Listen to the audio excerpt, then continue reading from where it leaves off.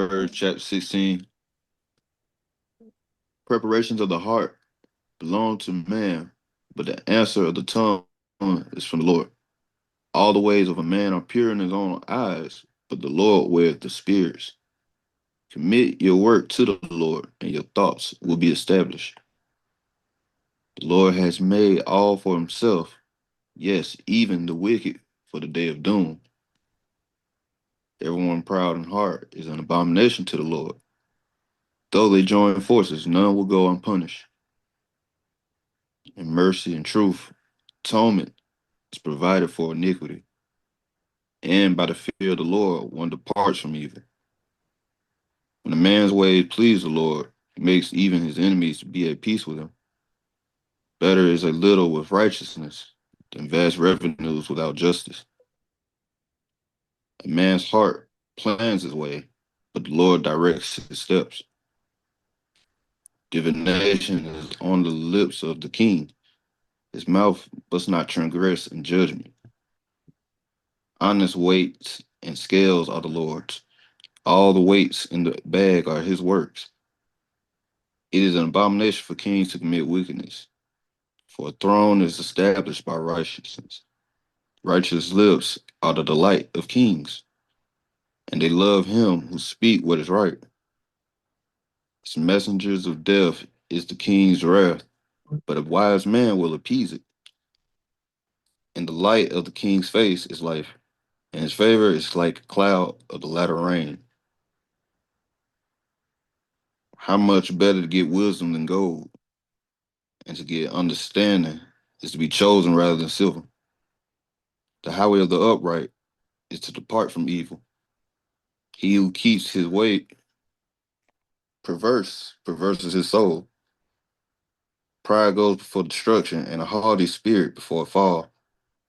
Better to be of a humble spirit with the lowly than to divide the spoils with the proud. He who heeds the word wisely will find good, and whoever trusts in the Lord, happy is he. The wise in heart will be called prudent, and the sweetness of the lips increases learning. Understanding is a wellspring of life to him who has it, but the correction of fools is folly. The heart of the wise teaches his mouth, and adds learning to his lips. Pleasant words are like honeycomb, sweetness to the soul and health to the bones. There's a way that seemeth right to a man, but its end is the way of death. The person who labors for himself, for his hungry mouth drives him on. An ungodly man digs up evil, and it is on his lips like a burning fire. A perverse man sows strife, and a whisperer separates the best of friends. A violent man entices his neighbor, and leads him in a way that is not good. He winks his eye to devise perverse things. He, he purses his lips and bring about evil. The silver-haired head is a crown of glory. It is found in the way of righteousness. He who is slow to anger is better than the mighty, and, and he who rules the spirit than he who takes a city. The lot is cast into the lap, but its every decision is from the Lord. And Proverbs 15, good marrow.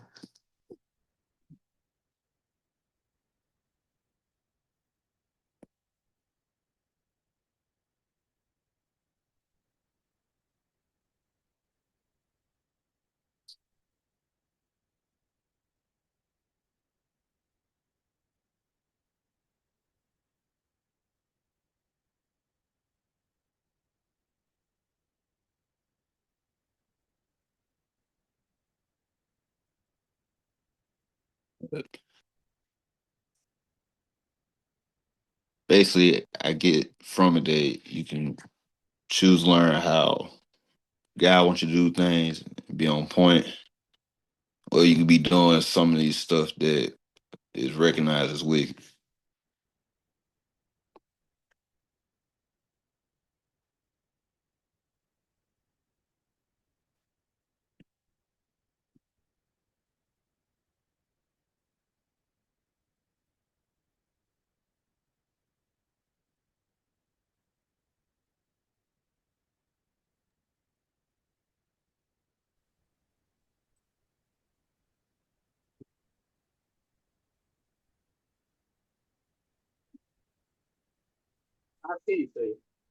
Banky,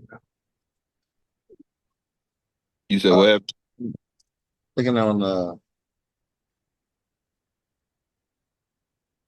the desk.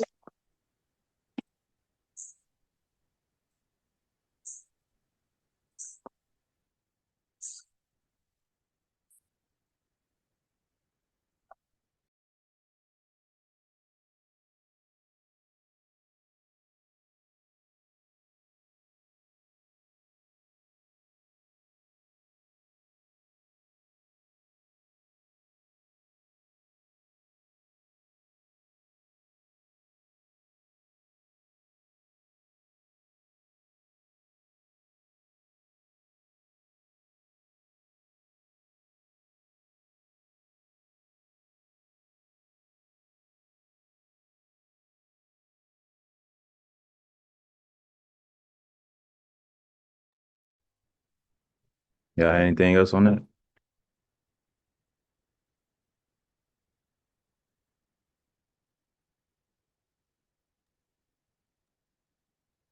I don't know. I don't.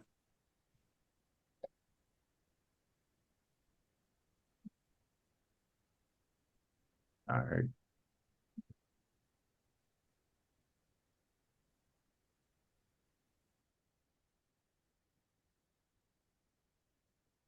Which one y'all want to go into first? It said dietary, Mm-hmm.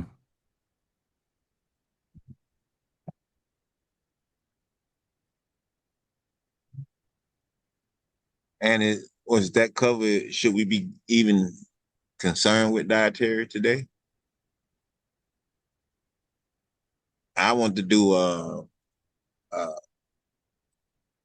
the one on birthday. All right. Let me add it. And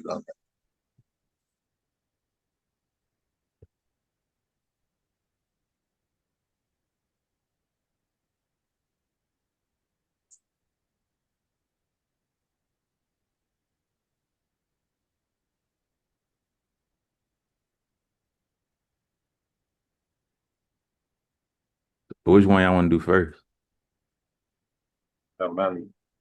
we go in order. Dietary. Oh, first on the gate. Okay.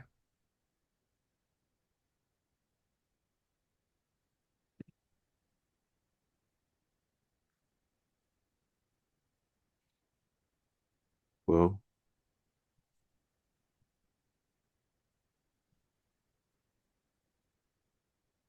we can go to oh, probably not in here. We can start with this. It's Sirach chapter 30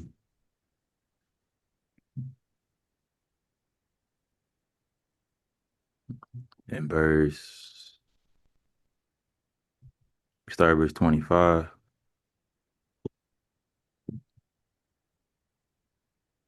Actually, we start at 15. Mhm. We're gonna break the exegetes, each one, to make sure because last week, uh, throughout the week, I think it was covering one of the studies that dealt with. I think that's one you sent with topics that Israelites got wrong. Oh yeah, that's the one we didn't make it to. You had to leave. Right. So I kind of want to deal with that too, more so than that's why I'm trying to deal with the dietary issue. So, But what was they saying?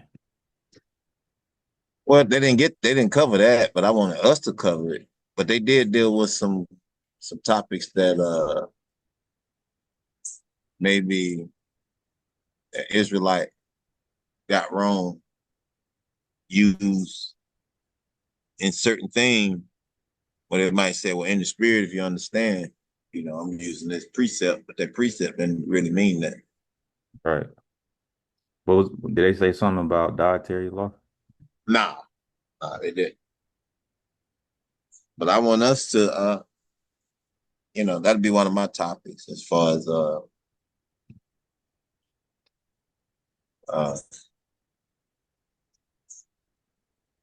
you know covering some birthdays. Is it Israelite saying, or is it actually biblical not to celebrate birthday? Okay, so we got dietary law, birthdays, gossip, and basically false doctrines, stuff, Right. False doctrine. That's what I'm saying. Yeah. precepts being used the wrong way, and it creates false doctrines. Right. Not necessarily intentional. It's just you get a Right. better understanding later, and something you thought you might have been right on. You as we do self correct. All right. Go ahead, Mo. Like it. I was trying to see with you said dietary mean on the,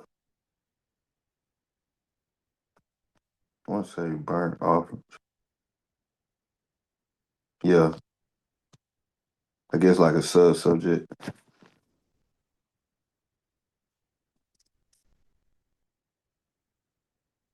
I know we don't do sacrificial offering. Hold on. When you say burnt offering, how does that tie in with the dietary law? Cause it is dietary. It's rule to it. I mean, how does it relate?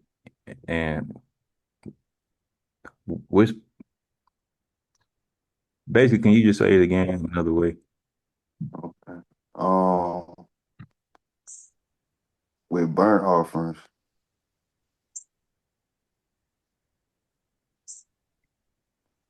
What do you mean, like say like for a particular holy day, you got a certain diet you got to proceed for, like the unleavened bread, or you got a certain diet that you have to follow. uh, yeah, yeah. That's an example, but not specific. Just unleavened bread. But Right. yeah. I still don't get it.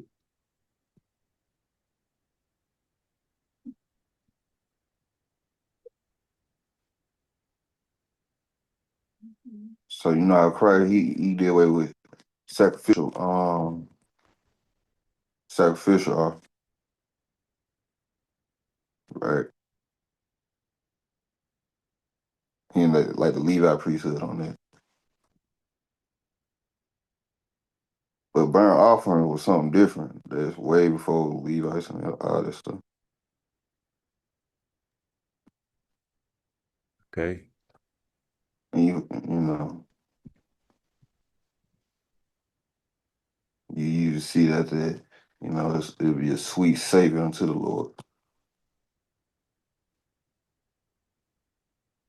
All right. We can go into it. But yeah, that's the part I was saying. Dietary to me, cause saying certain stuff. I got you. All right. To be honest, the the burnt offering and gossip, it's not gonna take long to go through. So we probably do that first. So dealing with the gossip, uh, we can go through a couple precepts. Start at chapter 42 and verse. This is 42. Start at chapter 42 and verse 12. Y'all got it. Start at chapter 42 and verse 12.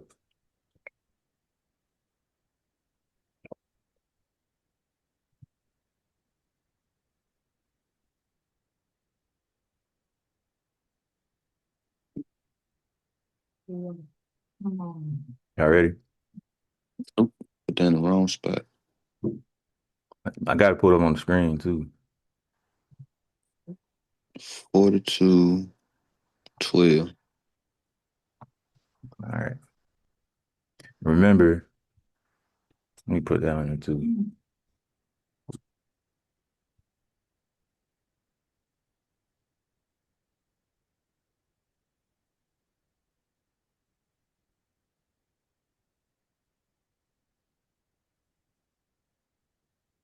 Block you. You,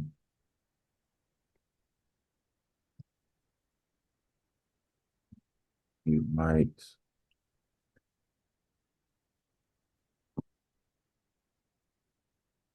Over each other. Copy it. Save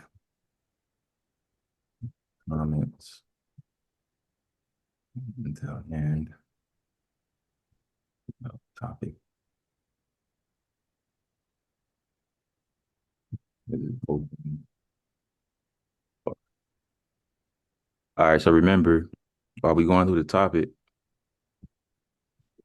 just the exercise, stand in order. Everybody, including myself, saying Shalakia. Uh, if you got a point or a comment regarding to the topic, uh, try to keep your mic mute just to cancel out the background noises and not talking over each other. Try to stay on topic and save comments that don't have nothing to do with the topic until the end of the topic, which is basically an open floor.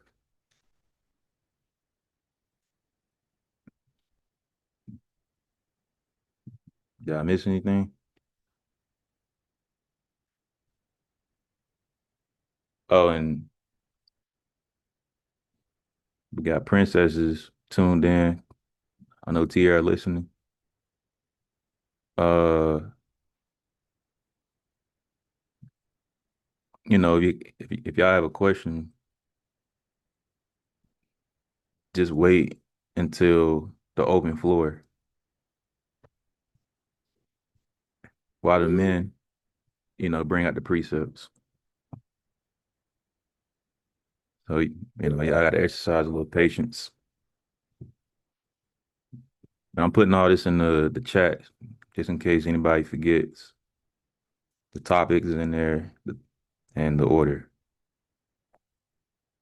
So this is the first precept. And I got everything pulled up so everybody can see on the screen. Y'all good on that? All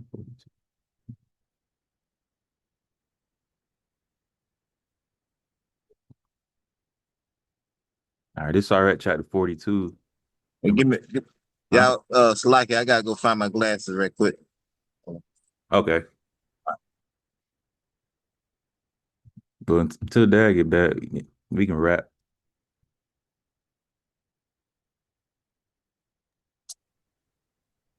Yeah, that 9 through all the way to the bottom, it's got some good wisdom. Oh yeah. Oh yeah. Oh yeah.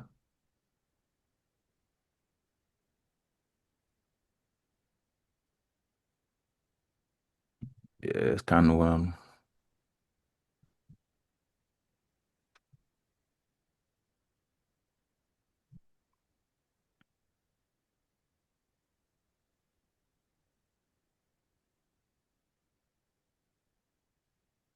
yep.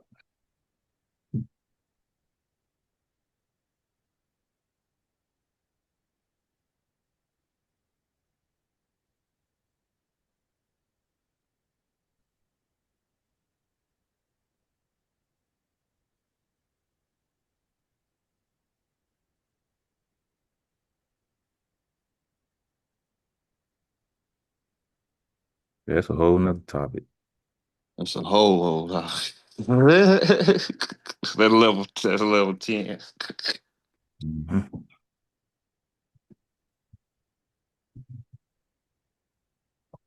It makes a difference.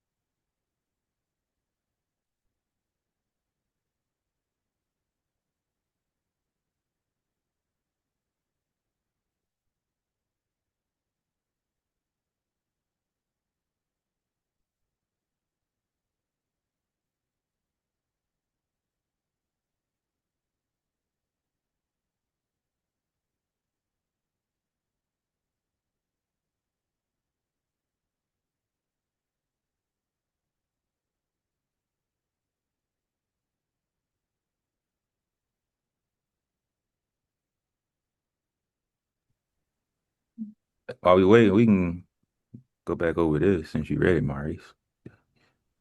Okay. So the preparation of the heart in man and the answer of the tongue is from the Lord.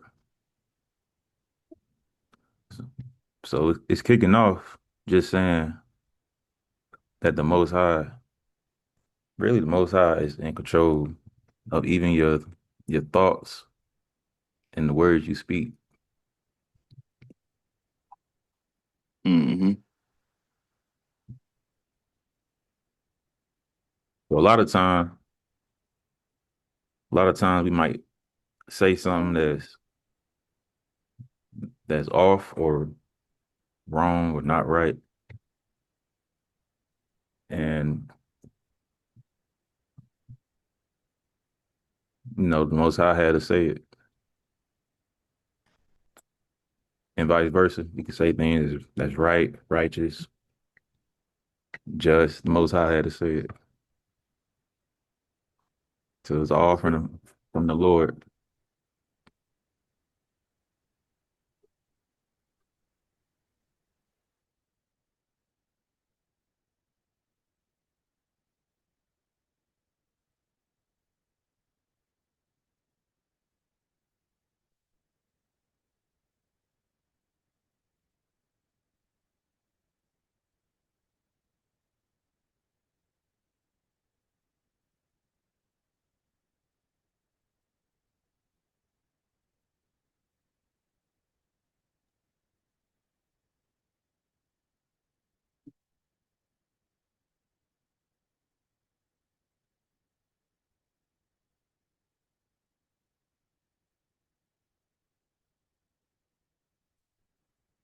Mm.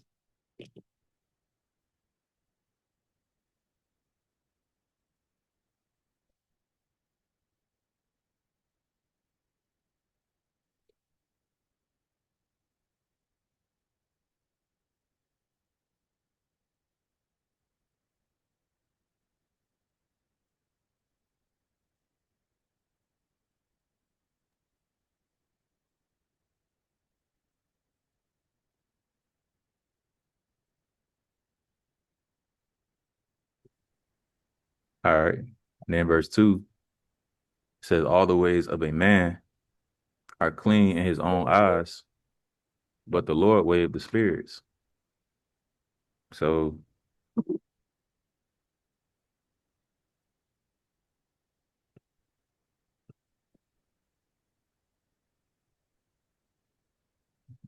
in our own eyes or our own belief, we may think we're doing things that's right or righteous or clean, but at the end of the day, we have to go back to what the law says in regards to what's clean. Like you have a law of what's clean, what's unclean.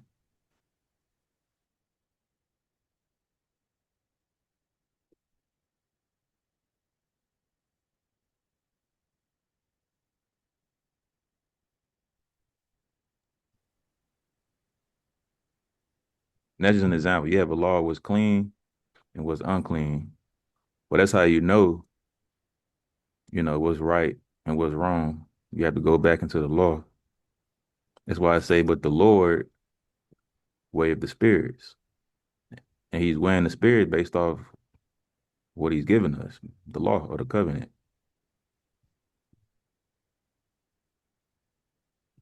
So a lot of times we gotta check ourselves or examine ourselves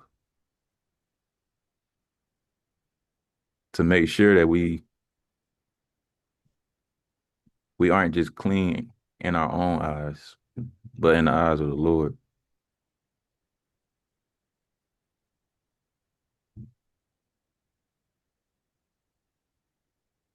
Yeah.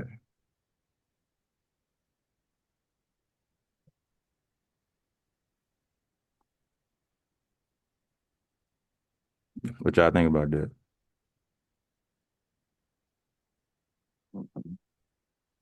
Plenty, plenty of precepts on it, but the first one I thought of,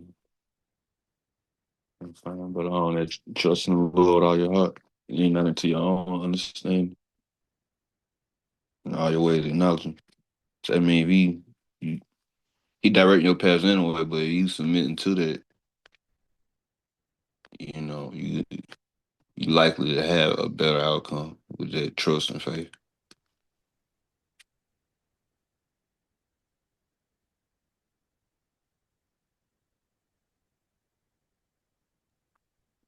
Yeah.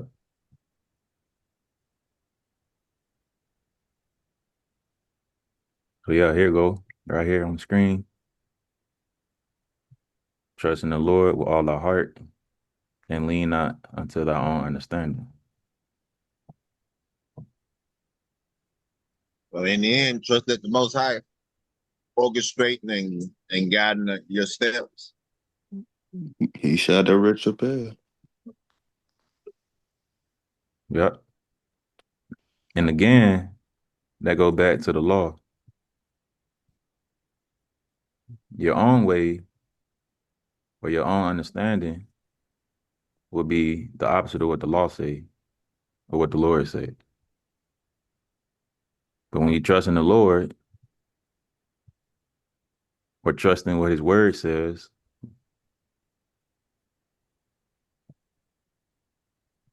that's him directing our paths.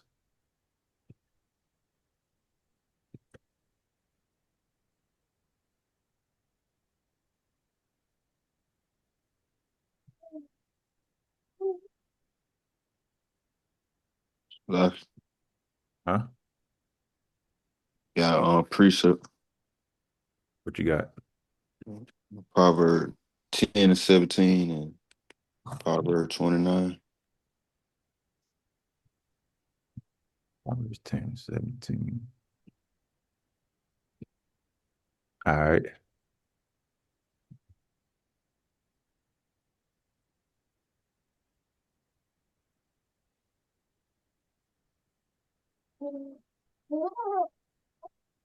Says, he who keeps instruction is in the way of life, but he who refuses correction goes astray. And down in 29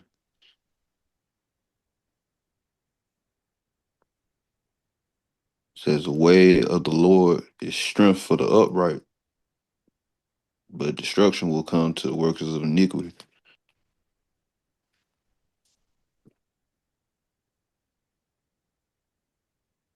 Add them up.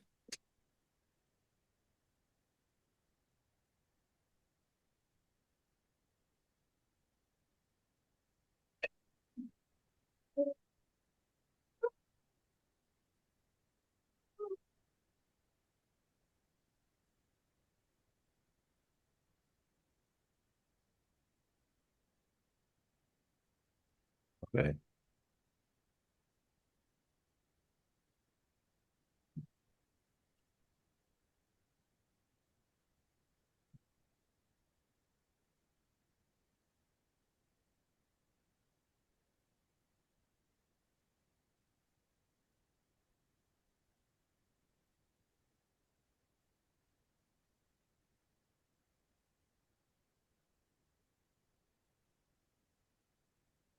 Tomorrow you found your glasses?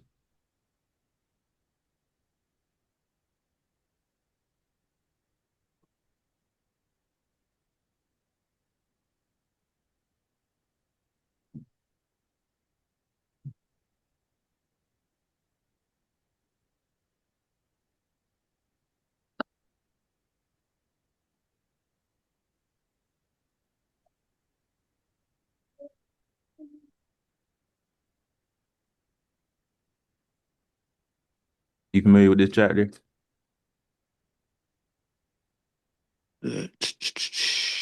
Judges.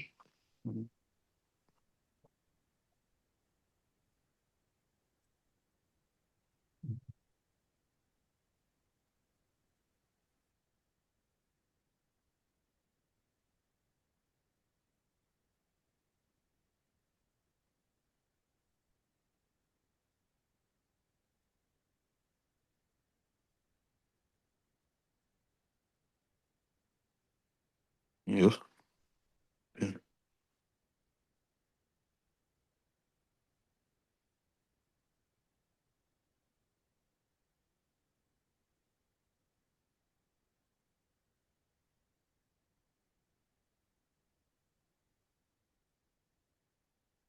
I did. Want me to read? Oh yeah, yeah. That's why I unmuted. Let you know. But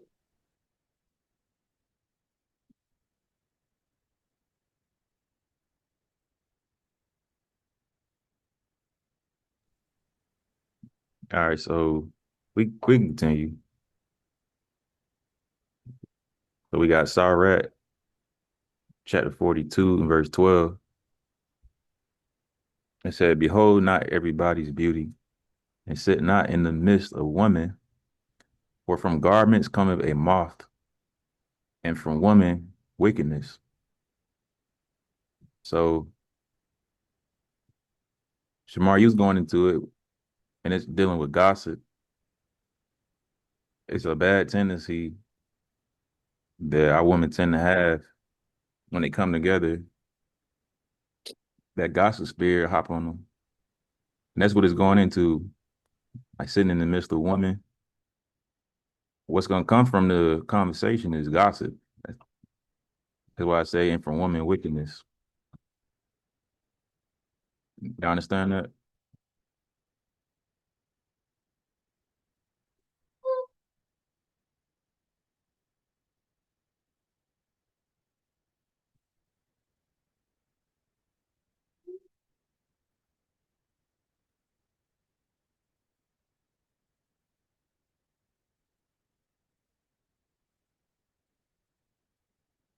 This is the book of Psalms, chapter 15.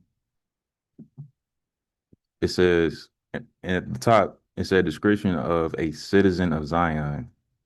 When it says citizen of Zion, it's going into the kingdom of heaven. Verse 1, it says, Lord, who shall abide in thy tabernacle? Who shall dwell in thy holy city? He that walketh uprightly and worketh righteousness and speaketh the truth in his heart. He that backbiteth not with his tongue, nor doeth evil to his neighbor, nor taketh up a reproach against his neighbor, in whose eyes a vile person is contemned, But he honoreth them that fear the Lord. He that sweareth to his own hurt and changeth not. He that putteth not out his money to usury, nor take a reward against the innocent. He that doeth these things, he that doeth these things shall never be moved. But the point here was he that backbiteth not with his tongue, nor doeth evil to his neighbor. And that's going in the gospel too. But it's just to say there won't be gossip in the kingdom of heaven. And I'm gonna get it in the GNT version. Psalm chapter 14.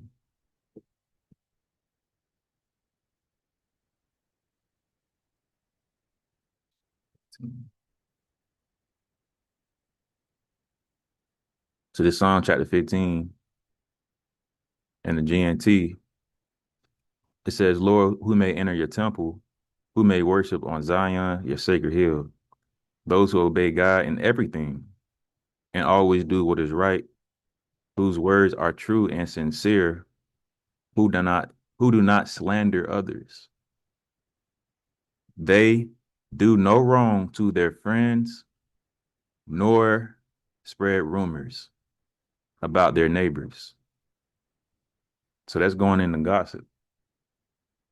So there won't be gossip in the kingdom of heaven. Spreading rumors, doing slandering others in their name. That's not going to be in the kingdom of heaven. The Most High is not dealing with that. So the right way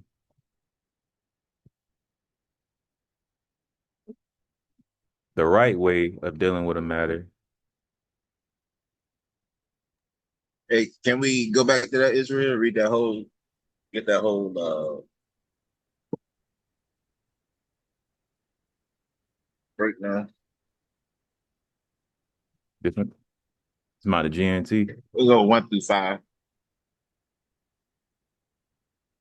The GNT or the King James version. Huh? The say Good News Translation. What God requires. Okay. Because the GNT, Psalm chapter 15, verse 1, what God requires. Lord, who may enter your temple, who may worship on Zion, your sacred hill.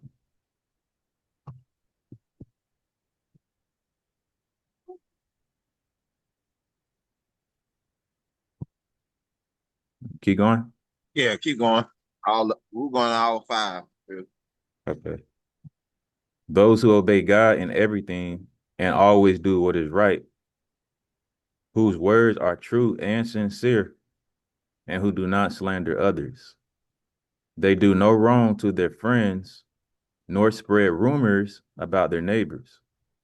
They despise those whom God rejects, but honor those who obey the Lord. They always do what they promise, no matter how much it may cost. They make loans without charging interest and cannot be bribed to testify against the innocent.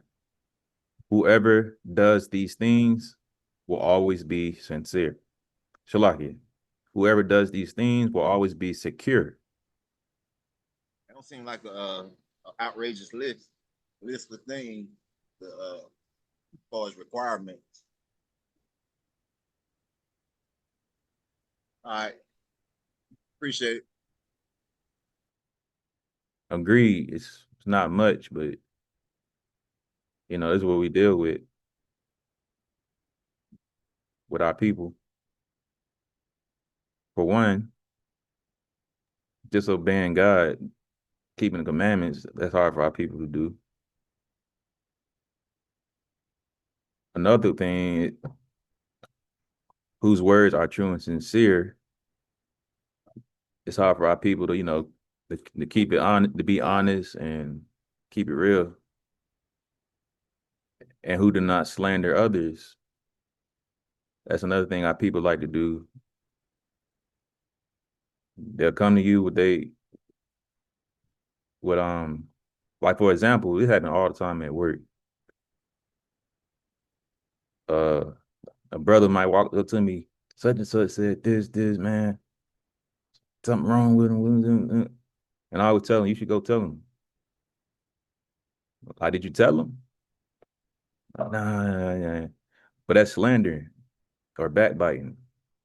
But our people do that all the time. It don't matter where you could be new, brand new job, or wherever wherever you knew at, and somebody gonna come to you and they'll tell you about somebody else.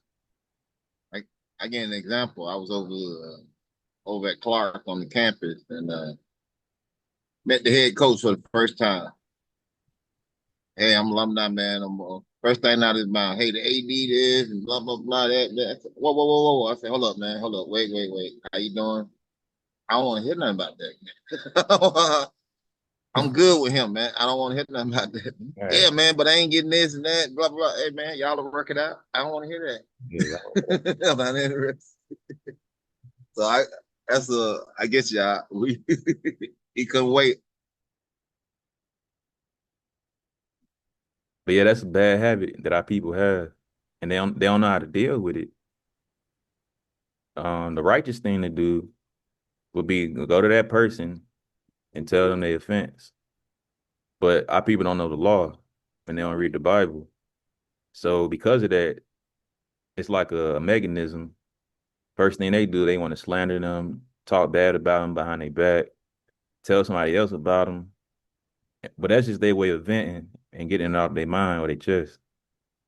But and usually, like, cause I watch too, when people do that, I see how others respond too, and their response is like they don't know how to deal with it either. They you know they feed into it or they don't say nothing at all, and I'm like, wow, if they knew the law, they would have said this. But this is the way. What's that?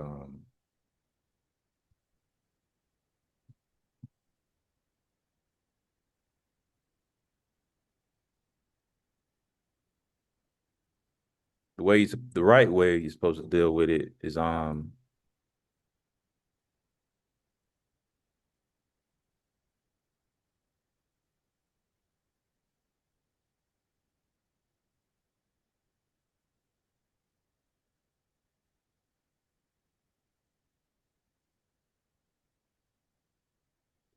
what chapter is that in Matthew? Go to your neighbor.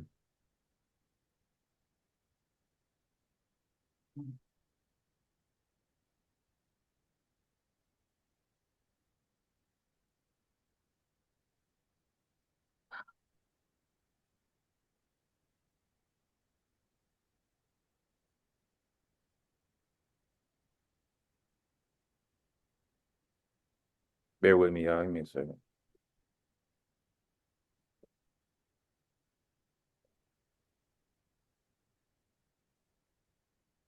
Matthew 18.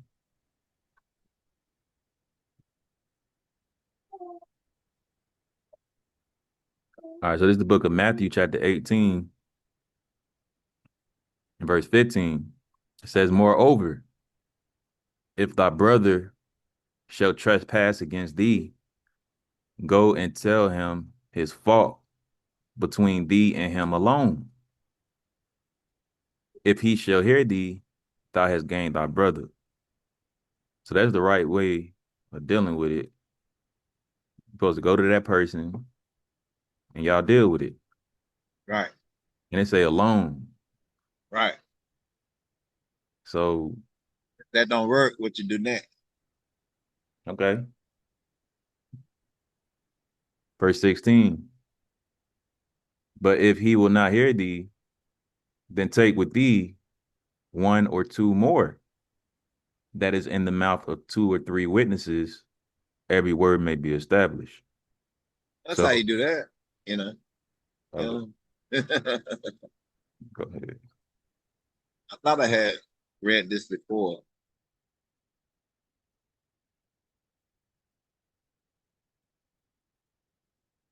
Okay, go keep one more, the last one. All right. You gonna break it down? Yeah. You're lucky.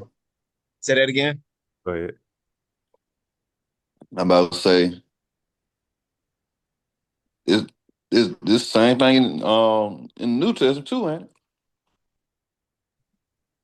Yeah. It sounds like a law that ain't broken yet, because they still do it today in the courses.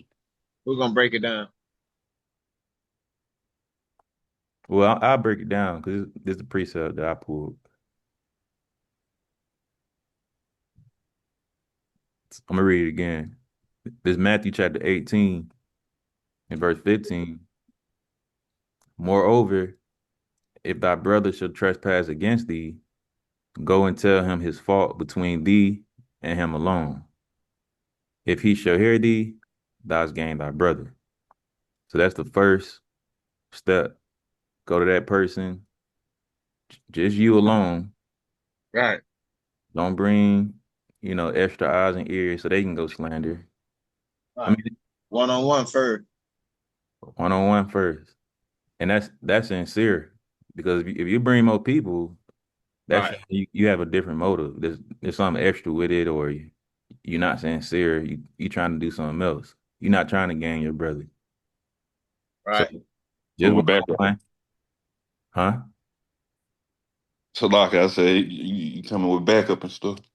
Yeah, you coming with backup as if you already know how it's gonna go because of the spirits you bringing and what you finna try to get. The spirit you trying to bring out of them.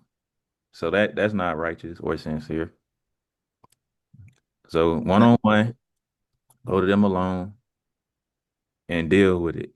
Now, Most High, He knows it may not always turn out good.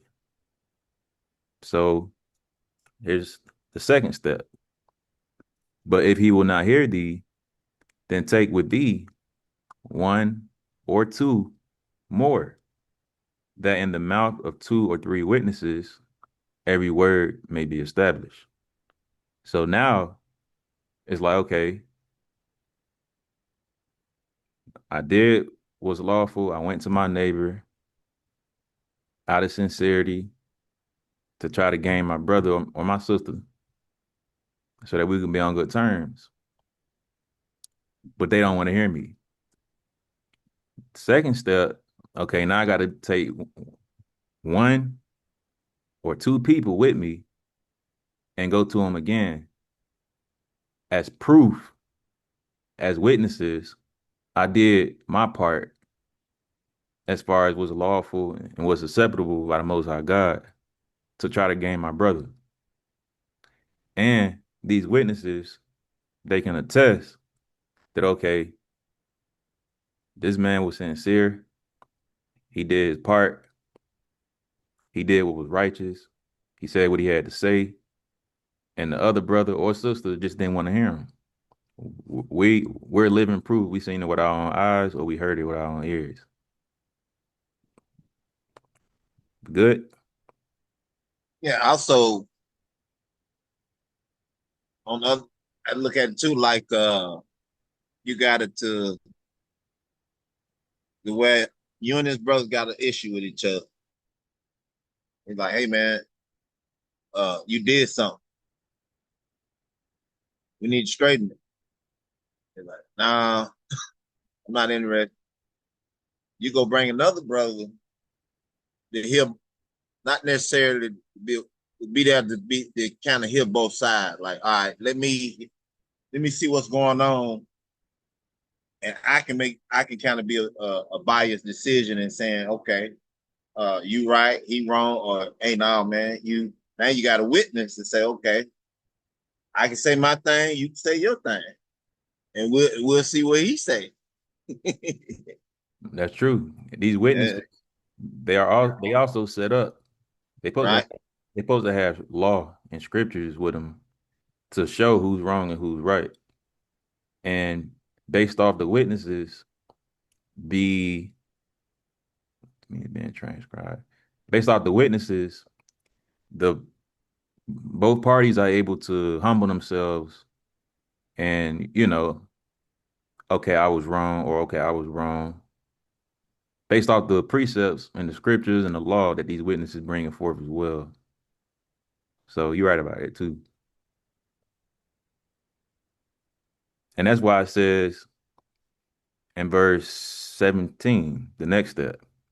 And if he shall neglect to hear them, because hearing them, they got something to say too about who's wrong and who's right based on what the law say. It ain't just their own opinion or now it could be because the person that's neglect to hear doesn't always have to be wrong. They can be right about what they neglecting to hear. The witness can be wrong and the other party that has accusation. Slack y'all. This almost like this where family intervention come in. You Right. walk in, the whole everybody in there, you know, like, yeah, we gotta talk about it. Got a problem. Salaki. Uh-huh. Uh-huh. Was this? I don't know if it's a apocryphal story or if it's a little long in Daniel, but they had that story with the forgot her name, it's like Nivea or something. But the two cats they try to do a witness and she and somebody spoke up about the Daniel spoke up as a kid. He was like, nah, y'all need to go in front of everybody. Like try them up with some questions. Yeah, we can get it. Let me finish this verse right quick and we'll pull it up. That's a good precept. And I'll let you break it down. Okay. All right. So this Matthew chapter 18, verse 17. And if he shall neglect to hear them, tell it unto the church. So then you take it to the church. The church has a higher authority because when you're dealing with the church has elders, priests. You're dealing with a higher authority, and they're gonna really nip it in the bud. But if he neglect to hear the church, let him be unto thee as an heathen man and a publican. So, and when it comes to the church, that's your nipping in the bud too on who's right and who's wrong. Why this person has been neglecting um the person that the accusation was on was in neglect, and he neglected the witnesses. The church should be able to nip in the bud. Why? Who, what, when, why, where, everything. But if it don't, if it doesn't go anywhere, then you just lost a brother or a sister. And the publican, let's go into it right quick.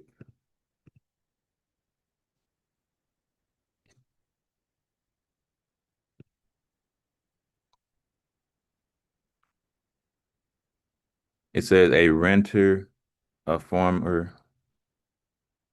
a renter or former of taxes among the Romans, usually a man of, I don't know how to say that word, equestrian rank, a tax gatherer, collector of taxes or tolls, one employed by a publican or farmer general in the collection of taxes. Basically, your enemy, because this is what the Romans did to us, and they done to us now.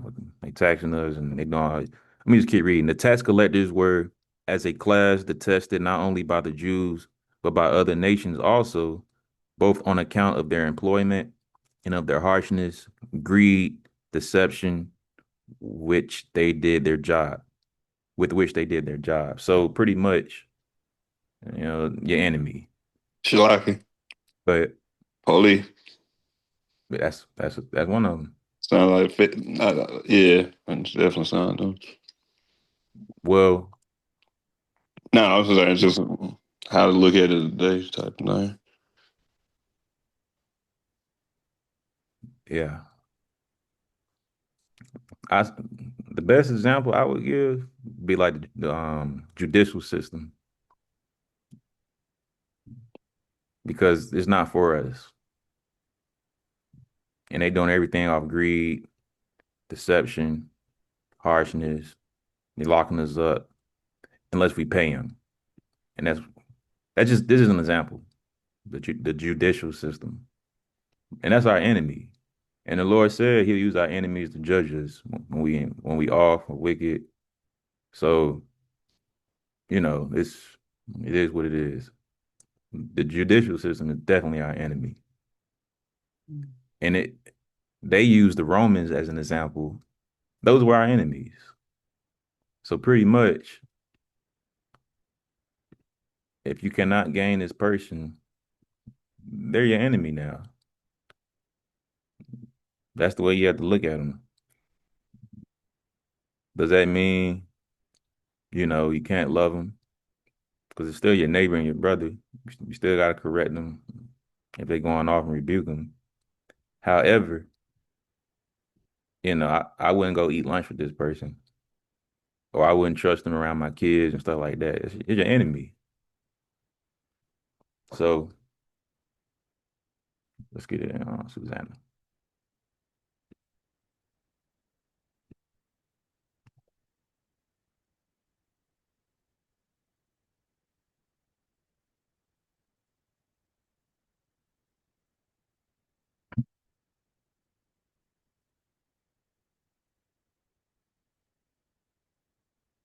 Where you want to start at, Mari?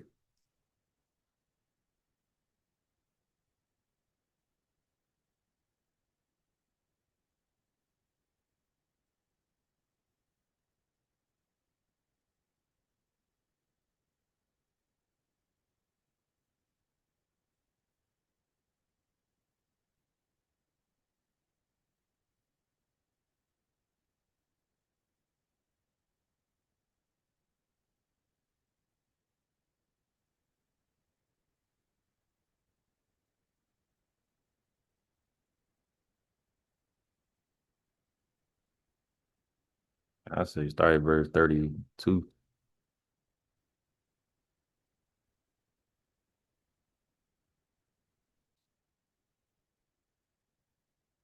or 34.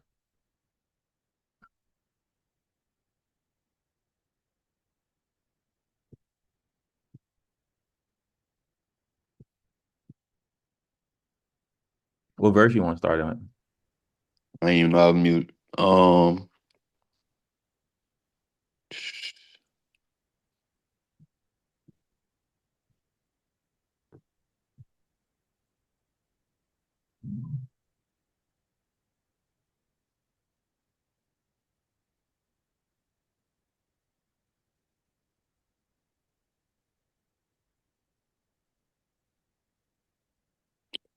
Yeah. Yeah, you got start at 31. But you move your screen to the side a little bit. Uh, nah, I was talking about your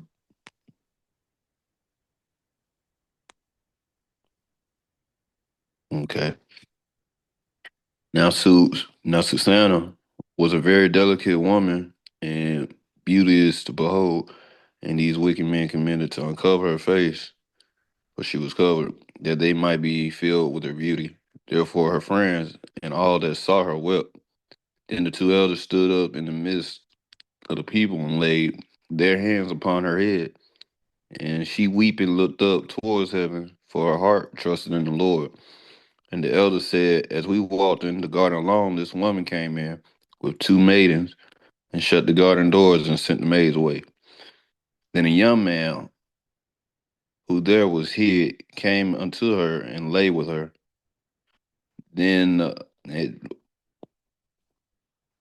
just for context, she is a married woman, and everybody uh, knows her husband, and all that kind of stuff. So good with the community. But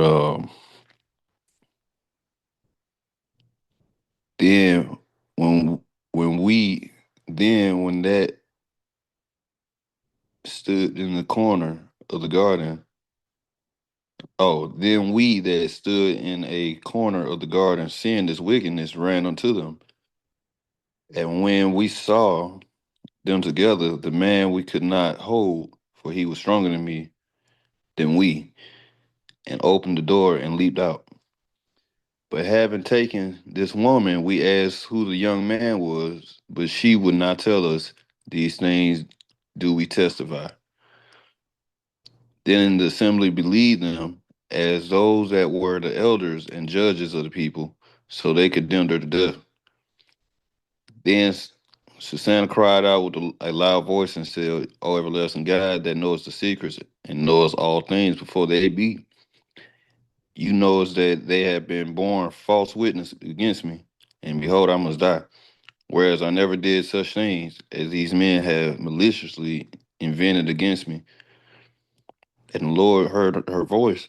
Therefore, when she was led to be put to death, the Lord raised up the Holy Spirit of a young youth, whose name was Daniel, who cried with a loud voice, I am clear from the blood of this woman.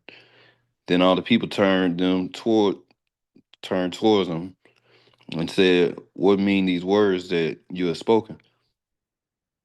So he standing in the midst of them said, are you all such fools, y'all sons of Israel, that without examination or knowledge of the truth, y'all have condemned the daughter of Israel? Return again to the place of judgment, for they have borne false witness against her. Wherefore all the people turned against again in haste. I think it's supposed to be in haste, but in haste. And the elders said unto him, come sit down among us and show it us, seeing God has given you the honor of an elder. Then said Daniel unto them, put these two aside, one far from another, and I will examine them. So they were trying to like, nah, pull up on, let me see what you're talking about. And these false witnesses. Then said, so when they put asunder one from another, he called one of them and said unto him, oh, you that are waxing old in wickedness, now your sins which you have committed aforetime are come to light. For you has pronounced false judgment and has condemned the innocent and has let the guilty go free. Albeit the Lord said, the innocent and the righteous shall you not slay. That's the law. Now then, if you have seen her, tell me, under what tree saw you then companying together, who answered under a mask. I swear it said something different, but um something tree. And Daniel said, very well, you has lied against your own head, for even now the angel of God has received the sentence of God to cut you in two. So he put him aside and commanded to bring the other, and said unto him, O you seed of Canaan, and not Judah. Ooh, yeah. Beauty has deceived you, and lust has perverted your eyes. Thus have you dealt with the daughters of Israel, and they for fear company with you. But the daughters of Judah would not abide your wickedness. So, more content. The two dudes, the dude he talked to now, he pretty much been just being on peeping tom stuff and trying to pull up and actually pulling up and catch and play with people trying to say that he'll get them put to death.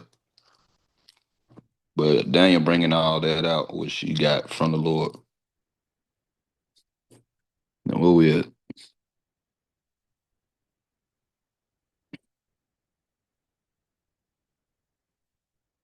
Oh, okay. Now therefore tell me, under what tree did you take them company together? Who answered, under a home tree. Then said Daniel unto him, well, you has also lied against your own head, for the angel of God waited with the sword to cut you in two, that he may destroy you. With that, all the assembly cried out with a loud voice and praised God who saved them that trust in him. And they arose against the two elders, for Daniel had convicted them of false witness by their own mouth.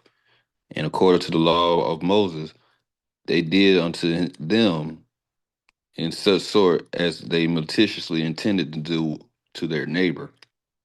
Damn, there you go. And they put them to death. Thus the innocent blood was saved the same day. Yeah, that's what we were going to.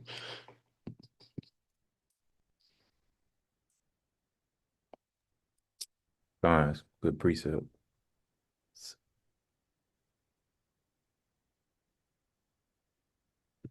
So Mosiah is not dealing with gossip. And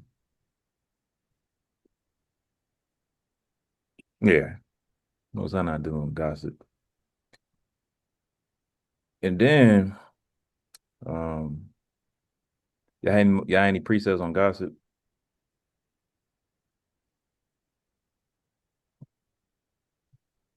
Mm.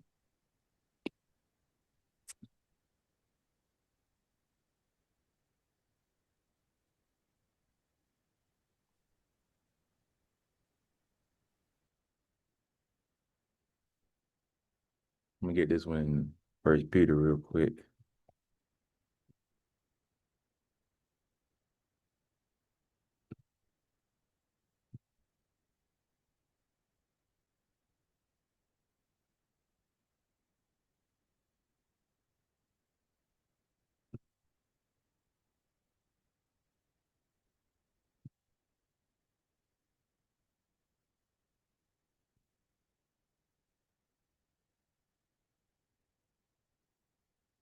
So this First Peter chapter 3 and verse 5.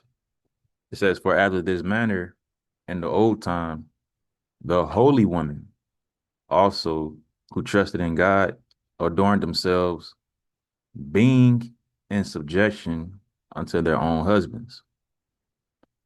So that's how you're able to pick and see, you know, if someone's wife is holy, because she's in subjection unto her husband. And holy meaning set apart. Verse 6, even as Sarah obeyed Abraham, calling him Lord, whose daughters ye are, as long as ye do well and are not afraid with any amazement. So even Sarah, as an example, she obeyed Abraham. She was in subjection to Abraham. She called him Lord. She wasn't slandering his name or backbiting, talking about him behind his back to other women or anybody. She wasn't gossiping on her husband, but she was in subjection to her husband, and she honored her husband as well. Let's get it right quick.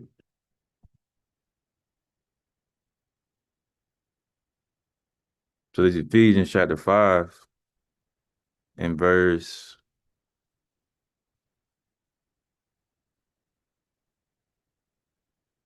22. It says, "Wives, submit yourselves unto your own husbands as unto the Lord." So a woman submitting herself unto her own husband, that's called being subject, or being in subjection, just like Sarah was. That's an example. So for a woman to submit herself to her own husband, that's what makes the distinction between a woman that's holy and a woman that's worldly. A woman that's set apart, meaning she's keeping the laws, and a woman that's not.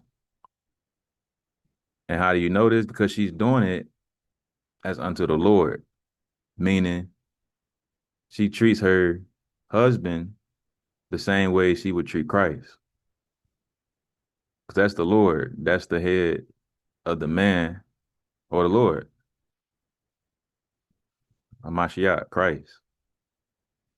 So that's her duty, her job as a wife is to treat her husband the same way she would treat the Lord, meaning respectful, honorable, um,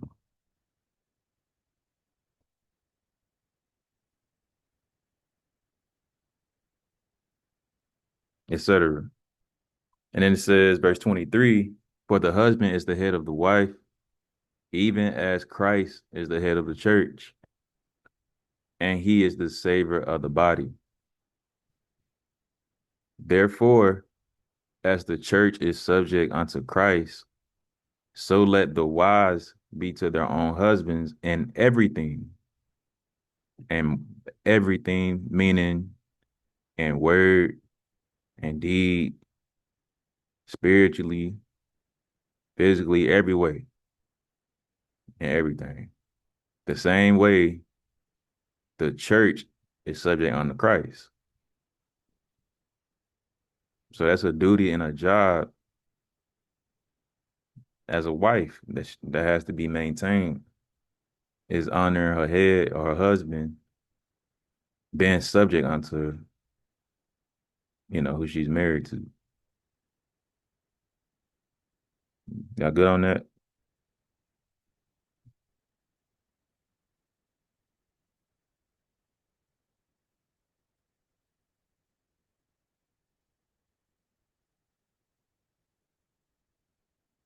And these are good examples. The church being subject unto Christ. Everything about the church is about Christ. In the church, what they reading is about Christ. If there's incense, it's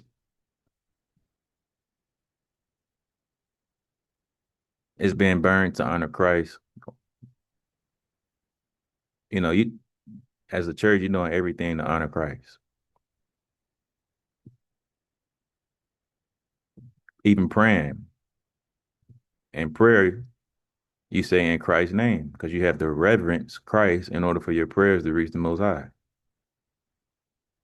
So this is a good example for a woman on how to deal with her head. Because without your head, as a man, Shalaki, without your head, the woman is unable to please the Most High God. Or without honoring her head, which is the man, she can't please the Most High God. It doesn't work that way. It's impossible. That's why the Lord said, it's the last precept for me.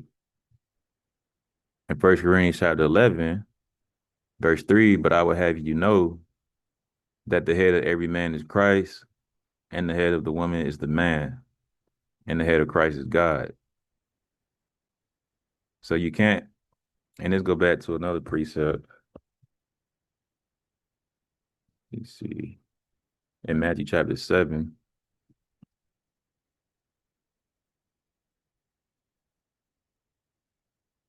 Matthew chapter 7 and verse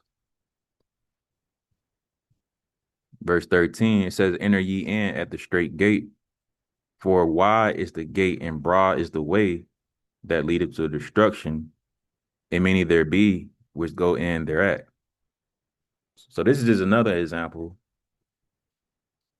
And spiritually speaking, a lot of women, there's a lot of women that don't know how to honor their head, or that's not in subjection to their head, which would be or represent that wide gate. And the wide gate leadeth to destruction. And it says and many there be which go in thereat. And then it says, verse 14, because straight is the gate and narrow is the way which leadeth unto life, and few there be that find it. So not many women are gonna make it just based off that alone, not being in suggestion to their head or their husband. Gossiping, Because remember, it said be in subjection in everything. So that's word and deed and in every way. So gossiping, a lot of women not gonna make it just for gossiping and slandering and backbiting their husband. Yeah, one more. Let me see what.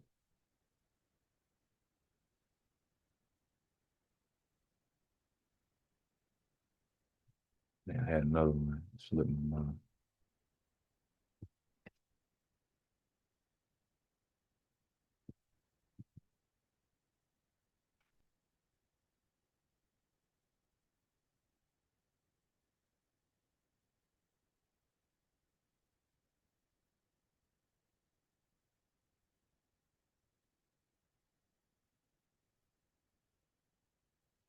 I had another one, but it slipped my mind. But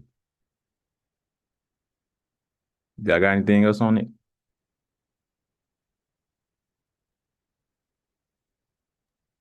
I'm good on it. I ain't got none.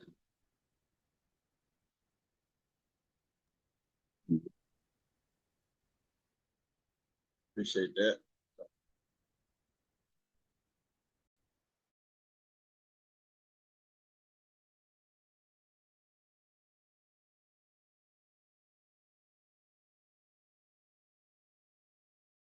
If nobody else has anything on it, then we can go to the open floor. That way, you know, just stand in order. The woman can make their comments and say what needs to be said. And say what needs to be said. And then we can move on to the next topic.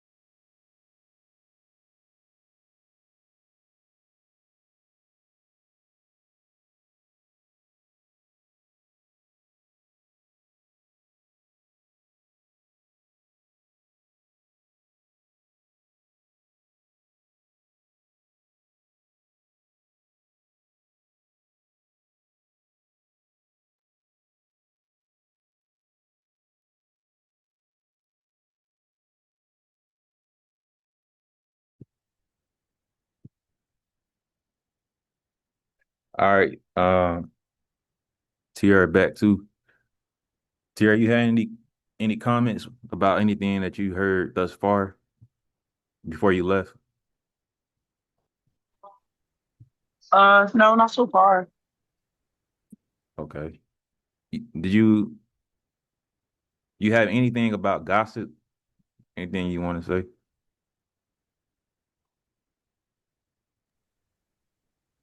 No, but I think there's like, I mean, it's true. Kind of like I said, like I'm even like at work, I'm kind of like when somebody come and tell me something, like even like managers or school leaders, they would come in and tell me, "Oh, such and such did this." I'll just ask them, like, "What do you do about it?" I mean, can you believe it? So it just goes, it just work. It goes in so many different ways. Where people talking about people, I just try to avoid that, walk away from that. Not into. I don't try to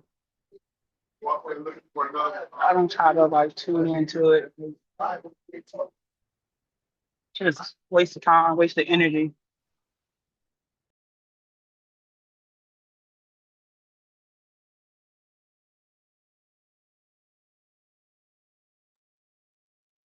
Yeah, I agree. It's a waste of energy, it's a waste of time. And that person that's gossiping, it's against the most high. I agree. Like, kind of like I was saying, why can't you be strong enough to confront or talk to the person themselves Mm. on how you feel instead of talking to somebody else about it and just making the different problem. Mm-hmm.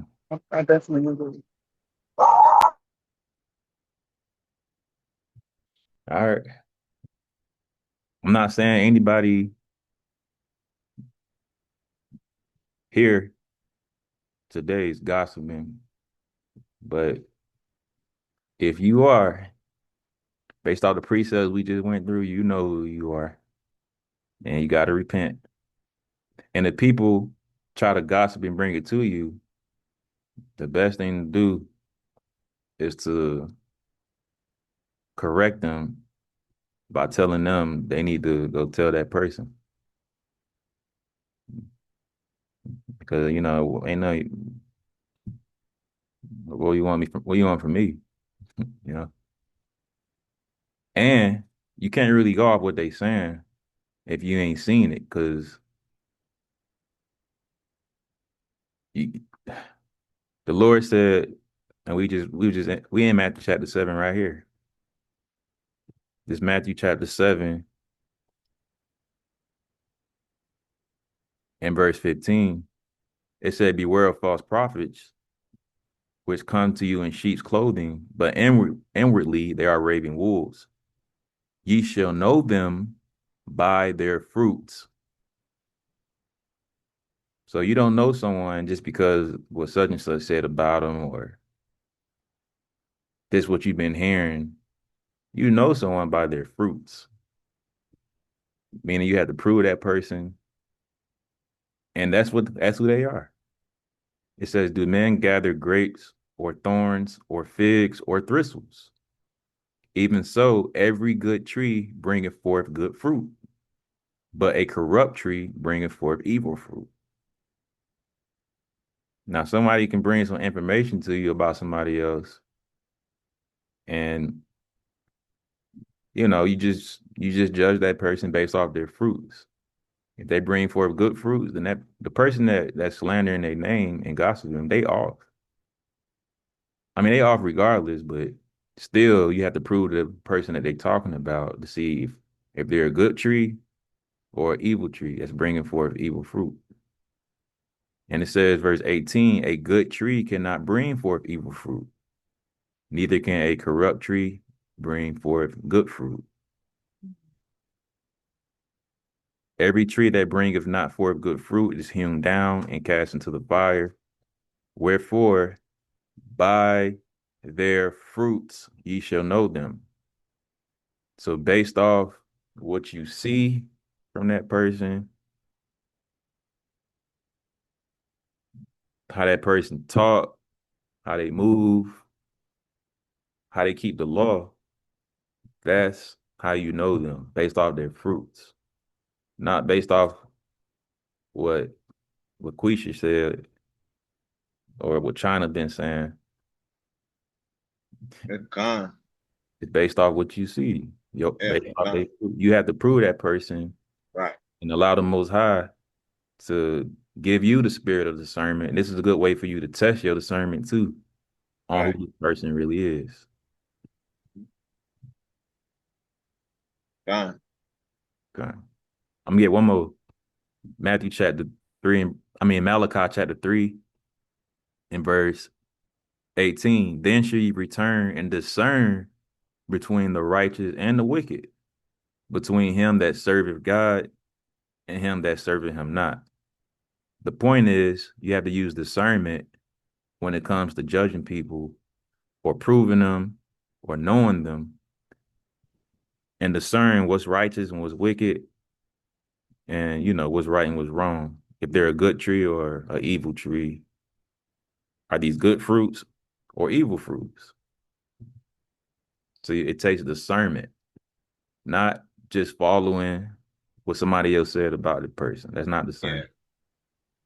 Then that discernment goes to also to back to what it says, just to uh, deal with that person one on one, and it's not resolved. Bring a witness, and if that don't work, take it before the congregation. Let the whole family decide. Mm-hmm. I think you get a lot of stuff resolved as far as you know hearkening to,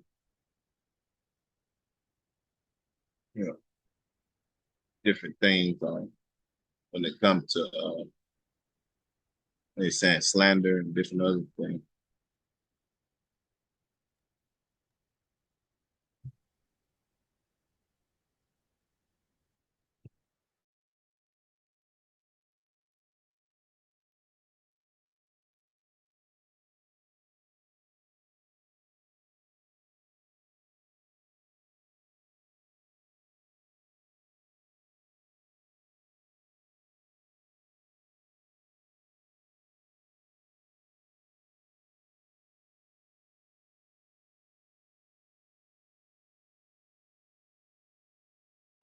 Lock in. So, when dealing with those matters,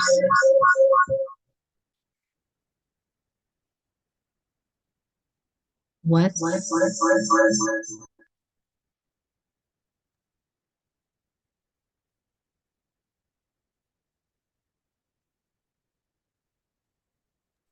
when you go to someone, what are the examples of your witnesses in our church when you need to deal with a matter as far as one-on-one?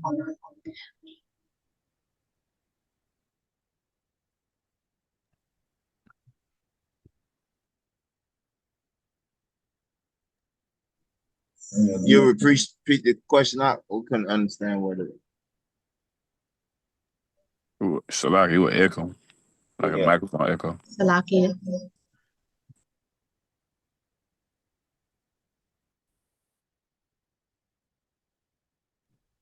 You gotta speak up. Salakia. So who You gotta speak up. who are your examples of witnesses after approaching the individual one-on-one, and who would be our church today? What are those examples that we have that we can utilize as our witnesses? Of course, the right witnesses, and the church, if it needs to get where, who will represent the church as far as today, as far as something we can use.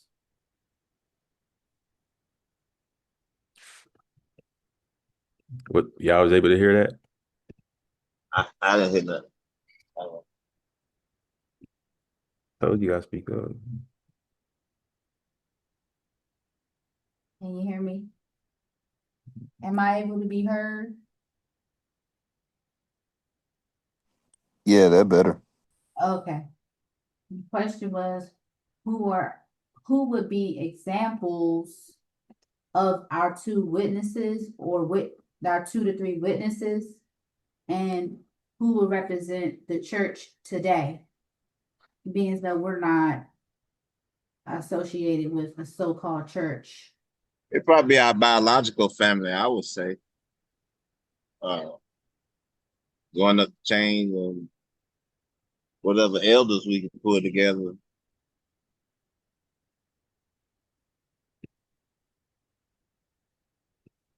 I don't know. We were just reading out. I'm not, we have to figure that out, be honest.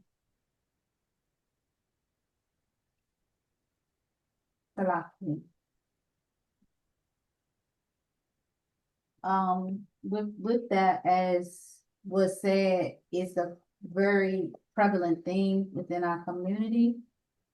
And so, that would definitely help with cutting down on the far as within our community,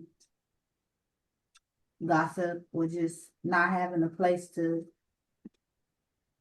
go through that process of gaining your brother.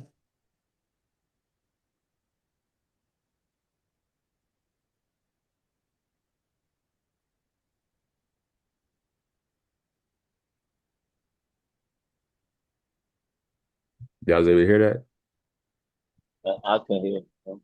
You telling us speak up. Can you hear me? Hold on. Okay, go ahead.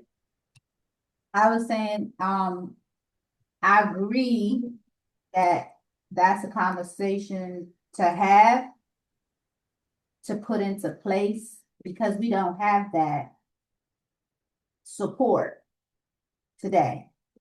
And so, as was said, gossip is a very prevalent thing within our community. And so that because we don't have one in place, it would be good to have it so that we'll have that support should we need to confront or gain our brother. I agree. Just have to get together and on a separate platform and establish, how we're gonna put that in place, and it's a good thing. Right. And this is the Blue Letter Bible for church. I mean, it's the Strong's definition for church. And it says a gathering of citizens called out from their homes into public place and assembly.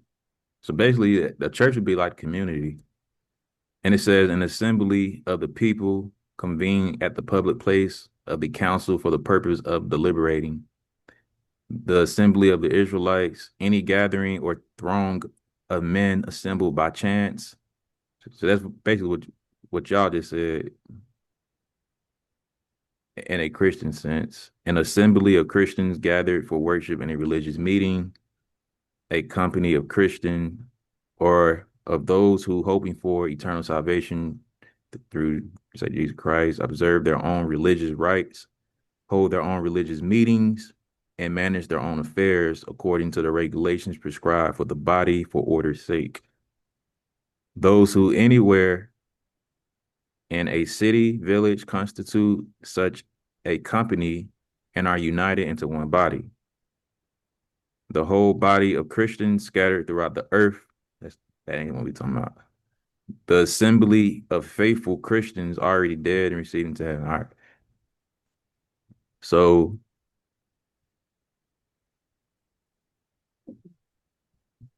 basically, like you just said, Shamar, just setting up something. Because it can't just be anybody. Church, you're not gonna go to the church of TDJ and seek counsel. So it can't just be anybody. Definitely gotta be Israelites. And then on top of that, this is Sirach, chapter 37, verse 10. It says, consult not with one that suspected thee, and hide thy counsel from such as envy thee. So when it comes to witnesses, it's not going to be your enemy. And it says, neither consult with a woman touching her of whom she is jealous. So you're not going to say, okay, I need a witness. I'm trying to, exercise Matthew chapter 18. I need a witness about the situation. This situation is going into jealousy, but you go get a witness that's having problems with jealousy. They don't even know how to deal with it. They don't know the law. They don't know how to deal with it. So that's just not wise. So even with witnesses, they have to be people that have experience in these matters, in the particular matter. Like, for example, I'm not going to take counsel from somebody about my marriage. They're not even married. They don't make sense. So when it comes to witnesses, it has to be put together in order as well. It can't just be anybody or anything. That just wouldn't make sense. It would be unprofitable. Let me keep reading. Neither with a coward in matters of war, nor with a merchant concerning exchange, nor with a buyer of selling, nor with an envious man of thankfulness, nor with an unmerciful man touching kindness, nor with the slothful for any work, nor with an hireling for a year or finishing work, nor with an idle servant of much business. Hearken not unto these in any matter of counsel, but be continually with a godly man, whom thou knowest to keep the commandments of God, to keep the commandments of the Lord, whose mind is according to thy mind, and will sorrow with thee if thou shalt miscarry. So when you're dealing with the church, verse 12 is breaking it down, you know. It's not just gonna be anybody. Even with family, you know, you want to use wisdom. Like I'm not to throw shade or nothing like that. But I'm not gonna go to, you know, certain family members for particular matters dealing with the law, if that makes sense.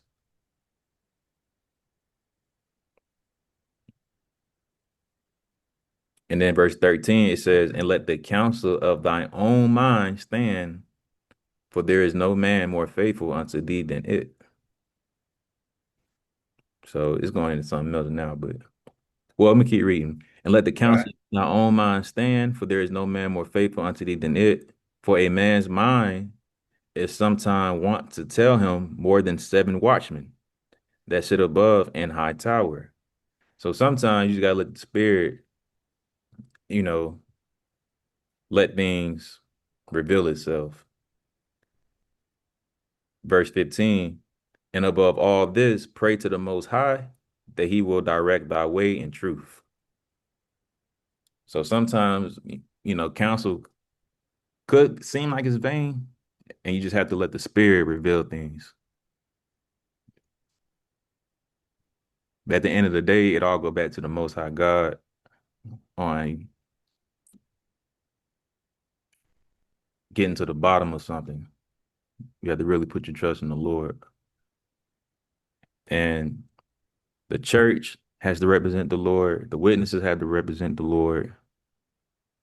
Like it's saying in verse 12, be continually with a godly man. So the church is not going to be ungodly. The witnesses are not going to be ungodly. And it says, whom thou knowest to keep the commandments of the Lord. You see them. Basically, you go into this church or this community, or you have this community, and you committed yourself to this community, and you have these witnesses that you see with your own eyes. You see and know they keep the commandments of the Lord. So the point is, it's just not anybody or anyone when it comes to this law on going to your how to deal with your neighbor.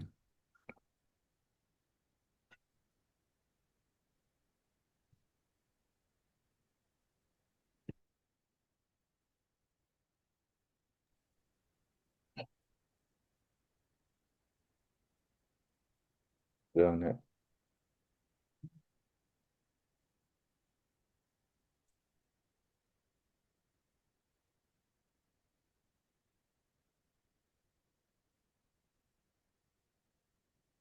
But I definitely believe we should set something up as far as, you know, like elders, and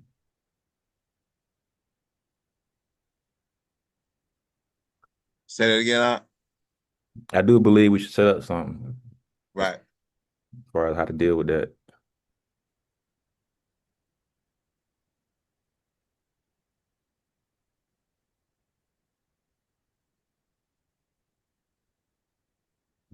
Like I gotta a few contacts.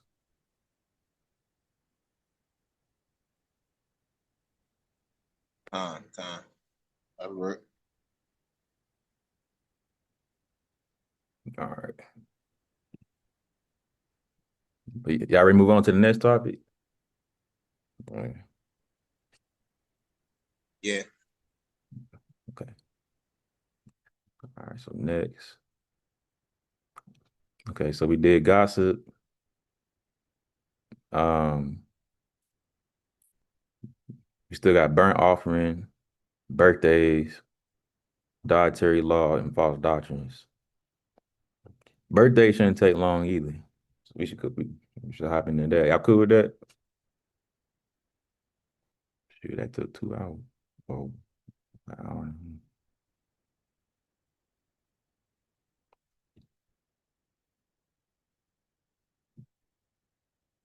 Y'all want to hop into birthdays next or burnt offerings?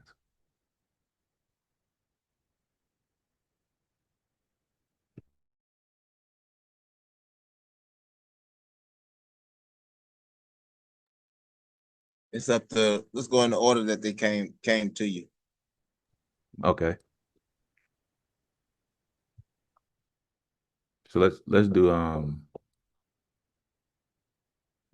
birthday.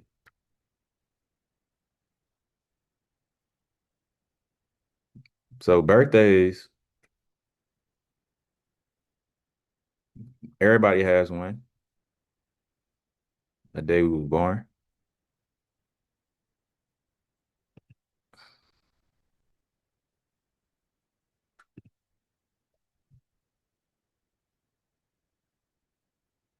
Actually, Job.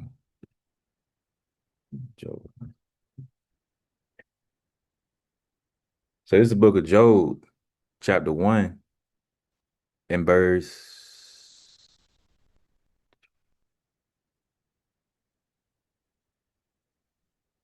2. Well, actually, verse 1. I'm starting at verse 1. There was a man in the land of, let me make sure everybody. You still here, Mari?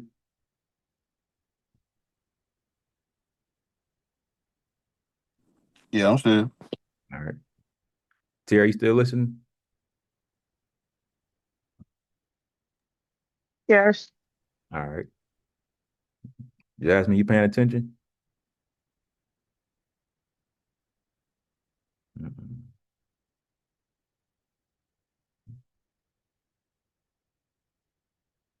See that?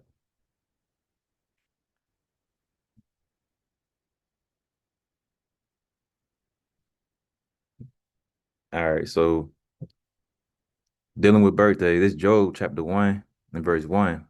There was a man in the land of Uz whose name was Job, and that man was perfect and upright, and one that feared God and eschewed evil. And there were born unto him 7 sons and 3 daughters. His substance also was 7,000 sheep and 3,000 camels and 500 yoke of oxen and 500 she asses and a very great household, so that this man was the greatest of all the men of the east. And his sons went and feasted in their houses, every one his day, and sent and called for their 3 sisters to eat and to drink with them. So in verse 4, let's see. Let's see what it's going into.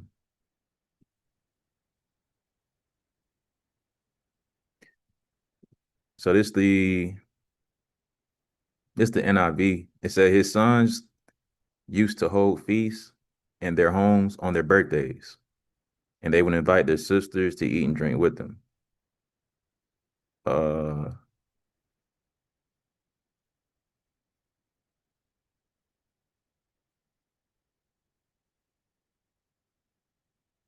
feast holy on his day. Here's another one. This the HNV. His sons went and held a feast in the house of each one on his birthday, and they sent and called for their 3 sisters to eat and drink with them. So basically, Job, his sons was going off. Whenever they had birthdays, they would feast and turn up, which, which our people do today to a different extent. But nevertheless, you still, you know, you're still observing your day. Let's keep reading. And it was so when the days of their feastings were gone about that Job sent and sanctified them and rose up early in the morning and offered burnt offerings according to the number of them all. For Job said, it may be that my sons have sinned and cursed God in their hearts. Thus did Job continually. So remember in verse 1, it said Job, that man was perfect and upright and one that feared God and eschewed evil. So as a father, which also is a priest in his household, he knew they was in sin. Or it said, just in case, it said, maybe that my sons have sinned and cursed God in their hearts. Thus did Job continually. So every year on their children's birthdays, so like on his son's birthdays, he would make sacrifices for their sins. And again, this is dealing with birthdays. So he knew it was something uncommon or something that the Most High wasn't dealing with, to the point where he offered burnt offerings, for the sake of his children. And these are the things we have to do for our children. We pray for them. We want them to be covered. We anoint them. We anoint them. We want them to make it. And Job did this continually. Furthermore,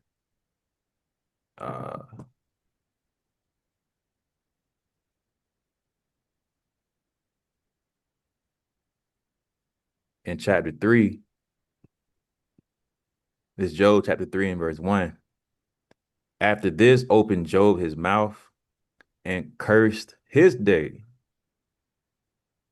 And Job spake and said, and again, his day would be his birthday, the day he was born. And Job spake and said, let the day perish wherein I was born, and the night in which it was said, there is a man child conceived.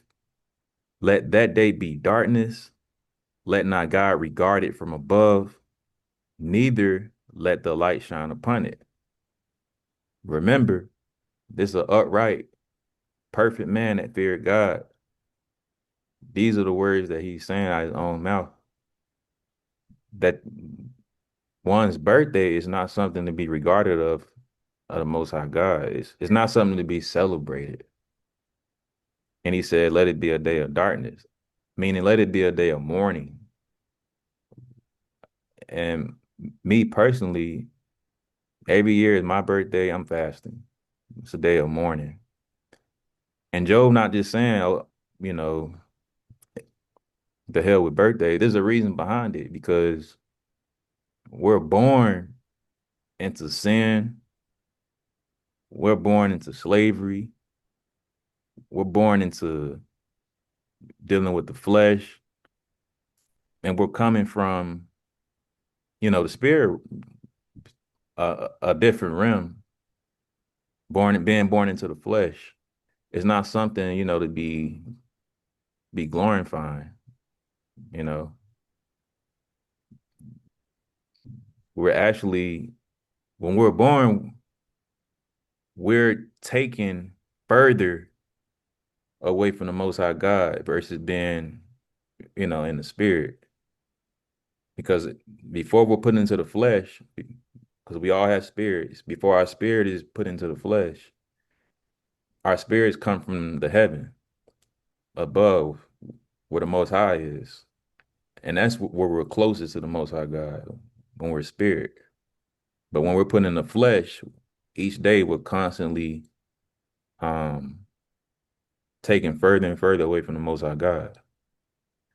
And real quick, a precept to that,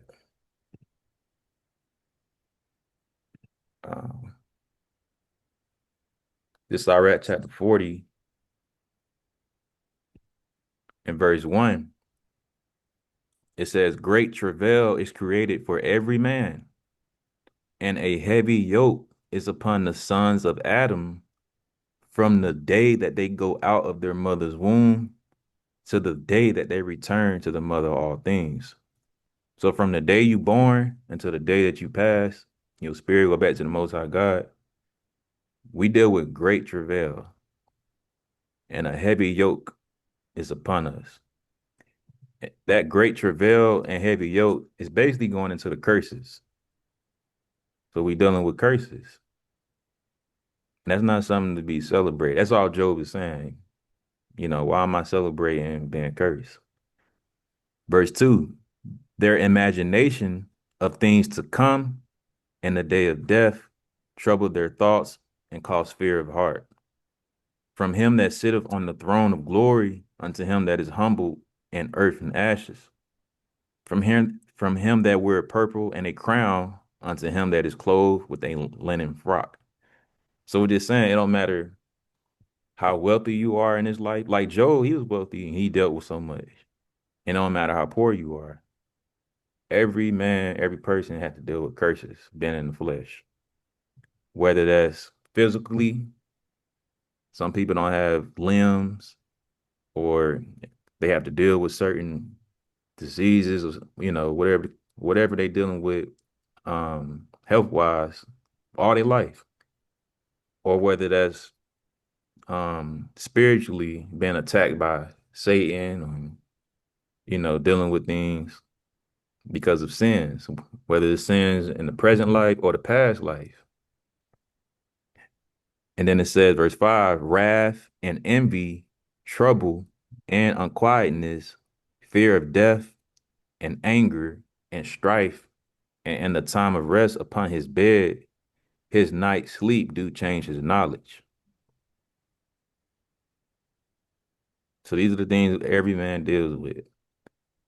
It says, a little or nothing is his rest, and afterward he is in his sleep, as in a day of keeping watch, troubled in the vision of his heart, as if he were escaped out of a battle.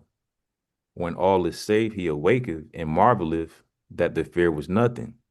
Such things happen unto all flesh, both man and beast, and that is sevenfold more upon sinners.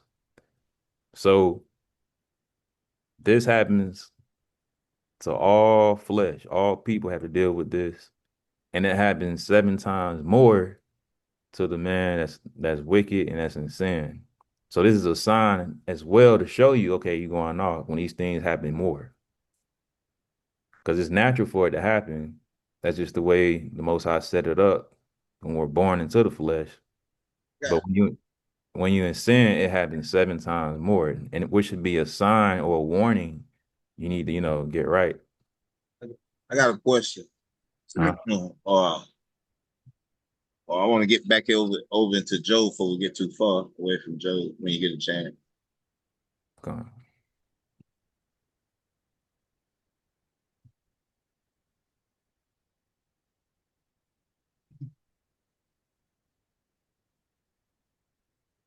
Let me know when it's okay. Okay. I was going to go back to Job, but Okay. you can go ahead. One thing, go ahead. You can go ahead. One thing I want to say about is it fair to use the story of Job as far as in the topic? Because the story of Job was dealing with a particular situation to where would he be obedient as opposed to birthday or him celebrating, because he was doing it for all these years, so it really wasn't focused on that. It was more so focused on everything would have continued on with the way they were doing things if the challenge had not been brought by the enemy, saying, hey, let's let me take this away from him and see how he reacts. But up until then, the feast that the sons were having, they were doing this year after year after year after year from my understanding of the story, there wasn't no problem. And the things that Job, that he was rejecting and what he was sorrowful for, that was because of Job, what he had, and he was going through, for his losses. But I didn't see anything when he was saying that, just like us. We had them days like, man, dude, it's a hard day, and you break down. So can you really use Job in when you're talking about that? That's just a question. I don't see that story could go a lot of different ways.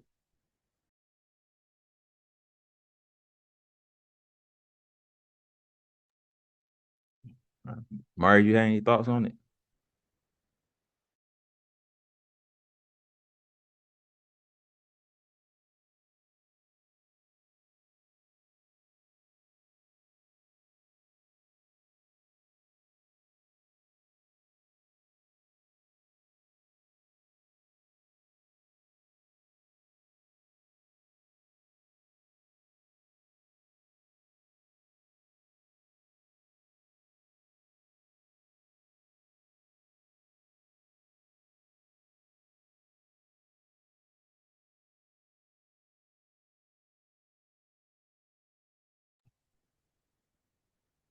You still there, Maurice?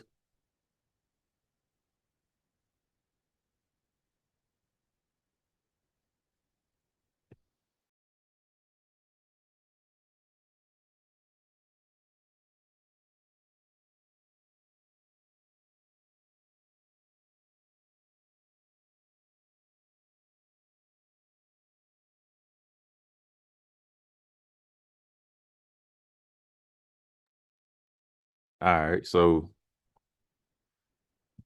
Shamar, can you ask again? Say that again. Can you ask? Can you ask the question again? The question does wait a minute. The question was can you really correlate the book of Job with birthday based on his particular situation? Because all the grievances came once things were taken away. Everything on the breakdown on how he was feeling was based on things he was good with for years. That Most High was like, okay, you good with the feet that your sons are doing. These things weren't just going on for one. These was going on all the way up until he said, all right, let me snatch all this away from y'all and see how Job react based on losing everything. So can you correlate that to really say that based on what happened in that particular situation? Because up until the Most High and Satan bought the challenge up, to see if Job would break, everything was good. Okay. And the sacrifice he was making, he was like, yeah, just in case, I'm gonna do this. Y'all might be going on, but that was going on over the years. So everything that they were doing, they had been doing it for a long time. Okay. That's what I read into when I'm reading into the story, breaking it down a little bit. Come on, I got you. So we can drift away from Job right now, and my question would be, today is the Shabbat, right? Con, Okay, so we know the so-called Ten Commandments. Thou shalt have no other God before me, right? con. So what if you're someone that celebrates birthdays? What if their birthday fall on the Shabbat?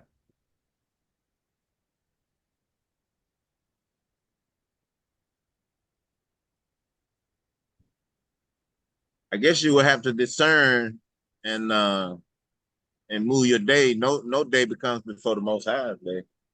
Right. So out of respect and just out of what you should do, you give your day to the Most High. Say, all right, this is yours. you get any other thing going on to be or happen after the Shabbat over with.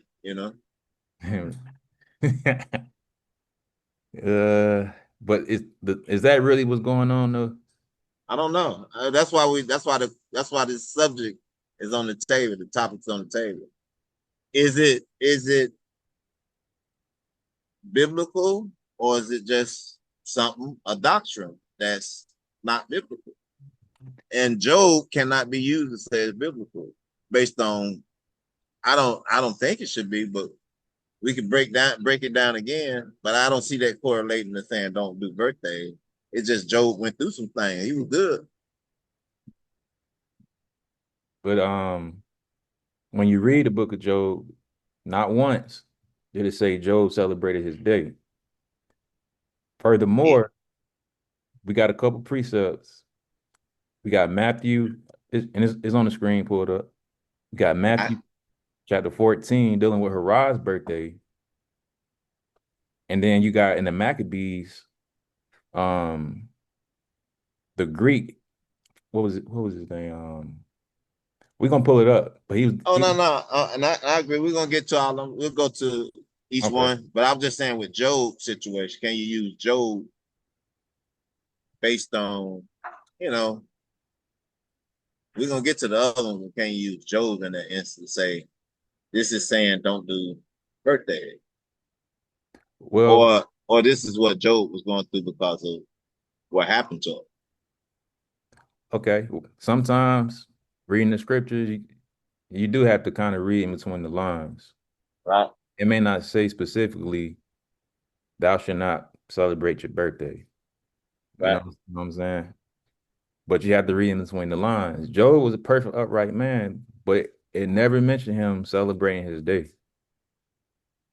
Um, what the Bible does mention is the heathen celebrating birthdays. So let's get this precept right quick in Matthew chapter 14, verse 6. And it says, but when Haraz's birthday was kept, the daughter of Herodias danced before them and pleased Herod. Whereupon he promised with an oath to give her whatsoever she would ask. And she, being before instructed of her mother, said, give me here John Baptist's head and a charger. And the king was sorry, nevertheless, for the oath's sake, and them which sat with him at meat, he commanded it to be given her. And he sent and beheaded John in the prison. And his head was brought in a charger and given to the damsel, and she brought it to her mother. So let's keep reading. And his disciples came and took up the body and buried it and went and told YHWH. And when YHWH heard of it, he departed thence by ship into a desert place apart. And when the people had heard thereof, they followed him on foot out of the cities. So, I mean, usually, and we're going to read them, when the heathen celebrate these birthdays, it's always something off. It's always something that's against the Most High that takes place. A murder just happened on his birthday.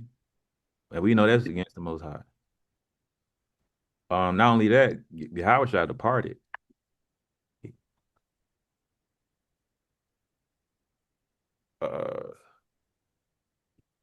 We can get it in Genesis.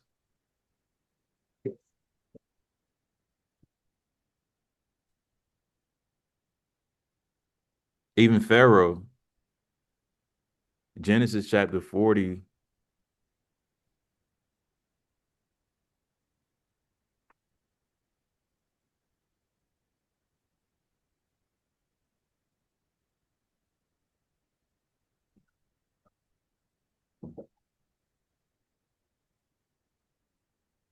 Mm,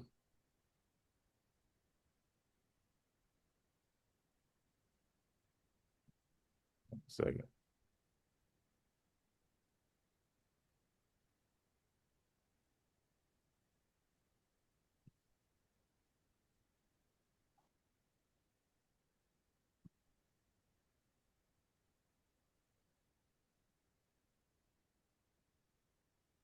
Okay, this is the book of Genesis, chapter 40, and verse 20. And it came to pass the third day, which was Pharaoh's birthday, that he made a feast unto all his servants, and he lifted up the head of the chief butler and of the chief baker among his servants. And he restored the chief butler unto his butlership again, and he gave the cup into Pharaoh's hand. But he hanged the chief baker as Joseph had interpreted to them. So again, this is a heathen, or not an Israelite, but they're celebrating their birthday, and something off is taking place, another murder. Somebody just got hanged.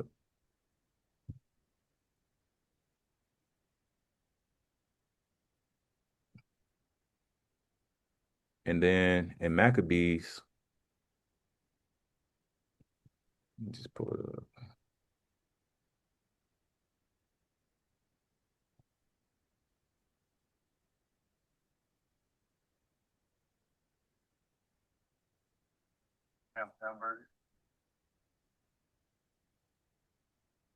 So the second Maccabees, chapter 6, and we can start at verse 1.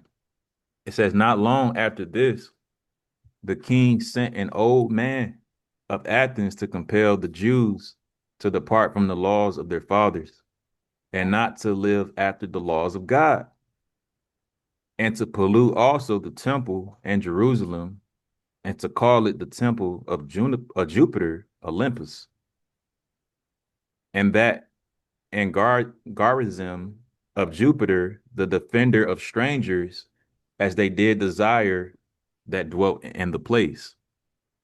The coming in of this mischief was sore and grievous to the people, for the temple was filled with riot and with reveling by the Gentiles who dallied with harlots and had to do with women within the circuit of the holy places, and besides that brought in things that were not lawful. The altar also was filled with profane things, which the law forbiddeth. Neither really going on. was it, yeah, neither was it lawful for a man to keep Sabbath days or ancient fasts. And it may say feast. I believe it say feast in the book. It's just a computer. Neither was it lawful for a man to keep Sabbath days or ancient feasts, or to profess himself at all to be a Jew. So let's keep reading.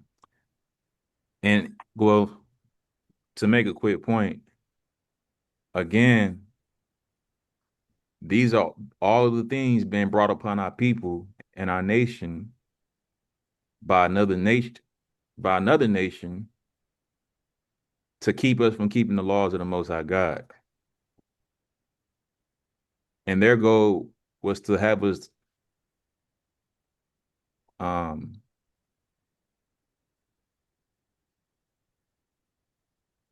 learn their ways and their laws and customs. And to learn other nations' laws, ways, and customs, you have to learn their God or gods and worship their gods.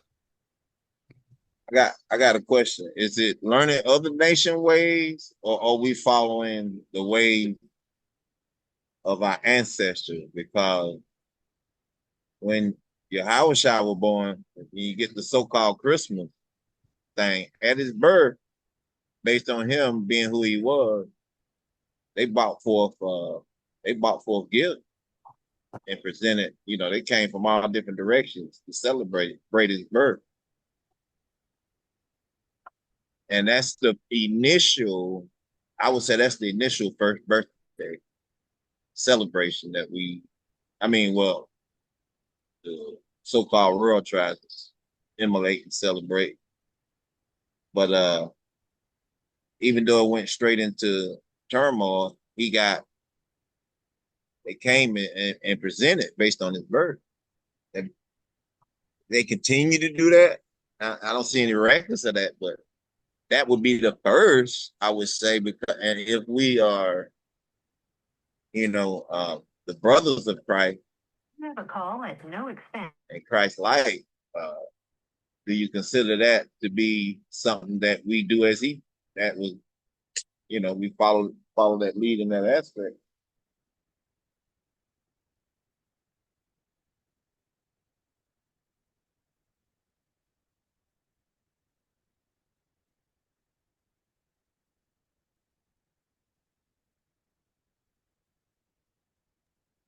So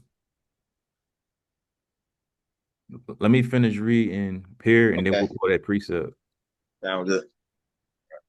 All right, so this verse, I'm gonna read verse 6 again. Neither was it lawful for a man to keep Sabbath days or ancient fasts or to profess himself at all to be a Jew. And in the day of the king's birth, every month they were brought by bitter constraint to eat of the sacrifices. And when the fast of Bacchus was kept, the Jews were compelled to go in procession to Bacchus carrying ivy. So basically,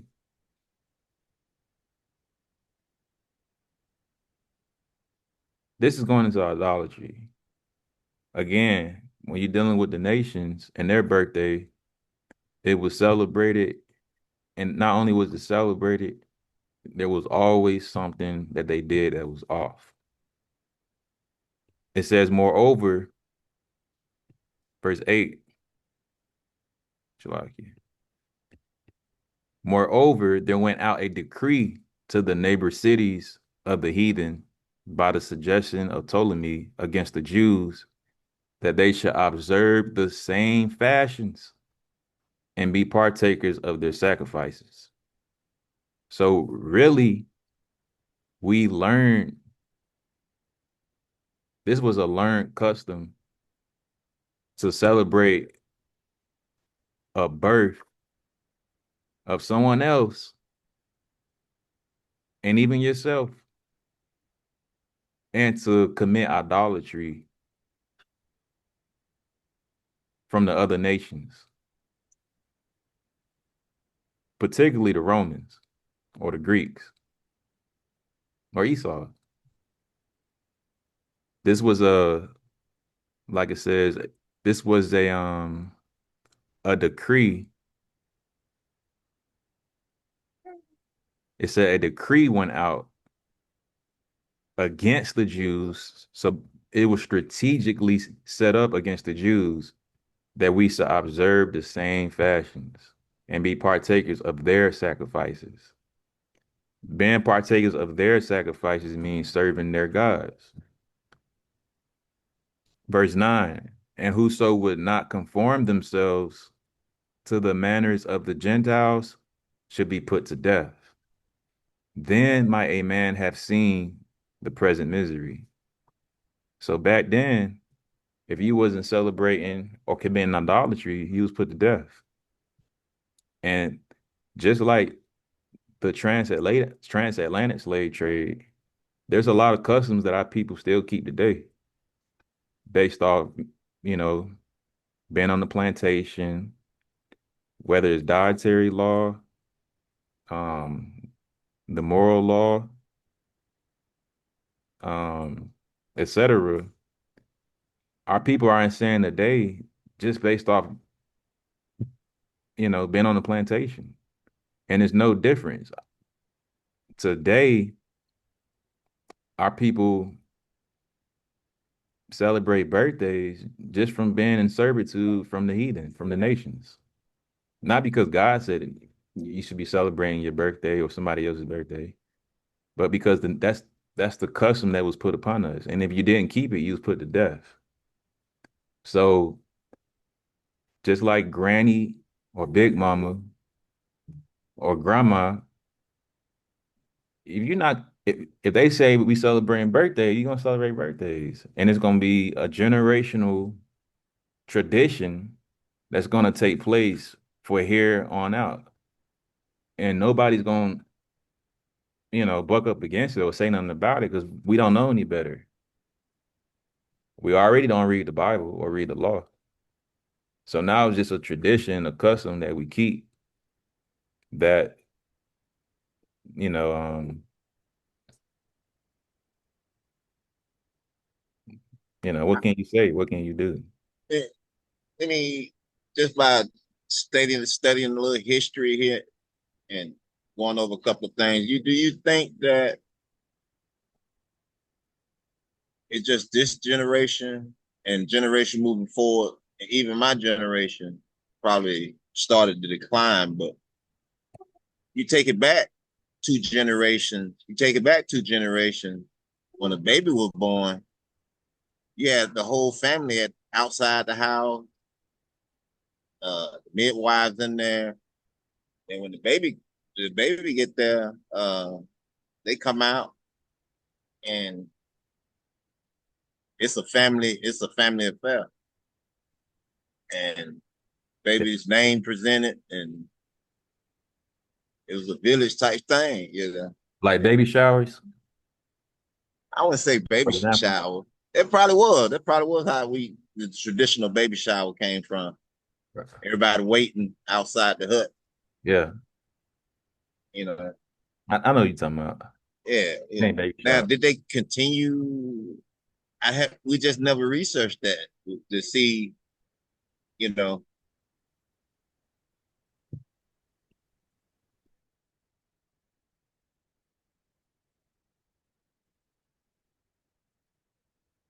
But even what you with polygamy, these just wicked people, man. They just doing some wicked things, on birthdays. But it's still not saying not to do it. Hey, I don't want you celebrating birthday. It's saying, hey, these people are wicked, and this what they were doing on their particular celebration day, because these people structured uh their a lot of their capital punishment systems and government system based on Israelite. A lot of them, right? They just took to the extreme. Yeah,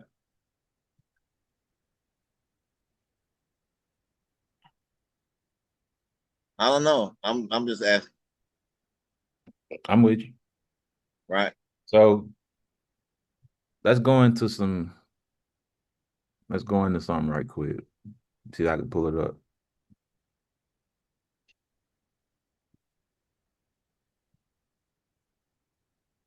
Because everybody's familiar with um the Satanic Bible. I'm not. Not the community, right?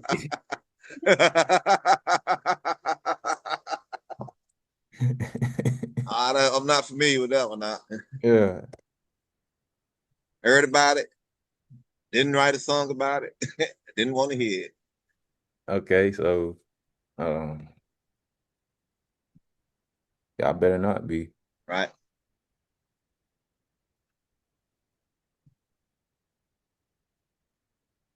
Man. So in the Satanic Bible, their their most popular holiday is birthdays.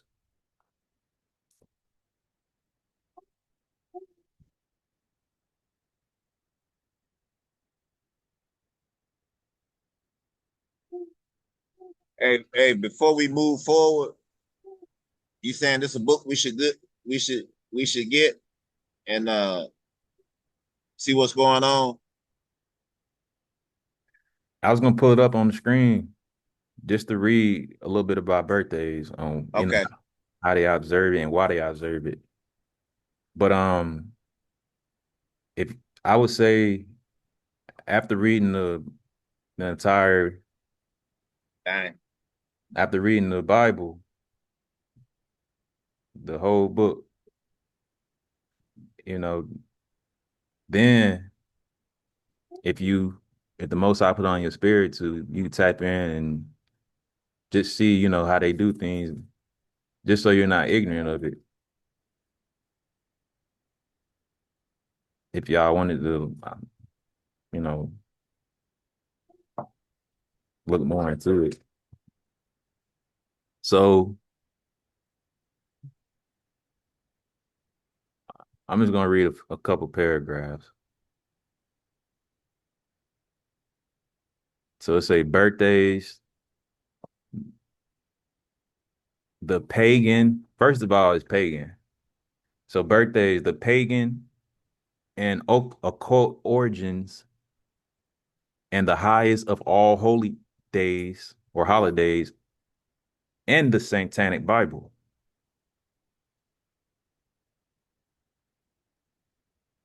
It says the highest of all holy day, Shalaki, In the satanic religion.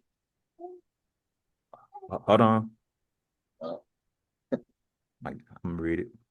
So the highest of all holidays in the Satanic religion is the date of one's own birth. So the Satanist celebrates his own birthday as the most important holiday of the year. That's from the Satanic Bible. but that's the satanic Bible saying that. Right. Yeah. It says the keeping of birthday records was important in ancient times, principally because a birthday was essential for the casting of a horoscope. Not surprisingly, then the ancient Jews did not celebrate birthdays, regarding them as pagan. So, let's see.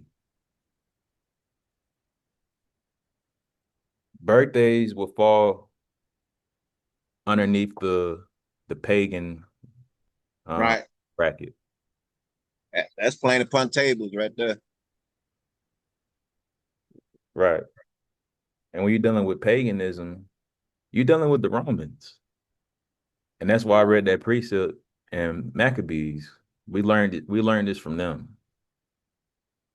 Just about every single holiday that they glorify and make it seem like you have to observe it and keep it and it's normal, it's natural, everybody does it, it's all pagan. And when you're dealing with paganism, you're dealing with other gods. That's the part they don't tell you. So let me see if I can pull it up in the Bible Compact Dictionary.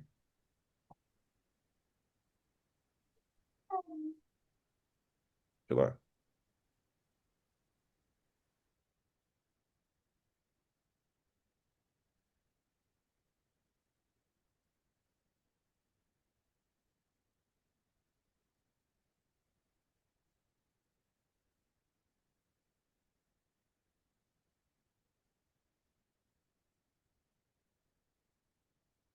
know about it, right? As far as how it's pagan, everything we're not supposed to celebrate because it's kind of like a form of idolatry, making ourselves like more important on a day than anything else, right? Right. And when you have say a family member or friend, they celebrate it, but you don't. Should I guess they take an offense if you don't tell them, you know, happy birthday or whatever, go, I guess go with the norm and customs and all that, or should it be like understood on both sides? 1 minute remaining. Con. I know you finna go out. Just call right back, and I'm gonna answer. Yeah, definitely. But was y'all able to hear what the brother was saying?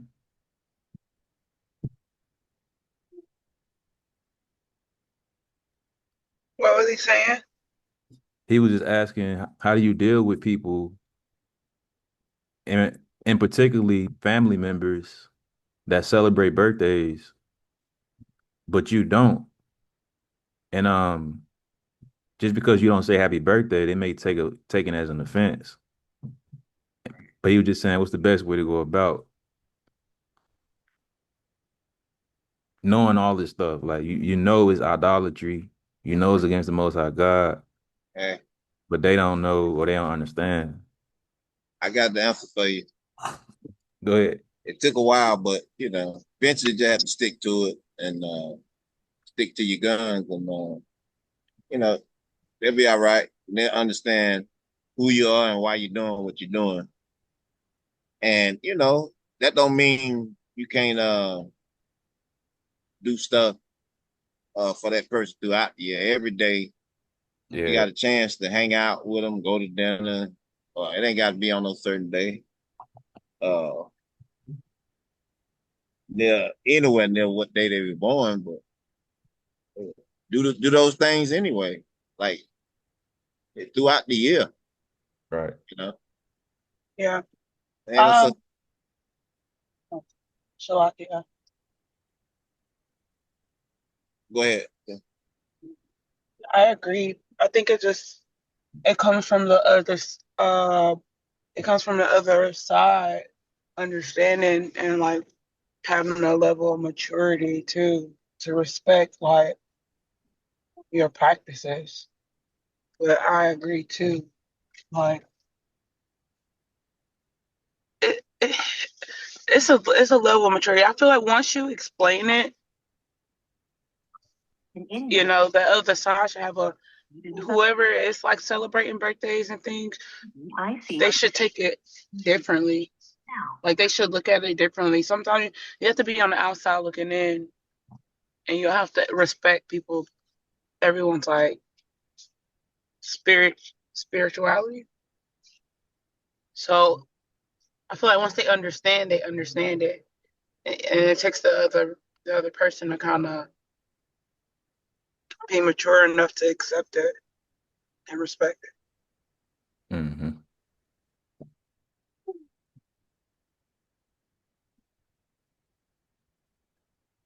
All right. So, okay. So Eric, Yeah, I'm listening. Shalaka, Amazon. Nah, it's okay. So my pops was saying, um, because he had cut out Shamar.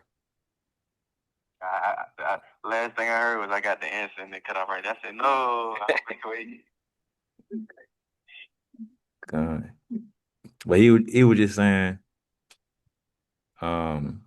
basically stick with it. Don't let their emotions of you not acknowledging and things of that nature affect you and your obedience to the Most High.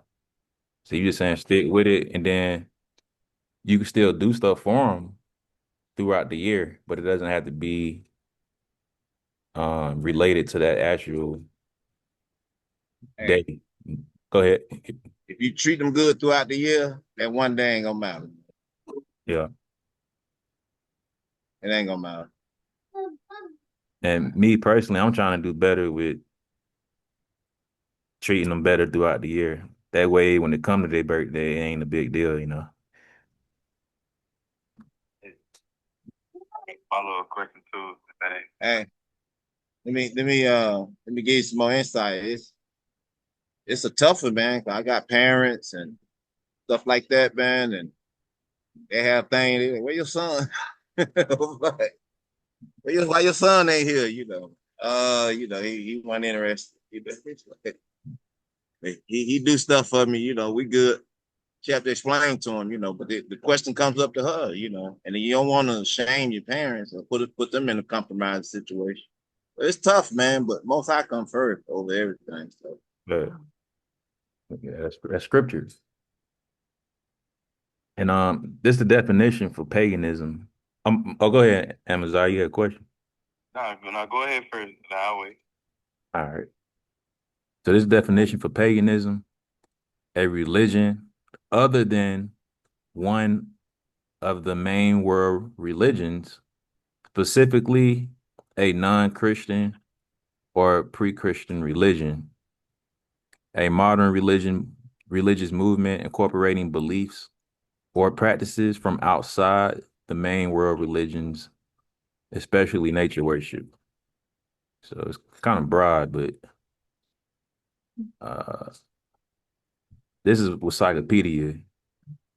It says paganism, a term used in the 4th century by early Christians for people in the Roman Empire who practice polytheism or ethnic religions other than Christianity, Judaism, and Samaritanism. In the time of the Roman Empire, individuals fell into the pagan class either because they were increasingly royal and prop I can't say prov provincial relative to the Christian population, or because they were not milities, but soldiers of Christ. Alternative terms used in Christian texts were Hellenine, Gentile, and heathen. So basically, paganism is dealing with heathen or the other nation. It says, in a ritual sense, ritual sacrifice was an integral part of ancient Greco-Roman religion and was regarded as an indication of whether a person was pagan or Christian. So let me keep reading. hey, Paganism, huh? before you go off that page, you'll go up on the Samaritanism. Uh-huh. Let me see what that say. Up on the Samaritanism. Samaritan. Hold on right quick. Okay. All right. Just so you get off that page. All right. It says during and after the Middle Ages, the term paganism was applied to any non-Christian religion, and the term presumed a belief in false gods. And every time it says Christian, and it's really talking about us and how we follow the Most High God. Right. It's talking about the Jews or Israelites. So paganism was applied to any non-Christian religion, and the term presumed a belief in false gods. The origin of the application of the term pagan to polytheism is debated. In the 19th century, paganism was adopted as a self-descriptor by members of various artistic groups inspired by the ancient world.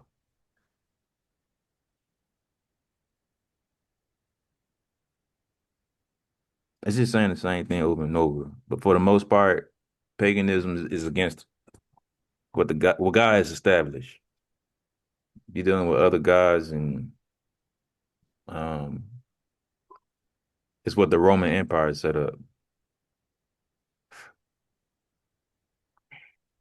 And these other gods, to be specific, when you're dealing with Easter, Christmas, right? New Year's, Valentine's Day, behind the true meaning of these so-called holidays, you're dealing with other gods. Birthdays fall under that category. Except we know who that God is, it's yourself. All right, Samaritanism. It says an Abrahamic monotheistic ethnic religion, it compromises the collective's spiritual, cultural, and legal traditions of the Samaritan people, who originate from the Hebrews and Israelites and began to emerge as a relatively distinct group after the kingdom of Israel was conquered.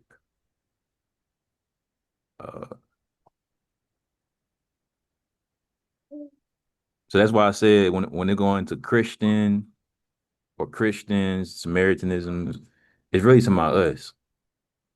Right. When you read his article. So don't think, oh, it's talking about Christianity or, people that call themselves Christian, they go to church on Sunday. That's not what it's talking about. It's talking about us.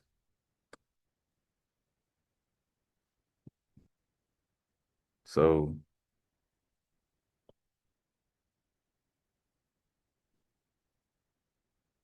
uh you had a question, Amazon? Yeah.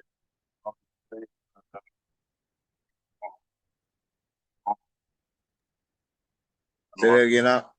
But I was gonna say, is it over? I'm trying to figure out how to word it. Basically, like, should you still keep up with other people's birthdays? Like, far as, writing it down, taking notes, might put it in a calendar, all that. Or should you at all? Fine. Let's get a precept. We can get Genesis.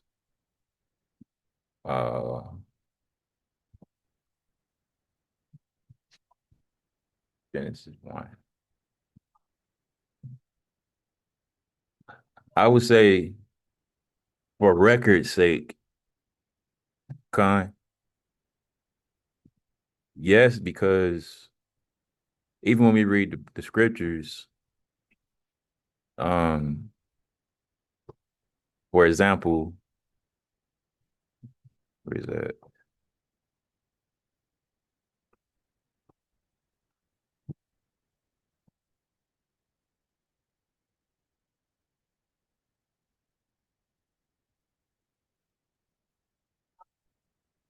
Hold on 1 second. All right, so this is Genesis chapter 5 in verse 1. This is the book of generations of Adam. In the day that God created man, in the likeness of God made he him. Male and female created he them and blessed them and called their name Adam in the day when they were created. And Adam lived 130 years and begat a son in his own likeness after his image and called his name Seth. And the days of Adam after he had begotten Seth were 800 years, and he begat sons and daughters. And all the days that Adam lived were 930 years, and he died. So even in the Bible, they kept up with one's birth or their timeline. So for record's sake, but not to, it didn't say, it didn't say Adam lived 300 years and they celebrated because he lived this long and it was amazing. And then he lived 300 more years and they had another celebration. Ah, A lot of for that, though. so for record's sake, because you want to pass down your history to your kids and they pass it down. That's how we keep up with things, just like in the Bible. And then even the whole chapter, you go into the Enos, Seth, and how long they lived, and so forth and so on. But kind of not to celebrate.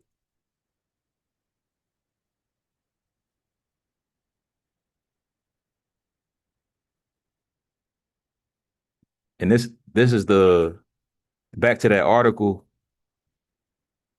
uh, about the Satanic Bible. It says, man,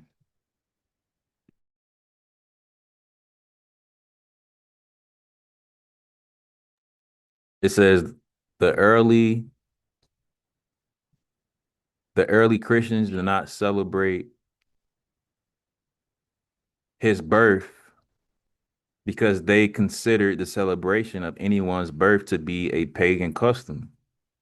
And that's the World Book Encyclopedia that said that. So even the early Christians, and that's what we finna go into next, they didn't celebrate Christ's birth. And the early Christians, they're talking about us. The early or ancient Christians, they didn't celebrate Christ's birth. That's paganism. And then we can get that precept real quick.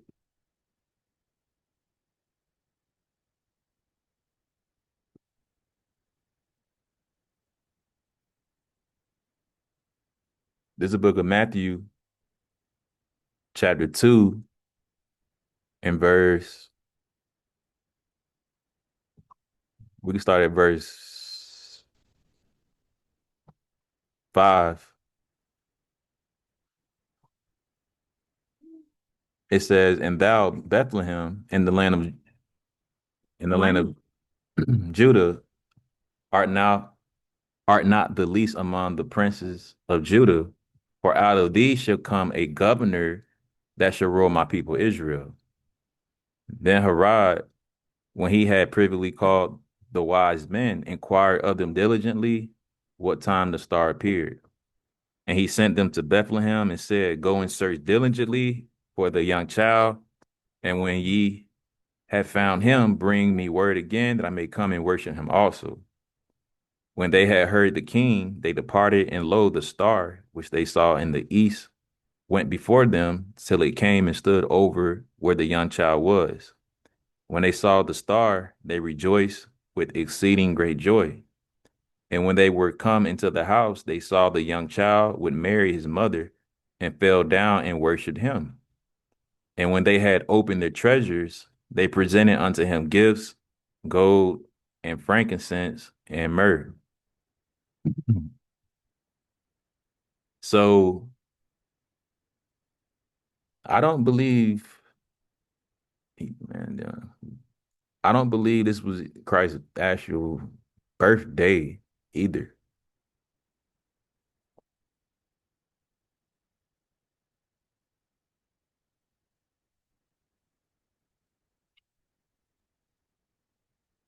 But because of the birth, they were bringing by the Spirit, they were bringing what they were supposed to bring. However, we dealing with Christ, Hamashiach, which is our Lord. Right. And what they brought, they weren't bringing Versace belt, $300, birthday cake. Yeah. They brought frankincense and myrrh, gold. These are all I agree. that you would bring to the temple. Same thing. They weren't bringing the new forces that just came out, retrofits. Hey, bring a couple of goats, couple of and subject to monitoring at any time. Thank 2 or 3 sacks of rice, you may begin. things you can really benefit your household. Yeah. So I'm just talking, yeah. You know what I mean. You know what I'm trying to say. Yeah. Yeah, they ain't bringing Christ because PlayStation 5. I think that's what we do though too, right? I mean, when a baby born, you bring the new baby chairs and new as family members, you bring, you gift the family with everybody gift the family, the baby with something. Right.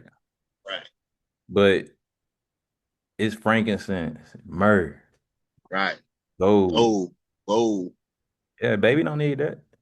Yeah. That's for the family to take care of the baby, though, to help out. That's the village coming together, I guess. You following that lead. Yeah. Well, I don't know. I'm good with it being pagan. I'll just throw some stuff in there, as it came to mind. gone. Right. So that's not our custom. Right. And that's why they took the Apocrypha out of the Bible, because they didn't want us to understand that we keep celebrating birthdays. But I just needed some precepts. I had these conversations. People ask you these conversations on your position. What you think about this? And where I say that, and, you got to be able to be ready to give an answer. So, Yeah, I would say that's what did it for me, the Satanic Bible, because it's the Satanic Bible. That's what they keep. That's their highest day. Um, it makes sense. I'm gonna keep reading. This is the article. It says,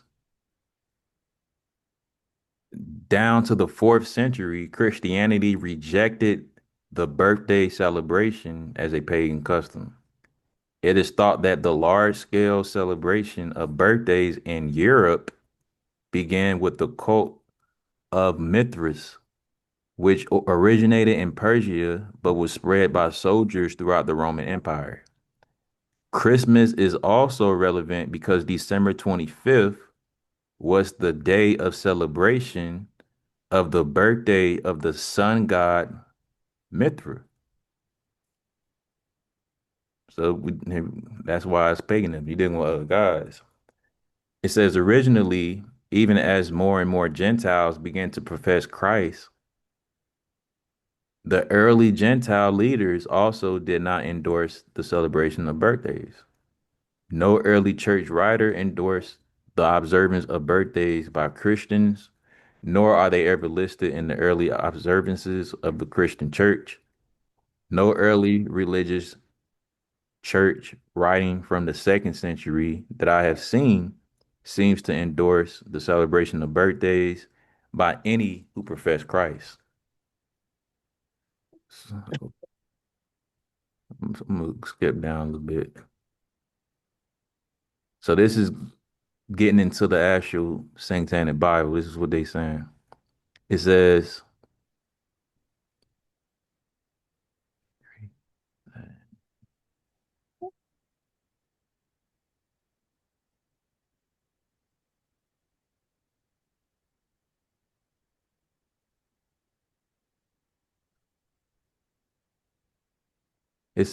Satan loves his demon-inspired man-made holidays. Get him. Satan loves his demon-inspired man-made holidays, and this is a clear example of one of the ways in which devils come as angels of light, being in unscriptural religiosity to deceive the ignorant and scandalous. When a church has been at her strongest, these pagan holidays have been matters of discipline, as noted in the free. Okay, so they got folks scrolled up. Hey, you gonna pull 2 Corinthians 11 and 14? Come on.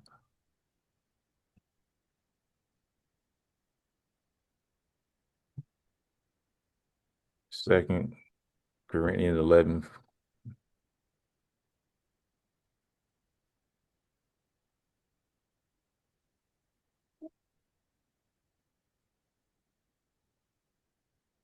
Good precept. 2 Corinthians 11:14. And no marvel, for Satan himself is transformed into an angel of light.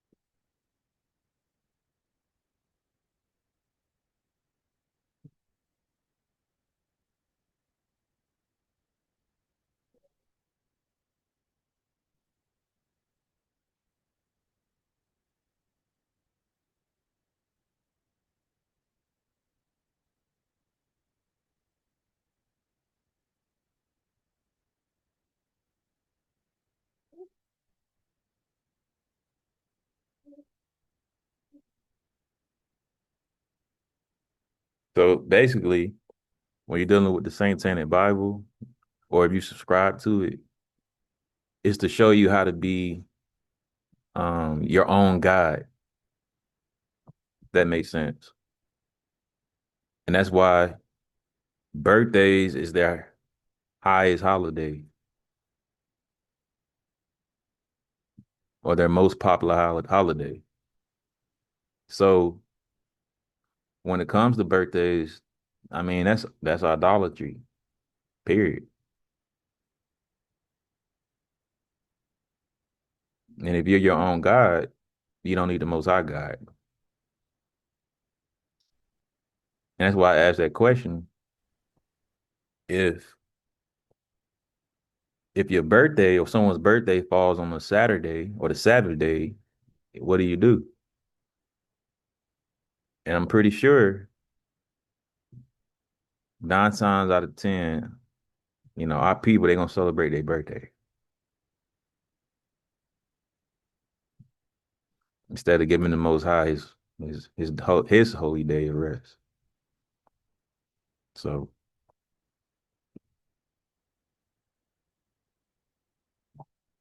y'all got anything else on that? I'm good. All right.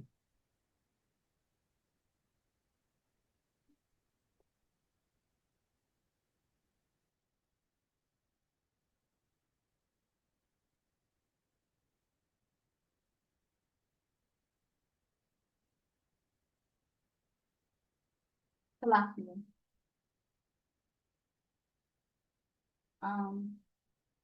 What did those gifts, the three witnesses for Christ, You gotta speak up. what was the meaning for gifting Christ during the time of his birth?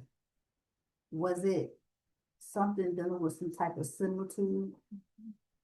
Being as though those items were temple um temple items, no Testament.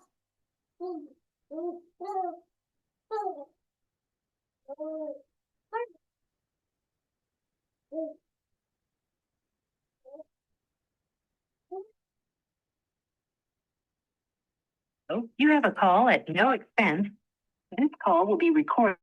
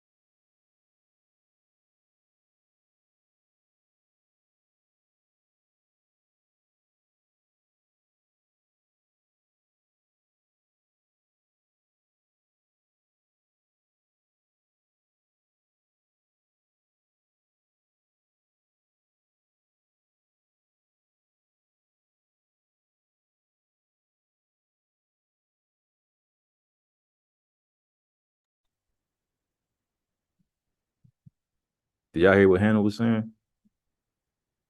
No.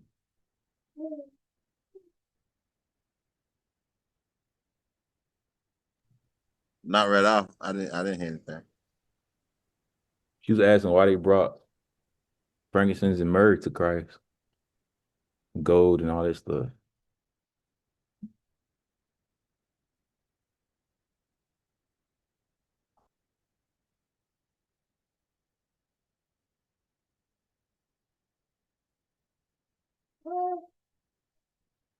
We could try to get it in the scriptures. Try to look for it. I thought it was because of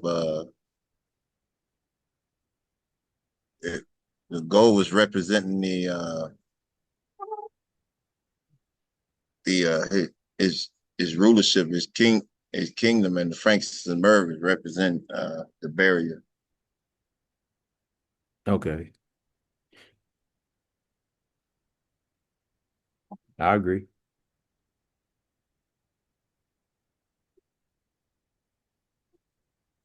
We could fact check that though. Yeah, I think it's saying in Ecclesiastes what it represents.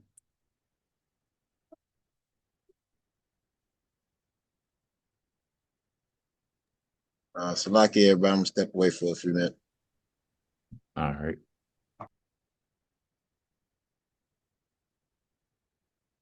So this Revelation chapter 1.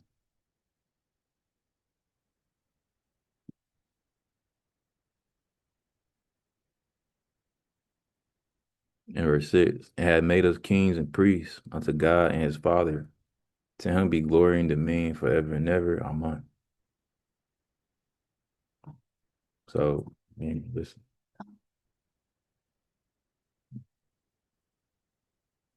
So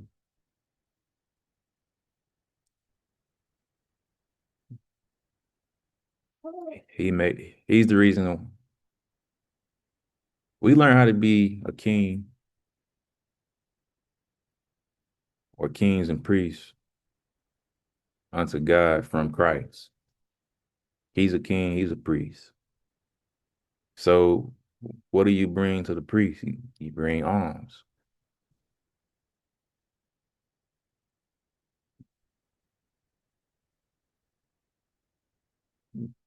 Abraham gave him alms in Genesis. People don't understand why.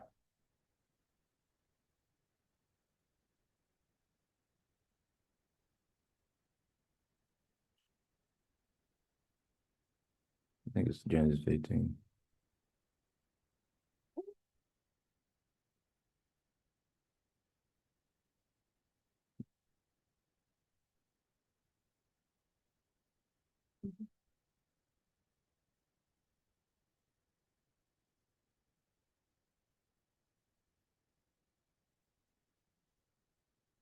All right, so this is Genesis chapter 14 in verse 17.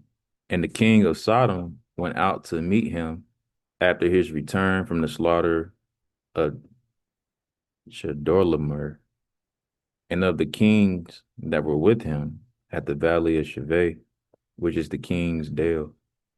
And Melchizedek, king of Salem, brought forth bread and wine, and was the priest of the Most High God. So Melchizedek, if you don't know by now, was Christ, YHWH. Uh, your grandmother may call him Jesus, but this was the high priest in those days. Christ, same way he's the high priest now. And what did Abraham do? Verse 19, and he blessed him and said, blessed be Abram of the Most High God, possessor of heaven and earth. And blessed be the Most High God, which hath delivered thy enemies into thy hand. And he gave him tithes of all. So Abraham tithed Melchizedek.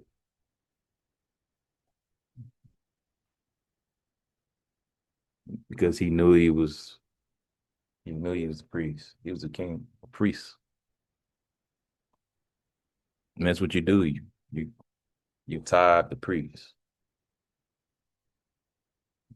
And the wise men understood that.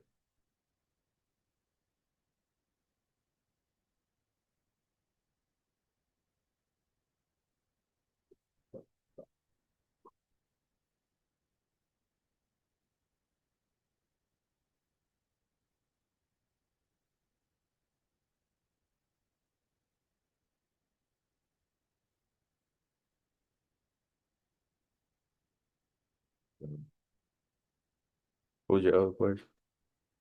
So like, while listening, there was a question about, or a statement about, well, it doesn't say in the scripture openly or plainly that you cannot celebrate your birthday. No scripture just says it. Don't celebrate your birthday. Don't keep your day. So I guess my question would be, since there's so much order in their law, there's a law that we have, how would we know how to celebrate our birthdays? It doesn't say it, to prevent going into any forms of idolatry. Like, where does it say how to? Because it doesn't say how they did it, if they were doing it.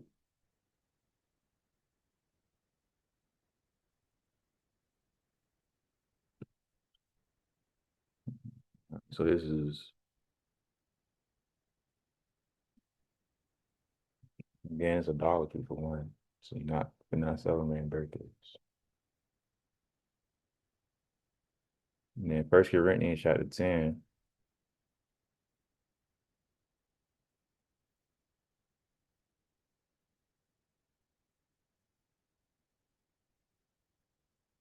verse 20. 1 Corinthians chapter 10, verse 20. But I say that the things which the Gentiles sacrifice, they sacrifice to devils, and not to God. And I would not that ye should have fellowship with devils. Birthdays would be a perfect example of this verse. Or pagan holidays in general. Paganism would be a perfect example of this verse, because you're dealing with other gods. Verse 21, ye cannot drink the cup of the Lord and the cup of devils. You cannot be partakers of the Lord's table and of the table of devils. So you got it. Most High saying, choose a side. You don't serve me or not. You can't do both. Do we provoke the Lord to jealousy? Are we stronger than he? Why would the Lord have that written in the text? Because anytime you're dealing with another God, that's idolatry and adultery spiritually. And that's why I said, do we provoke the Lord to jealousy?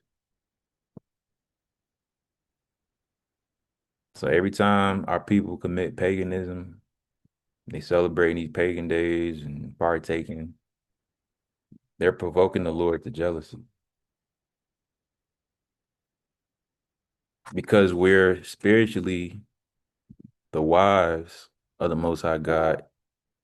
And anytime we partake or serve other gods, that's stepping away from your marriage.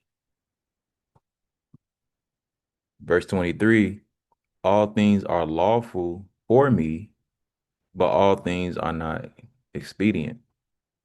All things are lawful for me, but all things edify not. So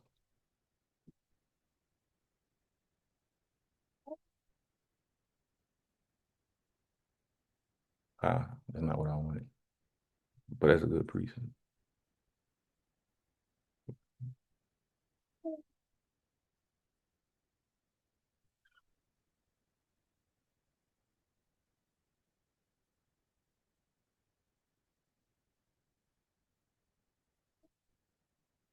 This is Romans chapter 4,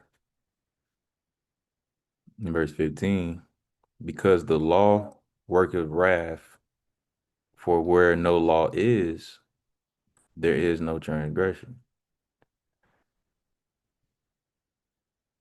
So if it doesn't go against the law, then it's not sin. Birthdays go against the law, it's idolatry. Um,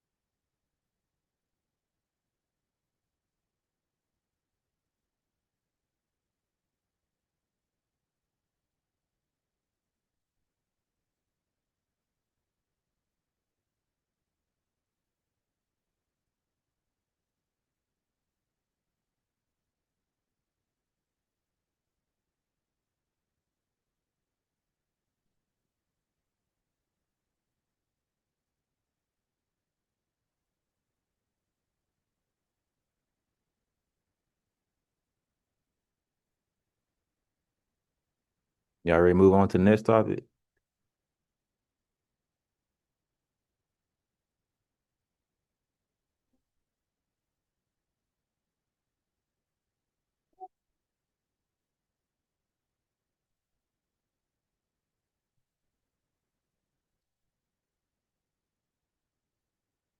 Oh, really? Well, y'all have any more comments or questions or precepts in regard to birthdays before we move on?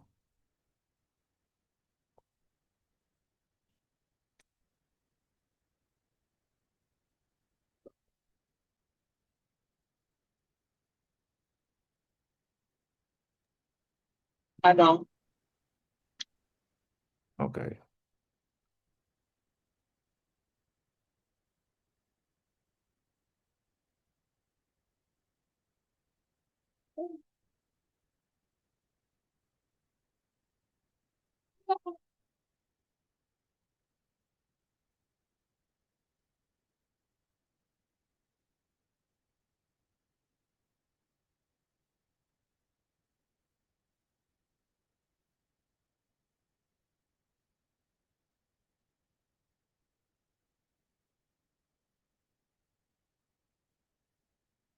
Mari, you still there?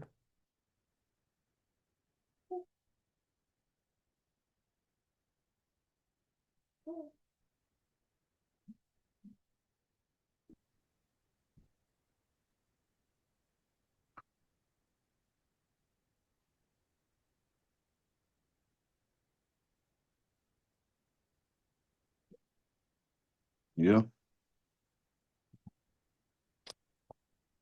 Yeah, anything else for birthdays or we can continue?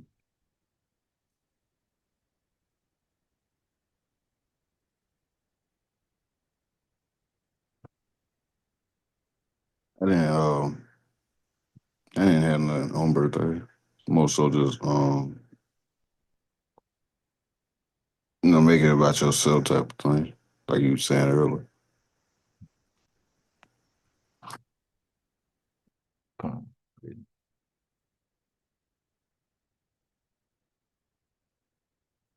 All right, next.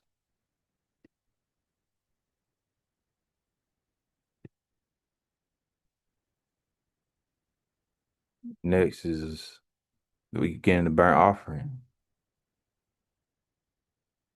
I know that stepped away. We can get in the burnt offering.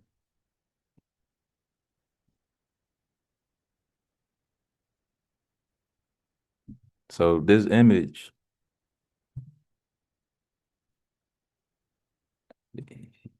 Are y'all able to see it pretty well?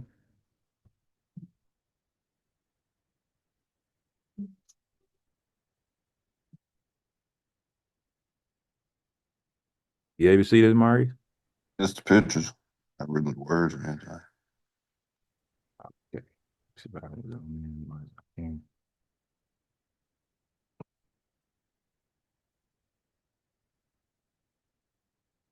Okay. What about now? Come on. Yeah. Okay.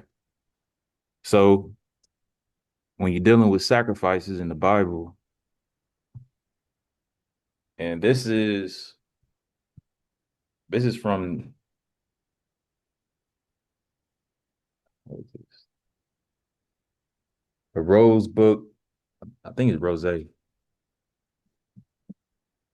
the Rose. It's the Rose book of Bible charts, maps, and timelines. Rose Publishing, they make a lot of good books in regards to the, Bible history and, ancient facts. So that's where this image came from.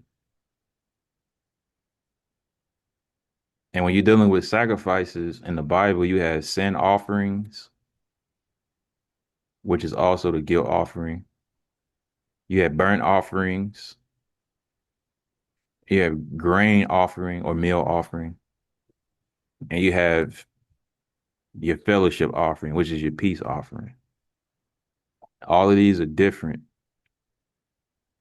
The one that we gonna go into is the burnt offering. It says this sacrifice represented complete.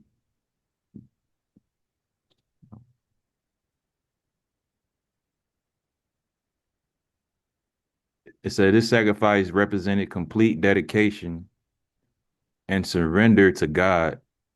The animal, usually an unblemished male, bears the worshiper's sin and dies in his or her place.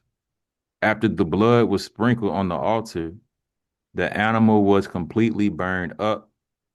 None of it was roasted or eaten. So I guess we can get a visual of where the burnt offering even took place. We know it was in the temple. Well, not in the temple, but in the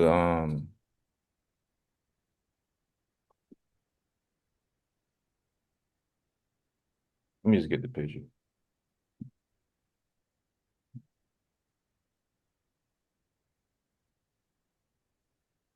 And you can go ahead, Maurice.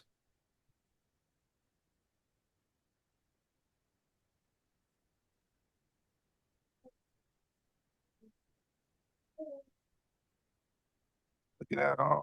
Thinking more so like the grain one there. I mean, I was trying to say earlier, not the not the sacrificial offering, but the one way.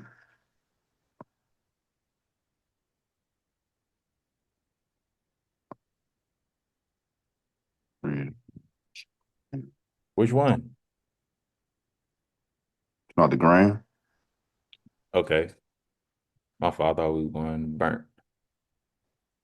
I would look more so like that in that fellowship offering. That's probably what I'm thinking about. Okay, all right. We already know, I said Christ did the thing for our, for our sins. So, but it was one of them that we kind of keep, saying, kind of things to eat and all that. So yeah, it might be fellowship offering says this offering symbolized fellowship and peace with God through shed through shed blood after some meat was ceremonially waved and given to the priests, worshipers, and their guests could share in the feast as a meal with God. So yeah, that's really main what I was talking about. I just said burnt because like you to cook, they you to cook or something, kind of like grilling out and all that.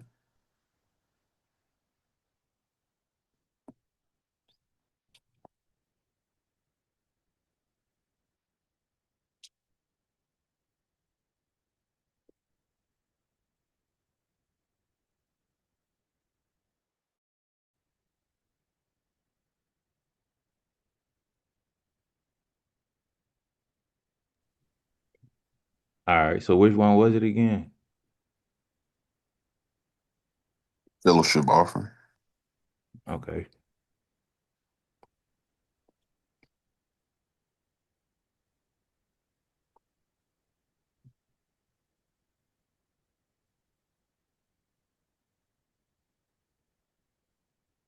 peace off.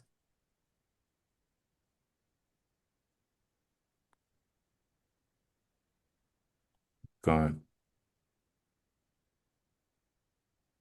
So pretty much this is what I mean, we're not doing the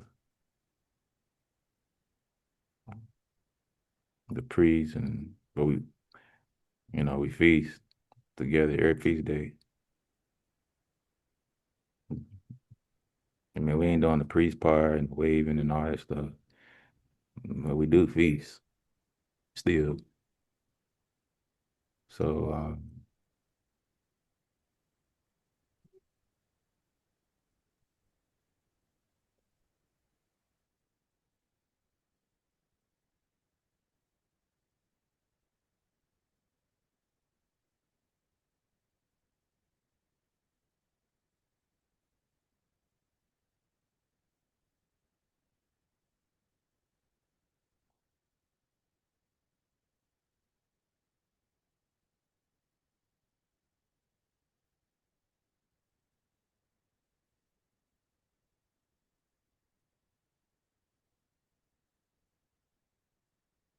And it's in Leviticus 17 though.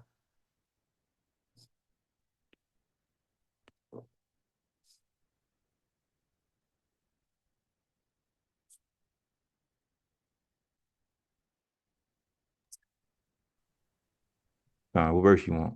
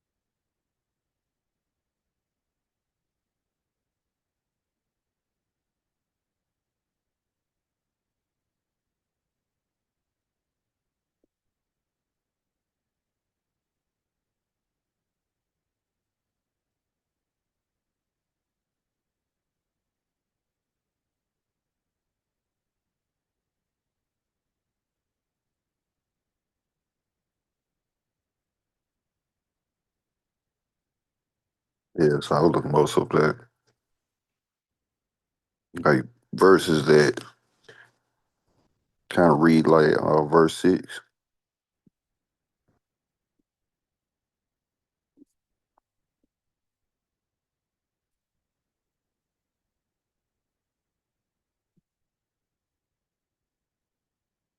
Six.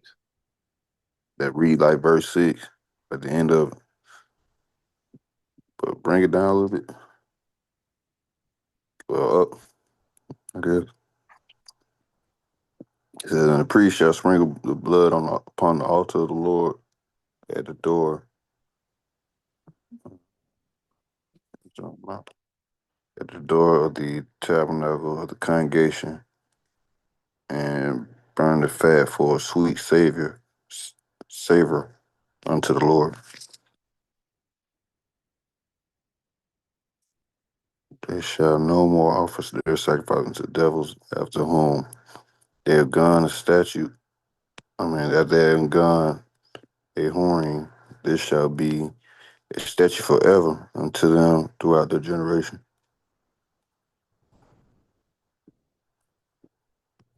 I mean, you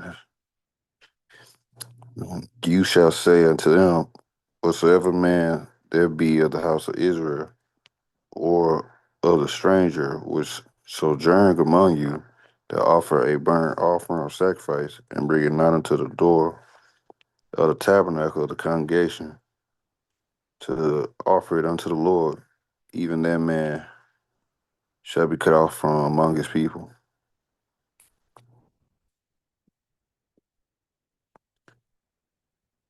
And whatsoever man there be in the house of Israel, or the or of the stranger that sojourns among you, that eat of any manner of blood, I will even set my face against their soul that eat of blood, and will cut him off from among his people.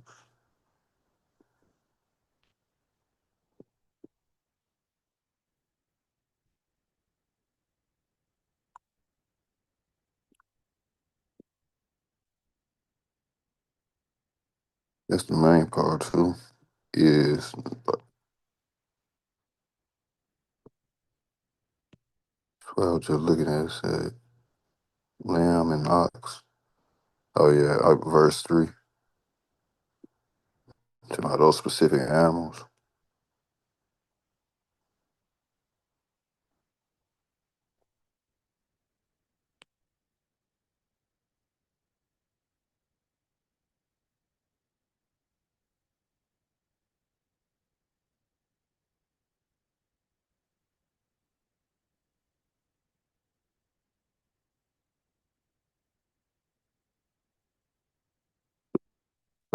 So that thing. So what is saying? It being a statue forever. What are we doing now?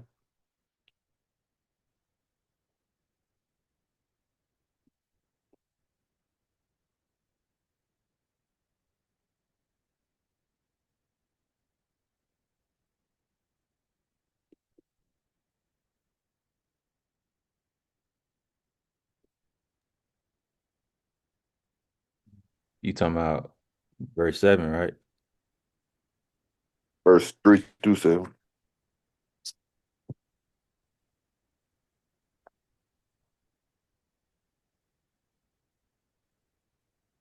Well, the statute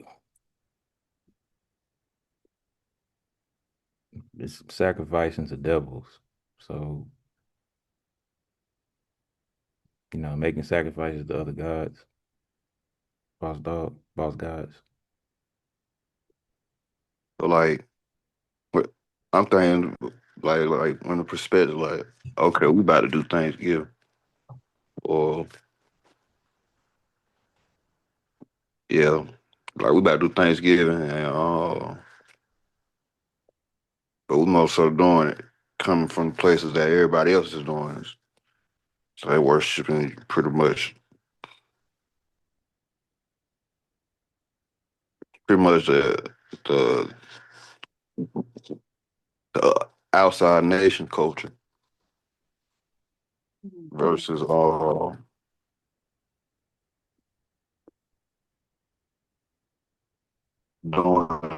just for Most High.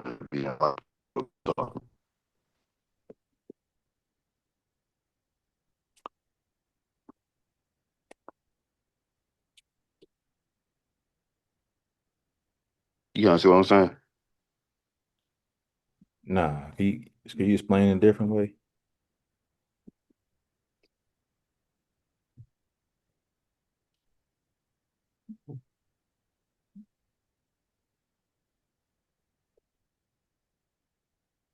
I say like you throw a part of cookout event, the brain folds together and all that kind of stuff.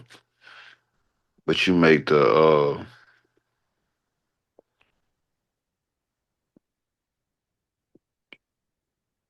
reason be for something else. other than then be just commune with your people and I just read. Would that be like what they talking about right there? What they talking about? They shall no more offer their sacrifice unto devils, as to whom they gone a whore unto, like that part.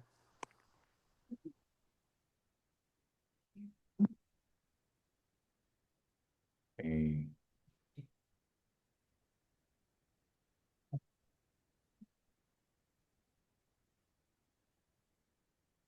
what would you say?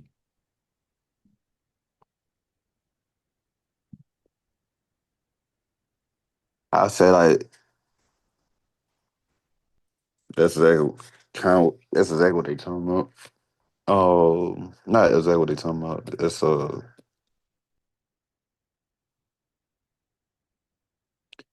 with the context of that passage, it's like guys setting up, hey, this how you gonna do it. So you separate from falling up behind everybody else and their cultures or celebrations of different religious or reasons of just pretty much idol worship.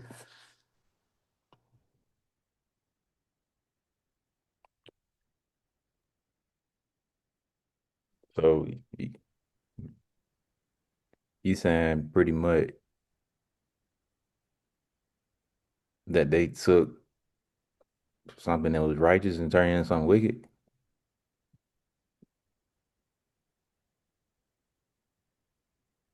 Nah, I'm saying instructions for us as a people and nation. So we don't end up falling up on something we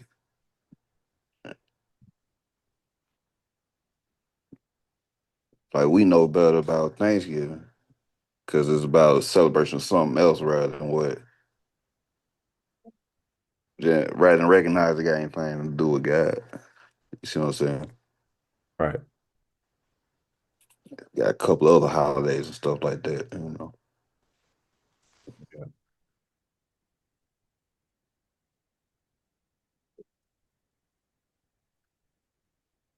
Back then they might have had Saturnalia and stuff. Yeah.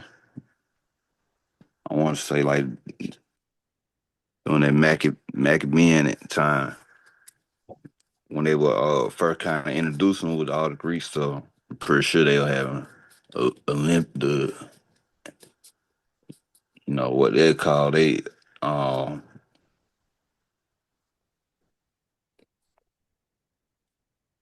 important day where they about to do the Olympics and have a feast or celebration and all that kind of stuff. But the feast is dedicated towards that pretty much. I know it'd be easy for us to get caught up for other people's celebrations or dedication of different statues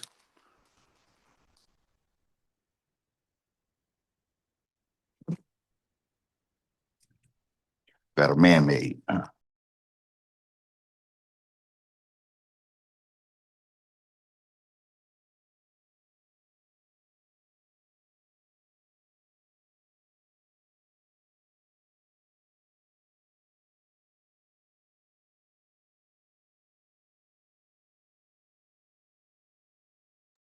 I got precept Leviticus chapter 7. It's my computer.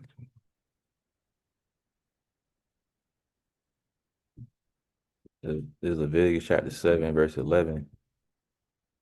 And this is the law of the sacrifice of peace offerings, which he shall offer unto the Lord, if he offer it for a thanksgiving. So if it ain't got nothing to do with thankfulness or praising the Most High or worship, or you know, if it doesn't regard the Most High, then it's vain, it's off, and that's not according to the law. It says, then he shall offer with the sacrifice of thanksgiving unleavened cakes mingled with oil, such as unleavened bread, and unleavened wafers anointed with oil, and cakes mingled with oil of fine flour fried. So that's just unleavened bread. It says, besides the cakes, he shall offer for his offering leavened bread with the sacrifice of thanksgiving of his peace offering. Let me see what it's talking about.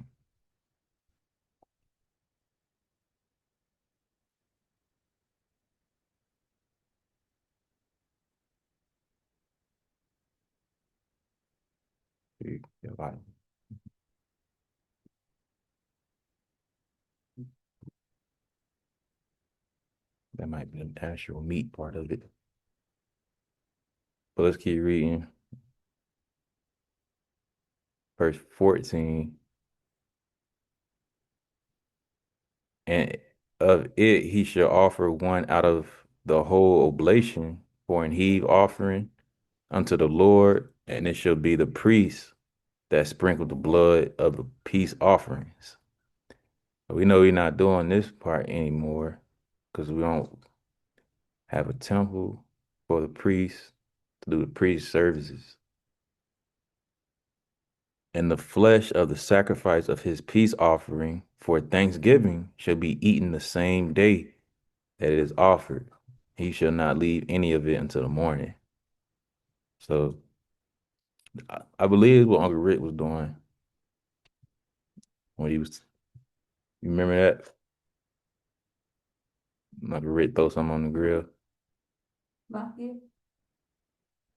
Hmm.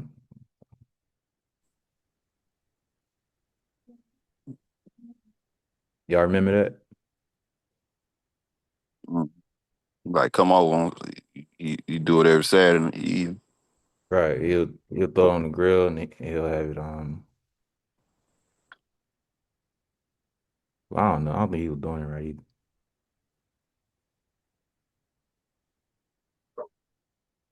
Yeah, oblation. Like, he was trying, but after a while, he kind of stopped doing it. Well, Looking into it, one on. he was doing it, but basically he was doing the burnt offering because he put it on the grill and let it burn up, right? Yeah. Right. We don't have to do that no more. Okay. But if we would have um ate some and ate it and don't let anything remain until the morning, that's different. That's what we just read, right?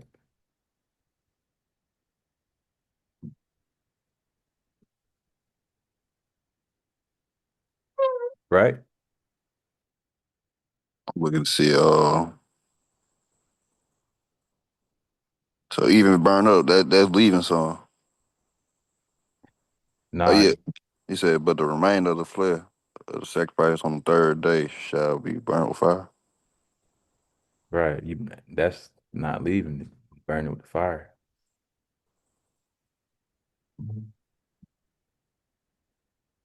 But the point was the priest was doing these things. We won't have to do these things anymore. Only thing we do is eat it.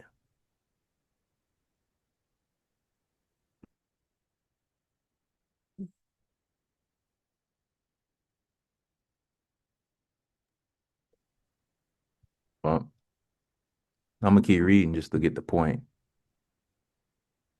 Verse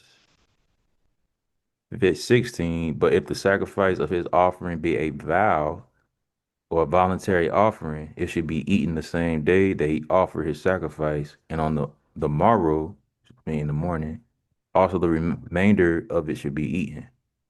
But the remainder of the flesh of the sacrifice on the third day should be burnt with fire.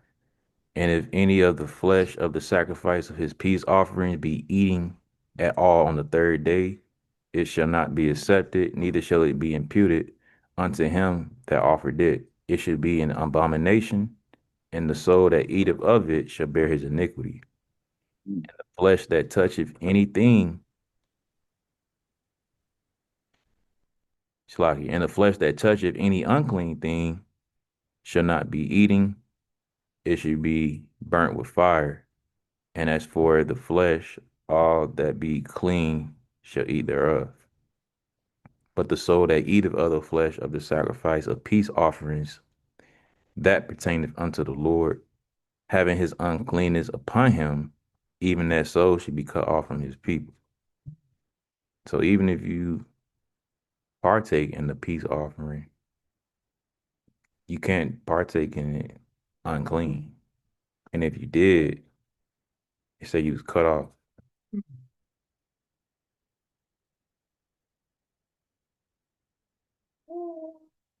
Furthermore, moreover, the soul that wait, did I just read that? Oh yeah, I just read that. All right, so that's it on that. But actually, let's keep reading. Verse 22. And the Lord spake unto Moses, saying, Shalagi.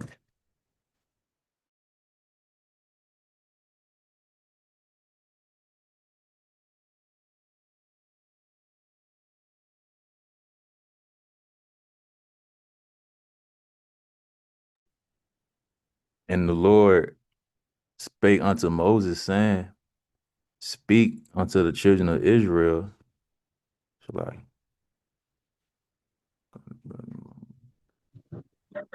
Shalom, brother Samuel. Shalom, brother. What's going on? How you doing today? Happy Sabbath to you. Happy Sabbath. Happy Sabbath.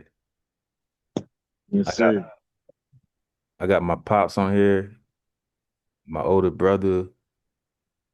I believe my older sister. She Shabbat shalom, King. Shalom, Kings. How y'all doing? Can you hear me? About long.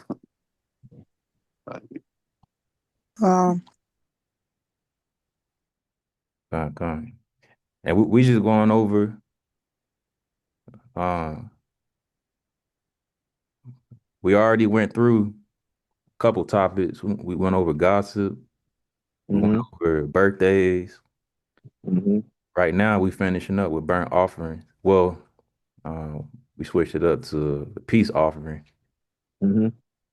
And Okay. we're gonna get into the dietary law a little bit. And then we're gonna get into a couple of precepts that may have been misinterpreted when it comes to different doctrines within our nation. So just to catch you up to speed, what we got going on right now. Appreciate it. Okay. So real quick, since we finna go into the dietary law next, we might as well go ahead and read this. This Leviticus chapter 7 and verse 22. And the Lord spake unto Moses, saying, Speak unto the children of Israel, saying, Ye shall eat no manner of fat of ox or of sheep or of goat. So this is part of the dietary law, not to eat fat. And it's gonna explain why. Even though it may be um, it may taste good, and that's where the majority of the flavor uh is stored when we cooking our meats. But the Most High said not to eat it. He said you should eat no manner of fat. And then specifically of ox, of sheep, or of goat. These are the clean animals that the Most High, allows us to eat. So, and in case no one, or in case there's someone that doesn't know, for example, the fat would be the part of the meat it looked like how it sounds, the fat. It's if anybody eats beef bacon, I'm just gonna use that as an example because we just had some last night. Say that again. Have you had beef bacon lately? Oh no, nah, but I give you a testimony on the beef ribs and the beef steak. Gone. I give you a testimony on the beef ribs and the ribeyes. You got it? Uh, the beef ribs, when you get down into it, you get to the area when they cook right to perfection, and there's some area on there where you eating and the fat on there, and you get close to it when it's cooked right, and it hits your mouth, and you have to make a real decision: spit it out or let it go down. So that's a tough decision, man. Because when them flavors and all that seasoning hit your mouth, that sauce, you like, God, dog, boy. But you get it out because you know what it's gonna do to your body, and plus you being obedient too, though. But it's hard, man. It get hard sometimes. I know what it's like. Right. A lot. You got it. I'll say the fat. That's the white part that really don't chew up. It pretty much swallowing like bubble gum. Dang there. Yeah. Yeah, you gotta eat around it. With the beef bake, you talking about gauntlets or a different brand?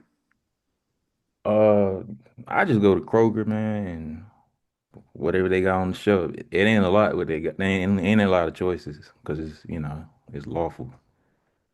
Yeah, and make sure you.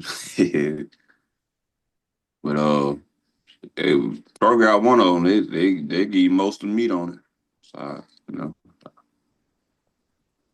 That's cooking the whole thing.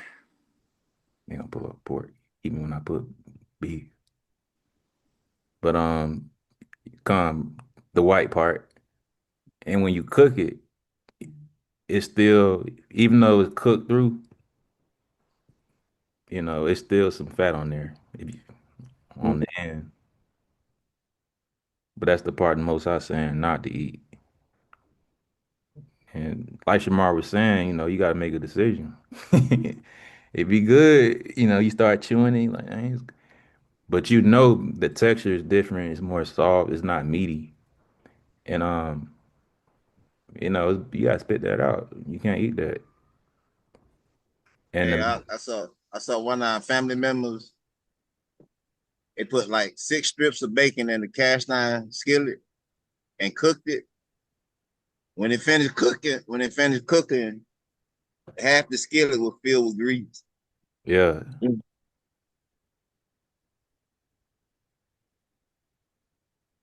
so what that mean? Sound like some artery problems later. Yeah. Yeah. Like him. Uh-huh. Don't say that grease coming from the fat. So Yeah. y'all only imagine what it's like when it hits your stomach. Right. Yes, too. Total disaster. Dang. Yeah, this the one that Kroger sell. As far as I know, the one we've been getting. But when you cook it, it ain't a lot of fat on it. It's a lot of meat. But you know, you gotta have some discipline because it be good. Um,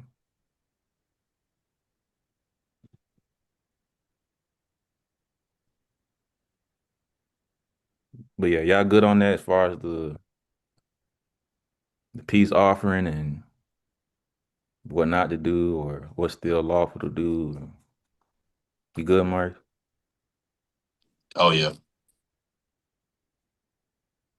All right. So I'm gonna read this one more time. Uh,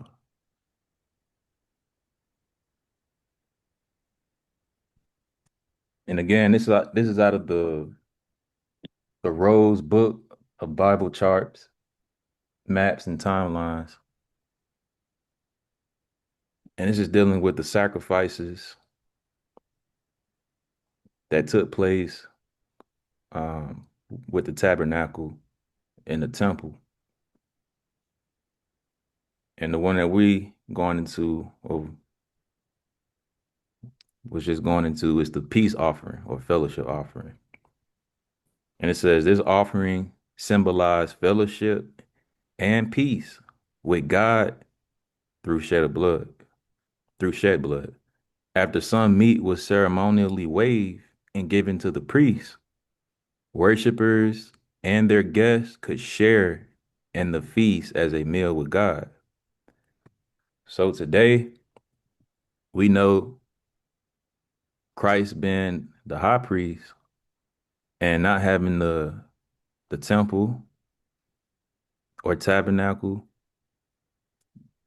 Um, the priests don't have a place to do their services. So that's excluded, dealing with the priest, waving it, etc. However, just like it says, fellowship offering, we still have the fellowship, dealing with the feast days, and we still have the feast. We still eat good, and this was this was done for us to fellowship. This is, the Most High's way of bringing us together,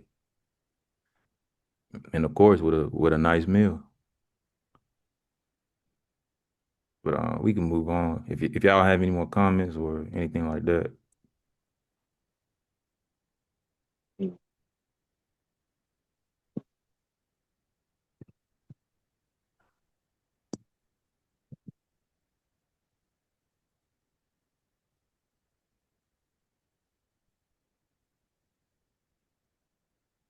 I mean, the floor is open if y'all have any comments or if y'all want to say anything else about the peace offering.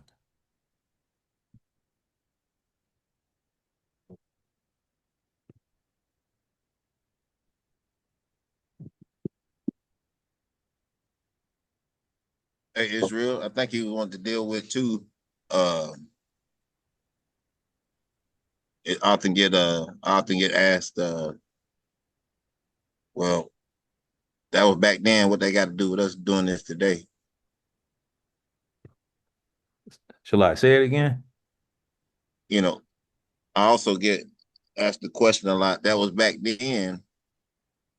What they got to do with us today? Why are we doing that today?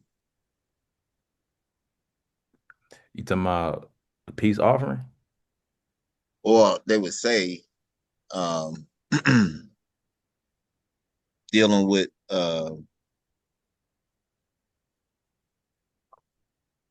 dietary law as far as unclean and clean beef.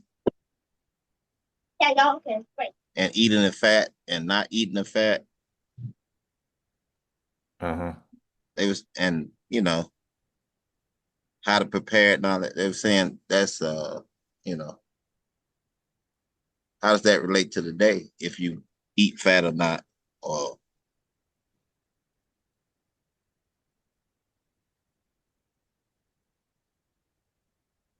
doing the ceremony.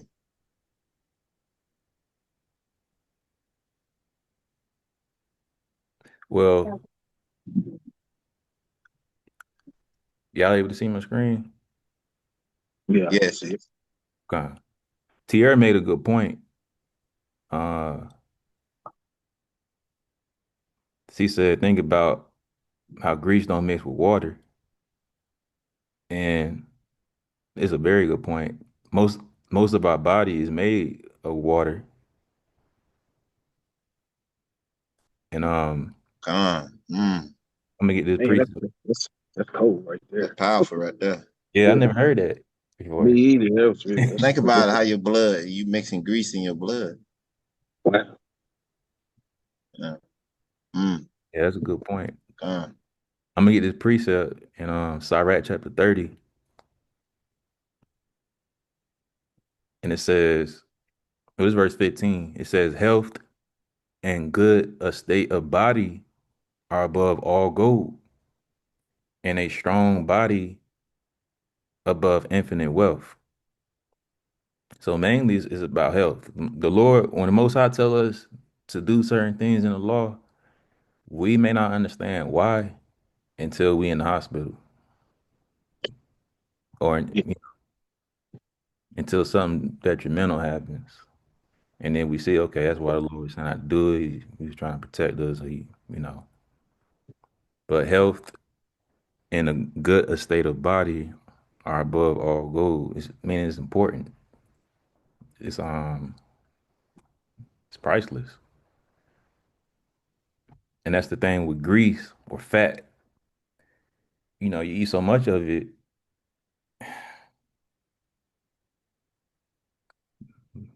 it's not good for your arteries. It's not good for your blood, your bloodstream. Um, it's not good for your skin. It's a lot of things it's not good for. I'm gonna jump down to verse 25. It says, a cheerful and good heart will have care of his meat and diet. So it's not good for your mind either. Shalaki. Uh-huh. What chapter that is? What a book and chapter? Sirach chapter 30 and verse 1. My fault. I ain't said. Sirach 30 and verse 14 and then verse 25. Go ahead, you got it. So how do you get away from like that type of lifestyle or that type of diet? Like how do you get away like with how do you cut grease out completely out of your diet? Like how are you separating yourself from that over time? Um, the best way to just be sound in your diet and your mind is fasting. So when you do fast, your it's like your body and the chemistry of it is it takes it to where it should be. It purges and cleanses, detoxes everything that's not good for your body and your mind and even your spirit. And from that point, you wouldn't want to put anything bad inside your body. You know what I'm saying? I mean, it's an experience you kind of have to just go through to understand. Mm-hmm. But Let me, definitely, I would say definitely fasting. yeah. I got testimony. I could understand where she going because I got a good friend of mine, and he y'all as family, y'all know who I'm talking about. But we were talking about that and took him to the health store, did the detox, flushed out, and the thing from that is like, hey, uh from there you should feel better and able to move differently, be able to walk a little more and all this stuff. This man did that and went straight to Longhorn. Mm-hmm. You can't put it back in there like that. Just like I'm like, what's the use of putting it, getting it out? You just putting it right back in there. So it's just discipline. Once you start, and it's a slow process. But then once you start seeing the benefits and start feeling the benefit, it get easier and easier and easier. You just gotta take the first few steps and eliminate small things. Hey, I'm gonna eliminate. I'm not gonna eat no more anymore. Um, Wings. yeah, wings or I'm gonna do a whole week without eating any beef and go chicken. I'm gonna eat a week without going chicken and go a couple of days beef, and you start getting your body start telling you, hey, you know, and I hate to get on this. We'll do it later, y'all. Maybe we do another call on dietary. We are on dietary, but pay attention to your bowel movements too. You know, it says a lot about your system and your body on what's going on with your heart and your lung. Pay attention to it. If it ain't right, start checking your diet because these chemicals in these foods are messing up our system,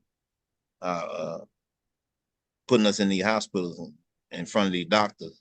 They wait for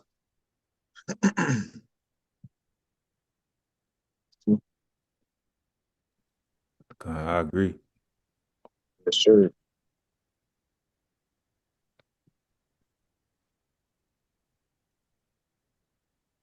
Man, here's a precept too, dear. This is Iraq chapter 31, or Ecclesiasticus chapter 31 in the Apocrypha, in verse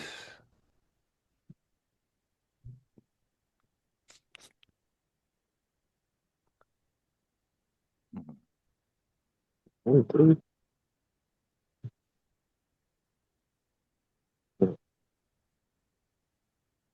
I'm gonna read verse 22. It says, "My son, hear me and despise me not, and at the last thou shalt find as I told thee, and all thy works be quick, so shall no sickness come unto thee." So it say, "Be quick in all your works," meaning everything you do, so shall no sickness come unto thee. When you look into that word quick, it's going into moderate, uh, having self-control. So that's another thing too, is moderation. When you do things in moderation, you can't get sick. When you indulge and overindulge in things, that's when it's too much for your body, and you being sick is it's like a defense system that naturally takes place so that you don't die. But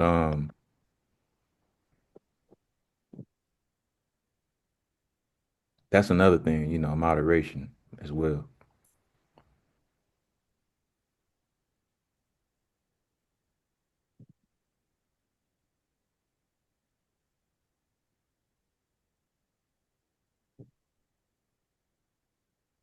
I'm gonna keep reading. Verse 22, 23. Whoso is liberal of his meat, uh, so like, ain't that's not none. Thought about going to something else.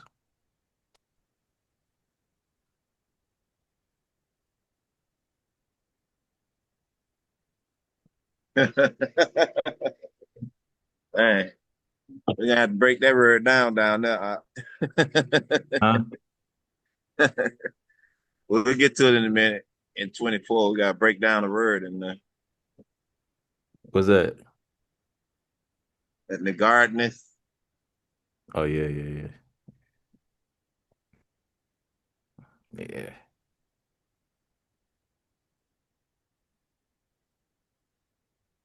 Well, I'm gonna go up some too. Okay. Verse verse 20. It says, "Sound sleep cometh of moderate eating. He riseth early, and his wits are with him. But the pain of watching and choler and pangs of the belly are with an unsaddable man." So again, this is going into moderation. When you eat in moderation and not eating so much, when you catch the itis, that's what they call it. Right. That's actually not good.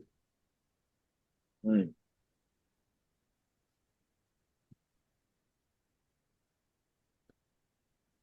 So when you eat, I mean, we can go deeper into it another time. Well, let's go ahead and do it. Shoot.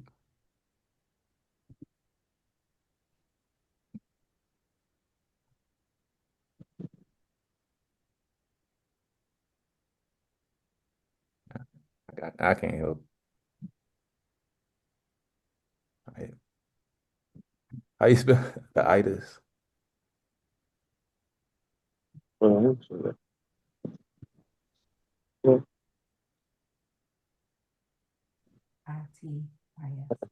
Yes. ITIS.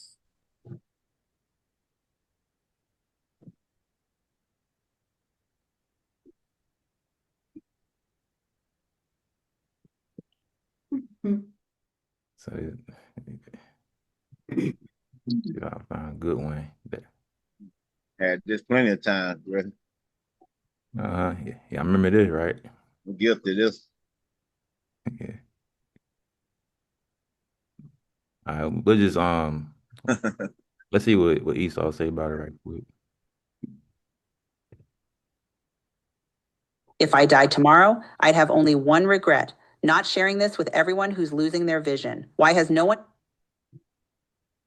Hey guys, in this video, I want to talk about sleep. Insulin, high sugar.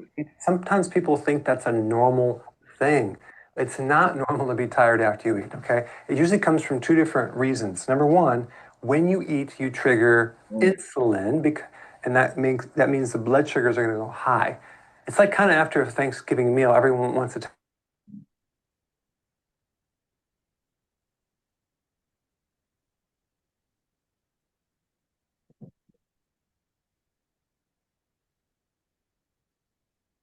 Mic cut off. Can't hear you. you are going to get tired because the blood sugar effect. Pasta dish, you are going to get tired because the sugar with the protein, that's a deadly combination. Or even some pasta dish, you are going to get tired because the blood sugar effect. So what you need to do is change your foods, cut out the refined sugars, cut out the breads, pasta, cereal, crackers, biscuits, waffles, pancakes, and just have like a salad with some protein, not too much, just enough, just a little bit, maybe the deck of a card, like 3 to 6 ounces. And then what you can do is consume a little bit of fat as well. Okay, why? Because if we eat a little fat, we can actually allow us to go longer and without eating, to be more satisfied, so we keep insulin low.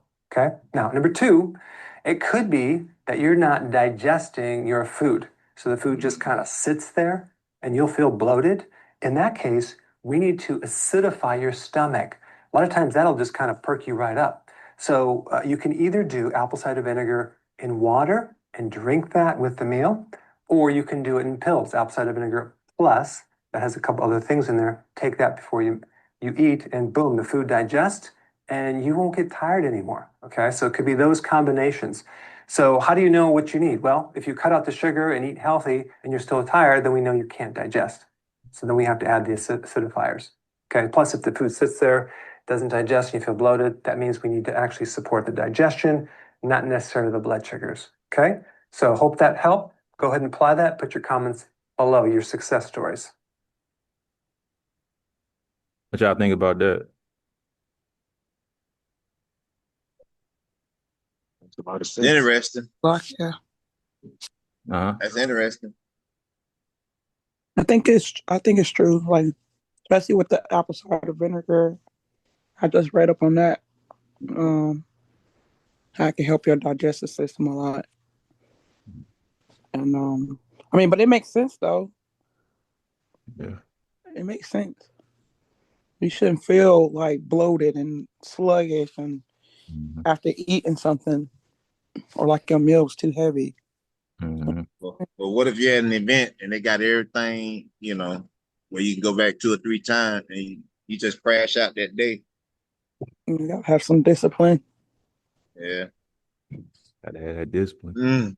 That's the biggest thing. I mean, that's my biggest challenge right now. Working home. Shit like it. Gun. remember the part of when the manna was introduced, and manna and the quail, and the ones that were trying to get too much, they end up still being hungry and not having enough at the same time. But the ones who got like the right amount, they were straight. Mm-hmm. Kind of like God was kind of giving them a choice of testing how if they gonna pretty much be greedy or not. Mm-hmm. Yeah, that's going into it talk about in Sirach too. They go into the dainty things. Basically and overindulging in sweets and well, that's what that's going into. But like Tierra said, you gotta have some self control because now it's becoming less. Like you can't control what you're consuming and how much you consume based off, like you said, Shamar, just one day you can crash out one day, but that would represent lust, a form of lust. You get a chance if you just follow the initial, the first dietary law, and the big example of that. A few months ago, blood work, blood numbers all over the place. This number high, this number low. Everything reading a couple of here and there. Cut out bread, pasta, and went all raw vegetables for 1 month. Went back, all numbers green right down the middle. Mm-hmm. Yeah. You know what the doctor said? What? Doctor said, we want you to try this new medicine. Say what matters? My number's good. Yeah, try it out anyway. Keep you in there. Yeah. Then you read the side effects. I said, I'm not taking that. No, no, no. They say you about to be gone too soon. Yeah. So based on Genesis dietary prescription, straight down the middle, blood work, all good. Okay. And also that went with reading the back of a lot of cans and seeing what you're really putting in when you on them shelves in the store, reading the label.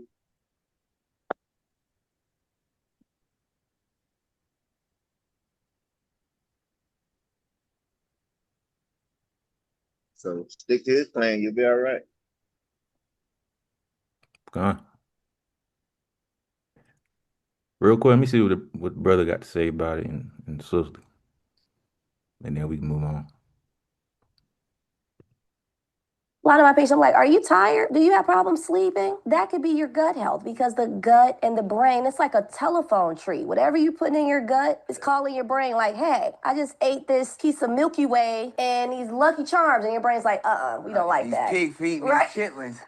We call that the itis, doc. It's not the itis, it's inflammationitis, right? That's going on and making you tired because all that blood is traveling to that gut, messes with that pig's feet. That's why we get tired. 'Cause we're eating stuff that inflames us. Exactly. Call it the itis. White folks like the itis. What do you mean? A lot of my patients, I'm like, are you tired? Do you have problems sleeping? All right. I just wanted to see, that bit. All right. So since you brought it up, I'm gonna go ahead and grab it. Book of Genesis. So this is the book of Genesis, chapter 1, verse 29. And God said, behold, I have given you every herb bearing seed, which is upon the face of all the earth, and every tree, in the which is the fruit of a tree yielding seed. To you it should be for meat. So, and I just learned recently, I ain't gonna say recently, but not too long ago, that every herb bearing seed and every tree, in which is the fruit of a tree yielding seed, is going into fruits, vegetables, um, beans, rice, what else?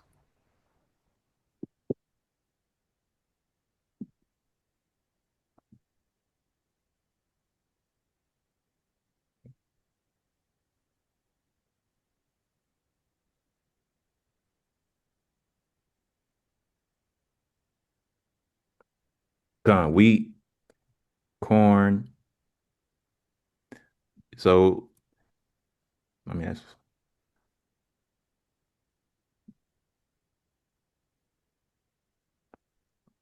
I just found out not too long ago, it's not just your greeneries, it's not just your greens and, your fruits, but also like beans and rice and, things of that nature as well.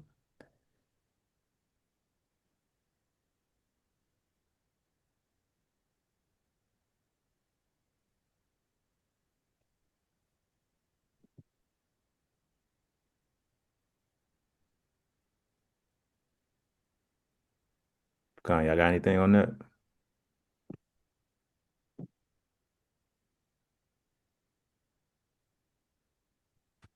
Go ahead.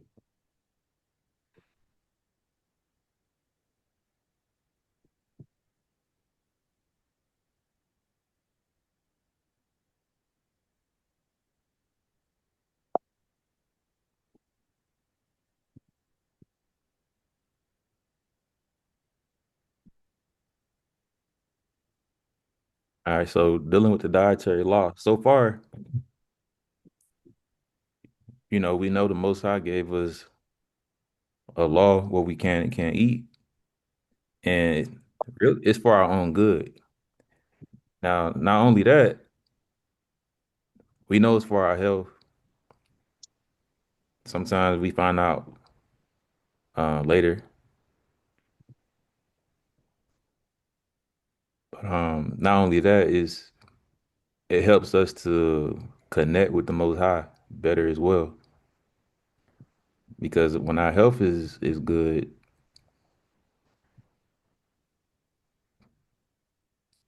we're able to see clearer. We're able to um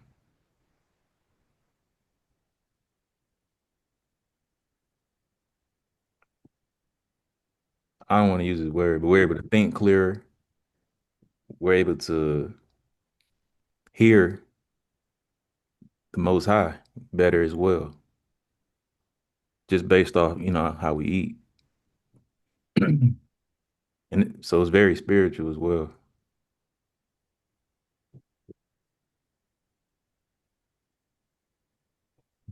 Um, we, we can go in, we can go into it.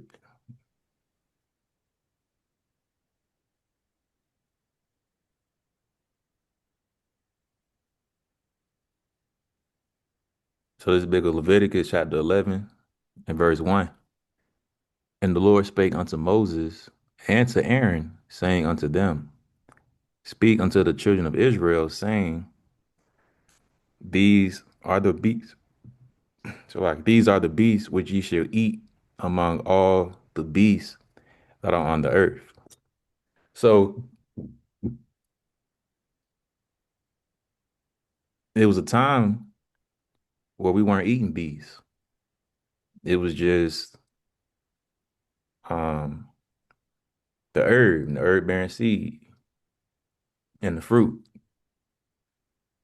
And let's get it right quick. The Most High, please.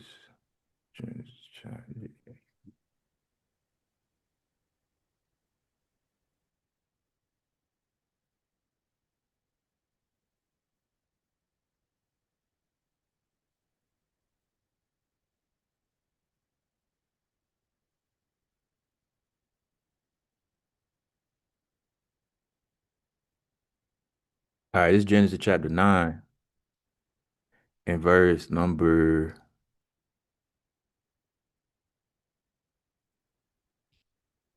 I start at verse 2.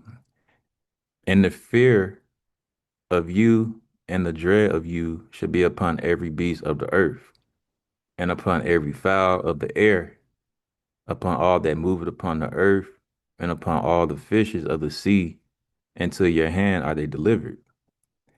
Every moving thing that liveth shall be meat for you.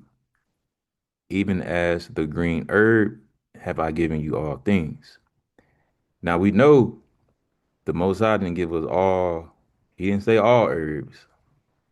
He said the one that yielded his seed.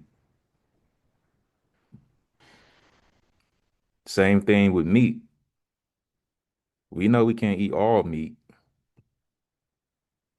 And we're about to go into in Leviticus chapter 11, but there's specific meats. Let's keep reading. Verse 4, but flesh with the life thereof, which is the blood thereof, shall ye not eat. So even when we do eat meat, it can't have blood in it. So not only did the Lord give us a dietary law of what meats we can and can't eat, but the meat we do eat, it has to be well done. And here's the reason why. It says, verse 5, and surely your blood of your lives will I require. At the hand of every beast will I require it. And at the hand of man, at the hand of every man's brother will I require the life of man. Oh, it's not.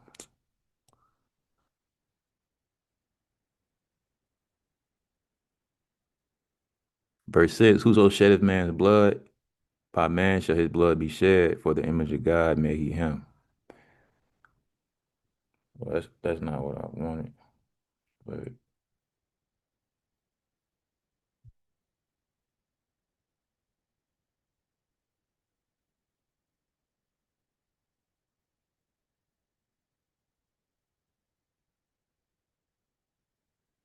oh, well, it is what I want. Shalaki.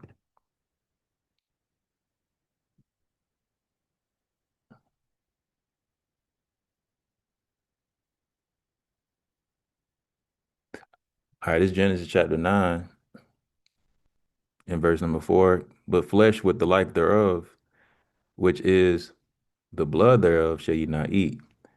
So the reason why the Lord told us not to eat blood, or to make sure our meat is well done and fully cooked, is because there's life in the blood. The same way um, as an example, you are what your father is. And as men, we carry the seed. So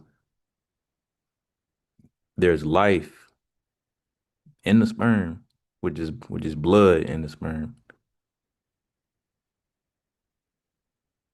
which would make one I'm not trying to go off topic, but basically it's unclean when you're dealing with blood. And if you're eating blood, that's unclean. That's an unclean thing. So the Most High wants our meat to be well done and fully cooked, not eating, bloody food, and medium rare steaks, or, chicken. It's a little pink, but it'll be all right.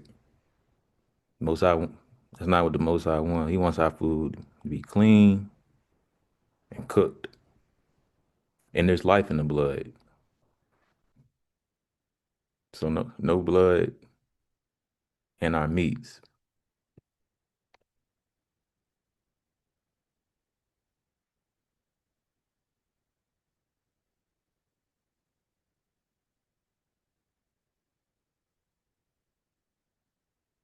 All right, so this is Leviticus chapter 11 and verse 3.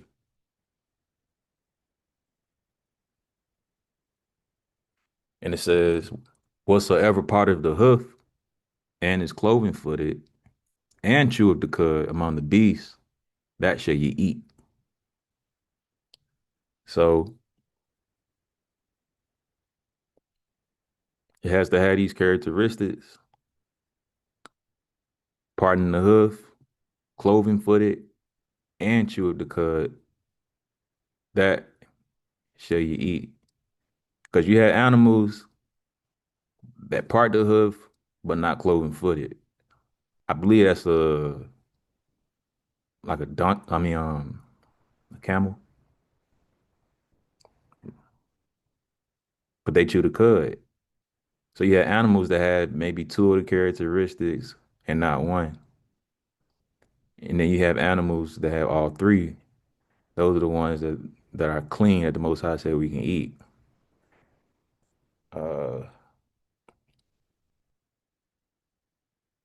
Let me see if I can get some examples.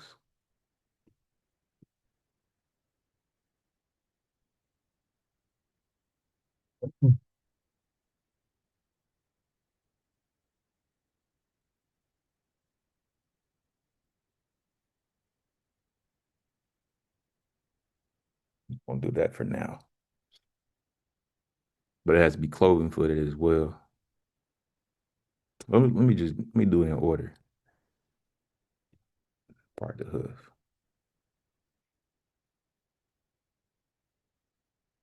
Part the hoof and cloven footed.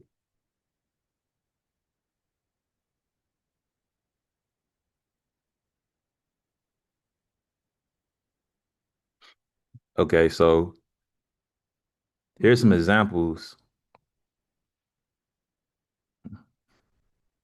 of being cloven footed and parting the hoof. So animals that have feet like this. Let's keep going. Cloven footed and parted the hoof.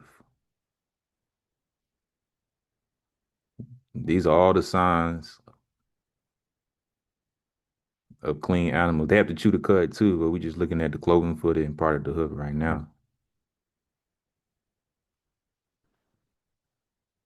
Okay, so these are hoofs. Oh, some people pronounce it differently, hooves.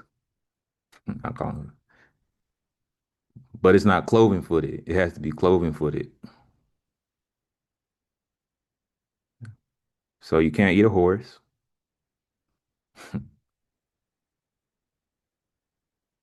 Let's see.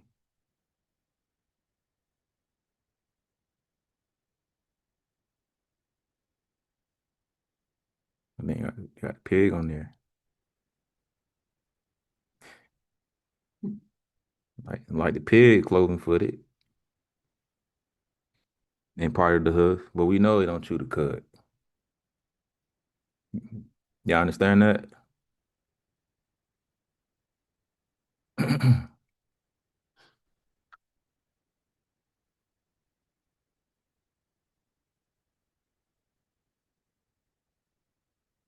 Okay, so here's a whole list.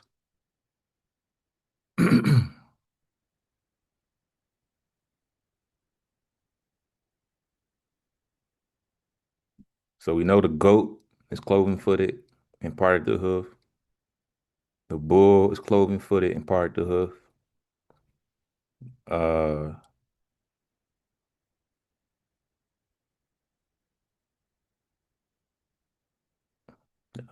the donkey does not part the hoof. The camel, I don't think the camel is cloven footed.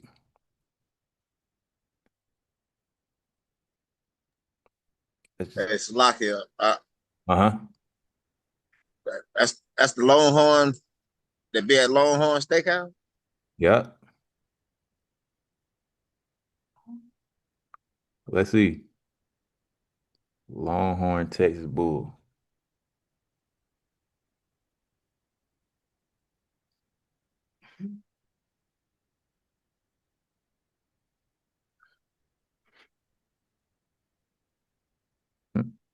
So these are the feet. It says, like all cattle, they have cloven hooves, which are divided into two toes. So they're cloven footed and they part the hoof.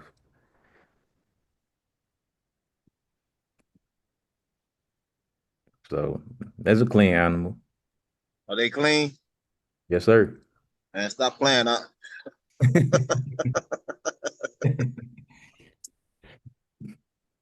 Yep. Salaki. Yep. I'll say the camel, I want to say it's cloven hood, who, but it's just listed as one of the animals do not eat. Let's see. Let's let's verify. Okay, so yeah, they are cloven footed. I mean, my fault. They are they do part, they feet part, but they're not cloven footed. That makes sense. Okay. Yeah, that's yeah. Two, not three. I was gonna say I don't think I want to eat that. Nah, I got he put on the list not to eat. Okay, yeah. Yeah, they do part, but they're not cloven footed. Hey, can we make sure we cover the? I know we're dealing with this, but the turkey. Yes, sir.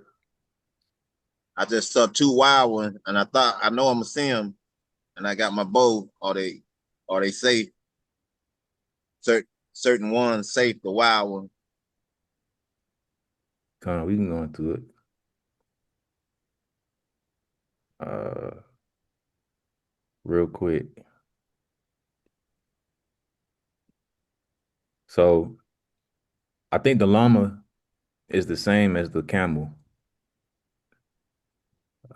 So we can't eat camel, can't eat llama, can't eat donkey, can't eat a horse, you can't eat pig.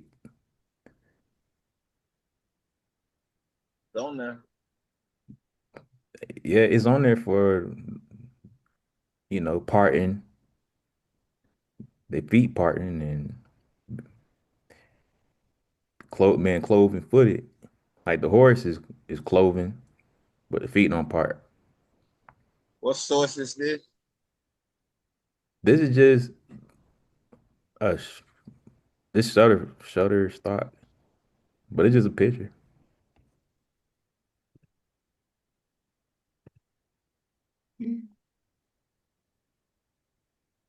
But we know. Let me see. Right. Let me see if I can get the whole list. Like here's something right here. Yeah, let's do it. It says unclean food. Here we go. Pork, bacon, and ham. And everybody know why, right? Right. Okay. So why can't we eat pork?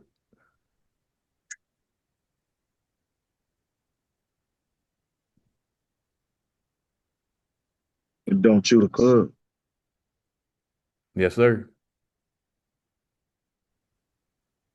Yes, sir. It does not chew the cud. The pig, let me see. Let me just fact check. How many stomachs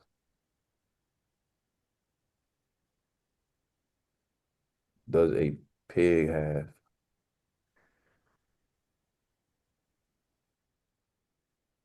Pig has one stomach.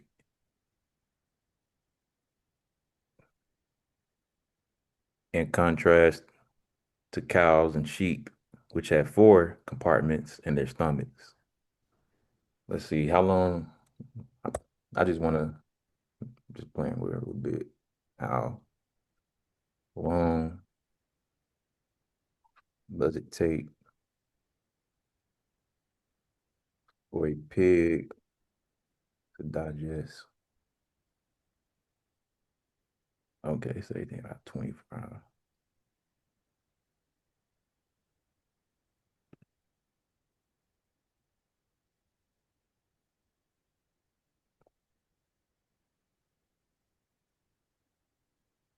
All right. So can have pig, and there's a whole family. It's not just the pink, we all used to seeing. There's a whole family of um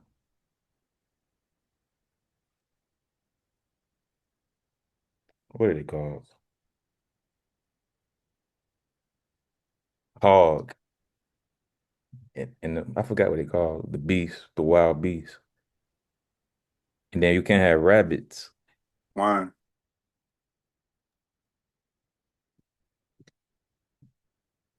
That's another family of species. It ain't just the bunny rabbit with the ears, the big old ears. It's all rabbit. Anything related to the rabbit. And then they got birds on here. It say web-footed birds. That's like a duck, for example.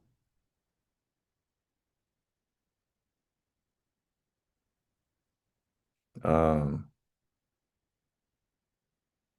Now I say except turkey. I don't know why you put that. Let's go into it. Turkey. Well, let's read it first. So Leviticus chapter 11 and verse 4. Nevertheless, these shall ye not eat of them that chew the cud, or of them that divide the hoof. Okay, specifically says, like you said, Mari, as the camel, because he chewed the cud, but divided not the hoof, he is unclean to you. So yeah, wait a minute.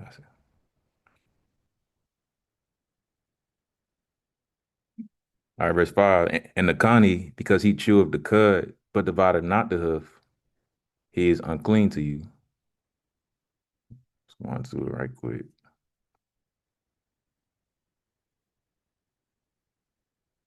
So the Connie would be the badger.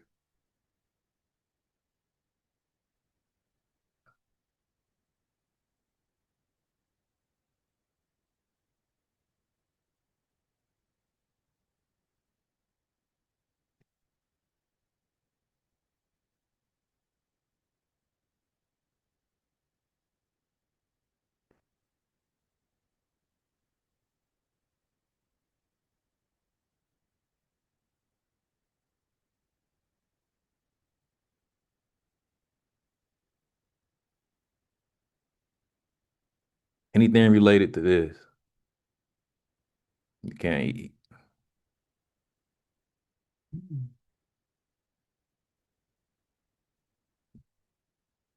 That's that's the Connie.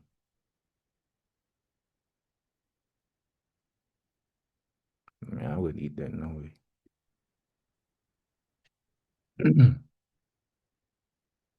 All right.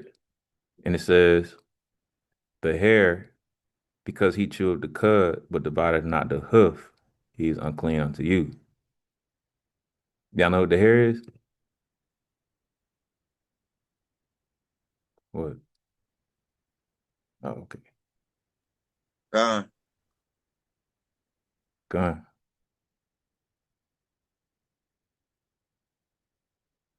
Let's see. Would that be the rabbit? Gun. Let me just pull it up. I'm trying to go in.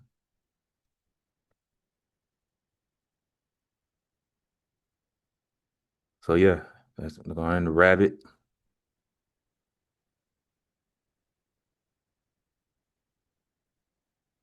No rabbit.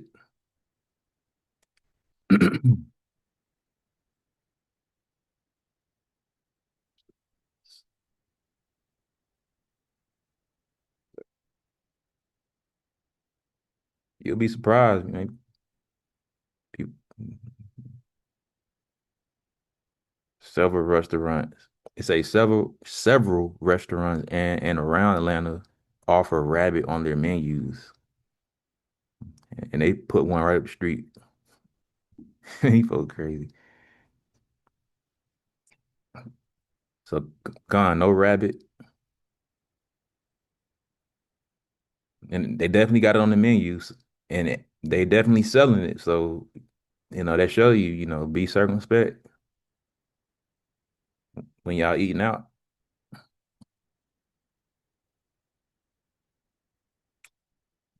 Shoot. All right, verse 7. And the swine, though he divide the hoof and be cloven footed, yet he cheweth not the cud, he is unclean to you. And I believe cheweth not the cud. Hey, when you say eating out, you talking about like Moab? Yeah. Moab, Elam fall in there. They'll What say they put? What they putting the? What they putting it at? uh, they're probably mixing in their stew or something, like call it. They can be frank and call it rabbit stew, or try to be exotic, or they'll call it Right. It's, they might call it it, beef stew, just mix it in there. it's interesting. I like rice. I like Chinese rice, but sometimes certain places, man, you can't find them kind of strips of chicken nowhere. How they cutting this like that? Yeah, Or what is it?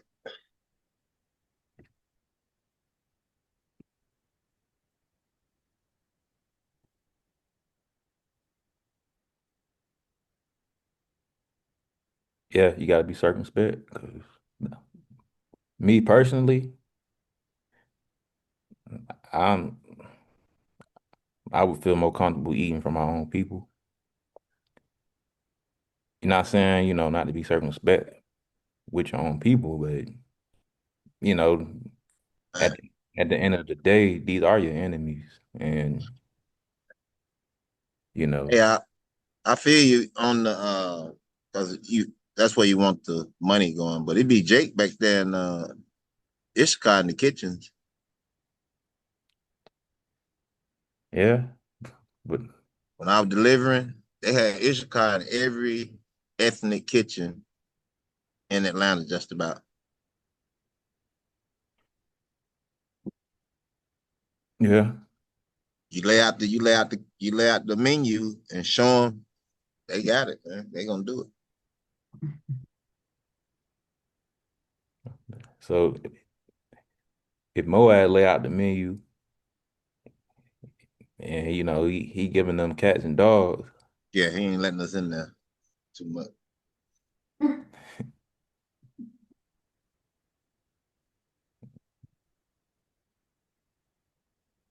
Yeah, not many of them letting us in there. yeah, I don't trust them no more. What about the ones they got Jake in there?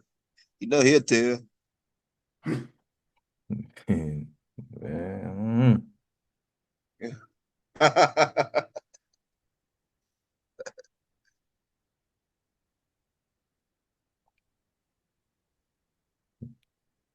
so it say, yeah, he chewed not the cud. You understand what that's going into? Right? Break it down, huh? I'm gonna Salaki. Uh-huh. I was gonna break it down. You got it. Chewing the cud. Like they gonna how we were talking about how they calc all these stomachs and digestive systems and stuff. Mm-hmm. So they making the grass pretty much that they eat the grass that they eat and they pretty much breaking it down and getting all the enzymes and all this stuff out. So that when we do eat it, it'll be something more healthy towards us. They ain't gonna slow our body down. Right. So they gonna regurgitate it a couple of times and everything and eat it back up and kind of refine the grass into something healthy for us. Mm-hmm. Gone. So pigs don't do that. Uh, Real quick, just to get a visual. Like the goat, when they eat, even the way they You know how they do their mouth. You could tell they really chewing that up. And it's like you said, regurgitating and digestion. And then the cow that's a great example. The cow has like let me see. I don't want to.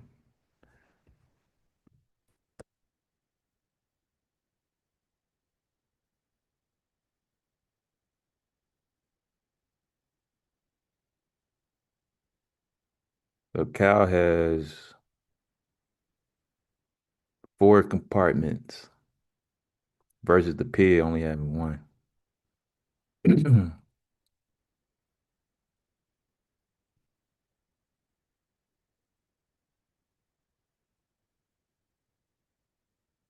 So that's 4 different areas of breakdown and digestion. What about the milk from the goat and the milk from the camel and the milk from the unclean? Same thing, right? Well, when you're dealing with the camel, that's unclean. So Right. The milk would be unclean also. can't consume it. Or cow's milk, like we look at it for cereal that's on the market. Now, cow's milk, and I'm gonna let y'all look into it. But the cow's milk it's blood in it. Right. So we just talked about Genesis chapter 9, um, Leviticus chapter 7. You can't eat blood.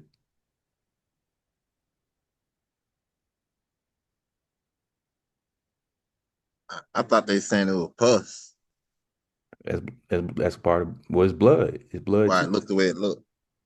Right. And the stores, what they do in these major distributors, they put dye inside of the milks. So you can't see that it's pink or red, which is blood. You think you're drinking straight white milk from a cow. So if but this is our belief. If it's cooked, remember the Lord don't want us to eat the blood, but you have to cook the blood. So if it's cooked, that's different. Like we use it to cook. We use milk with our, pancakes, um, pastas. But all these things is being cooked. So the blood isn't in it anymore when it is time to eat it.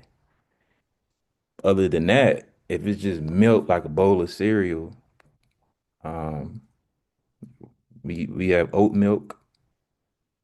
Ain't no blood in that. Almond milk, and Coconut milk, tobacco. gone. Coconut milk, that's a good one.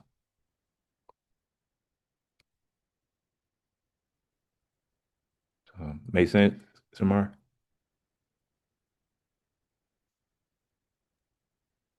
Con, I just wanted to make sure we covered that. Con.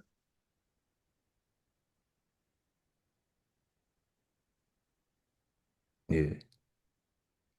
But that show you too, it gets kind of crafty. So you have to really be on your P's and Q's. But when you're dealing with cow milk, there's blood in it. Even though you can't see it, it's because of the dye that they use when they selling Well, it. also, just like dealing with the other nations, they digestive system can handle that stuff. Ours can't. We got a whole different digestive system. Mm-hmm.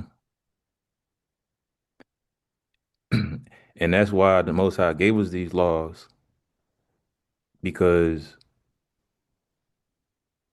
well, that's proof and it's a sign to show us, okay, the Most High dealing with the Israelites versus the other nations. When they do these things, there's no effect or there's no consequence. As of now, at least. But they can do these things, and we can't.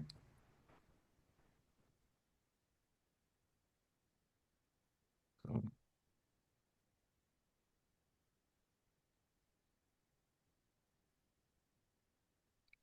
we're gone.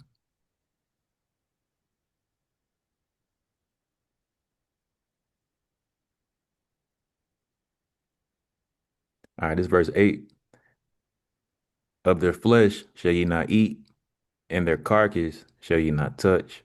They are unclean to you. These shall ye eat of all that are in the waters. And real quick, my fault. Let me back up.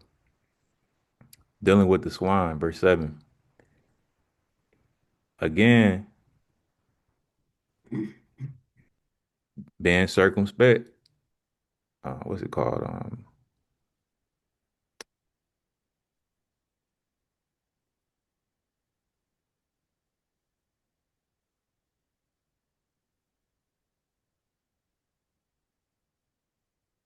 Being circumspect. Gelatin is something that's used. Um,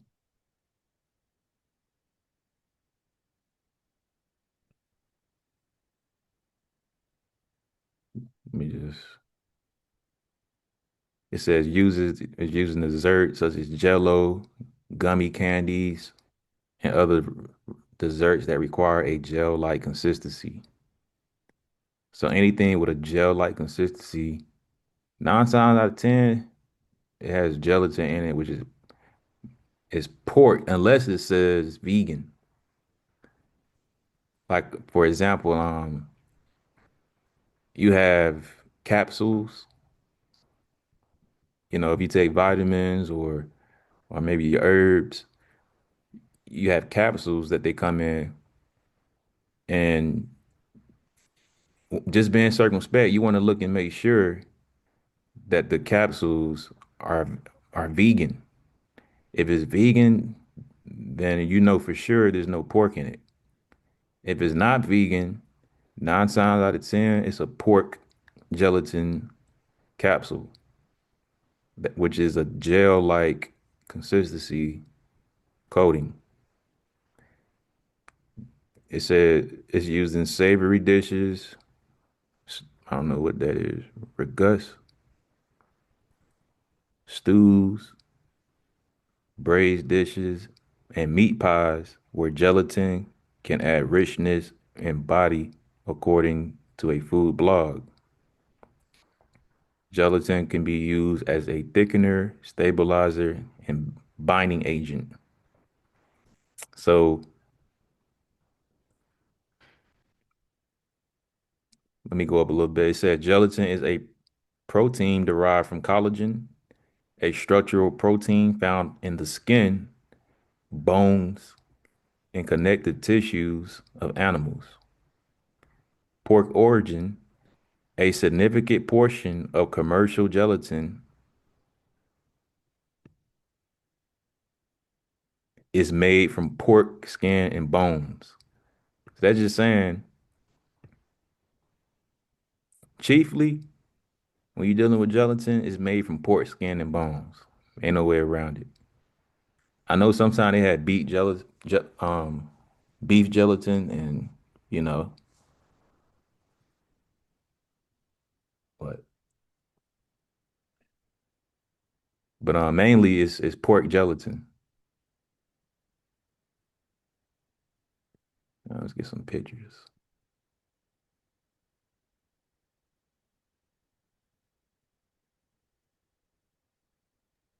But Huh?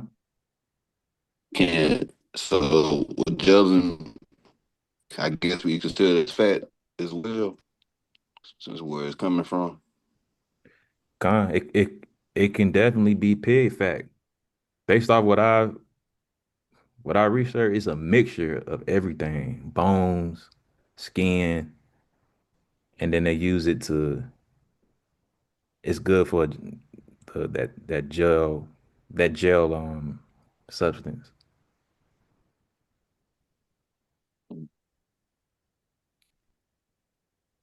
I'm trying to eat that. Like I said, unless it's vegan.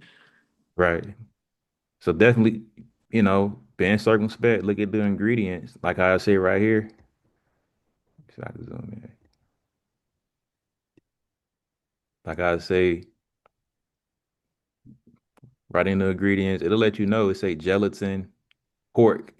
Now, usually this must be old because they're not gonna tell you, specifically anymore what it is.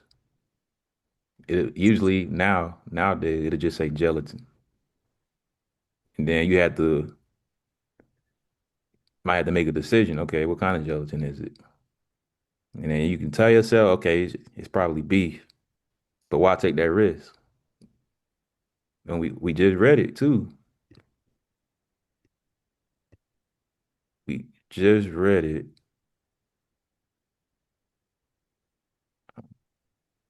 They said a significant portion of commercial gelatin is made from pork. So why risk it if it don't say specifically vegan or beef, you know?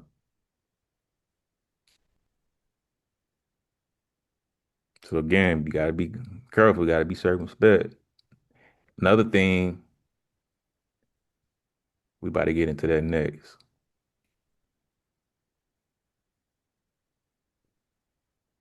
Everybody get into that next. So we can keep reading. Y'all have anything else?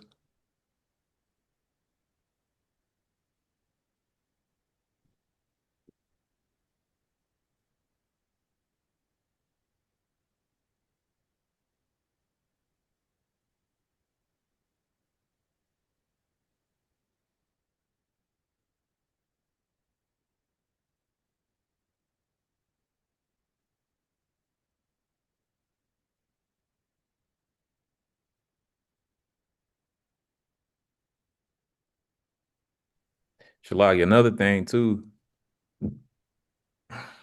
that Hannah just pointed out, when like hot dogs, for example, the casing, it could be pork casing. So basically, you may say, okay, I want some beef hot dogs. I know the dietary law, as long as it's beef or, as long as it's a clean animal, we can eat it. So you might go to the store, okay, I'm gonna get some beef dogs. You have to look at the ingredients as well and make sure the casing is clean because sometimes they use pork casing, but on the inside is beef. But the outside, the casing is made from pork. So you got to be real careful with that. And I know sometimes, let's see,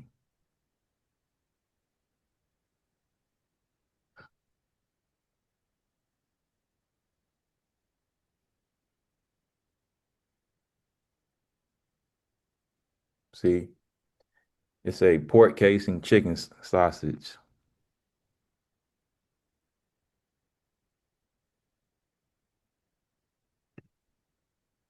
It say yes, it's common for chicken sausage to be encased in pork casings.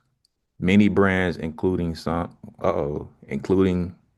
Trader Joe's, use natural pork casing for their chicken sausages. This practice is not unique to chicken sausages, as pork casings are a common type of natural casing used in a variety of sausages. So,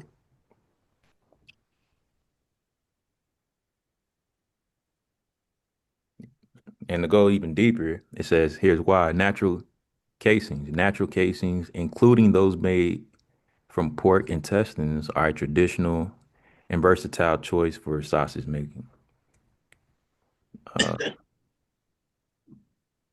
Salaki. Uh-huh. We see what Nathan's talking about. Yeah. Nathan's what's the other one? Hebrew National. Yeah. Yeah, Nathan's.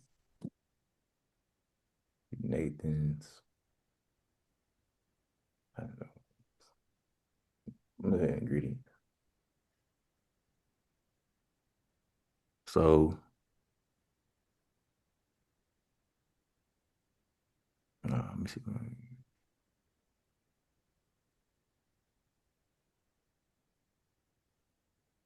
Say beef. All right, let me just AI it.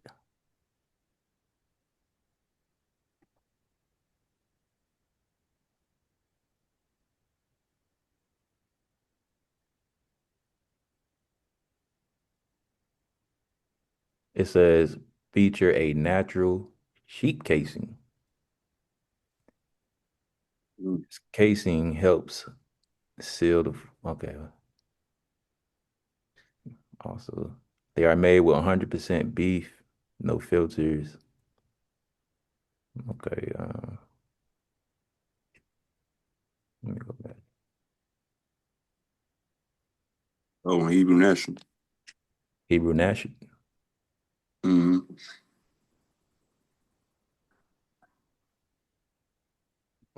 Okay, yeah. Nathan's is good.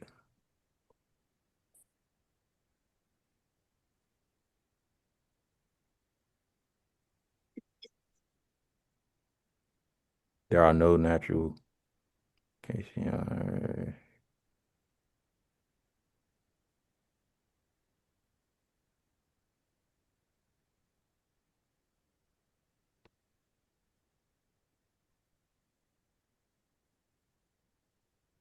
It's gonna say kosher, but that don't mean Hebrew National 100% kosher beef.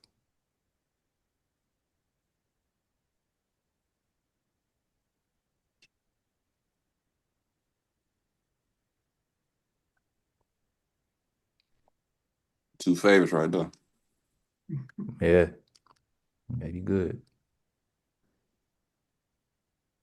But yeah, this type of case is made from beef protein and is used for some of their frankfurters. All right.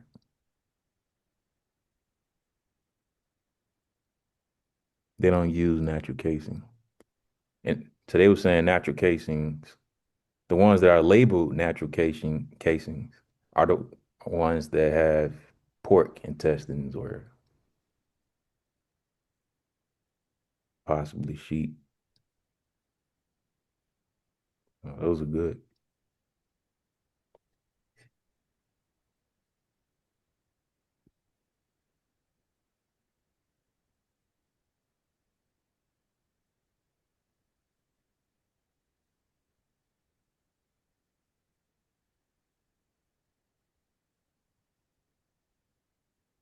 All right.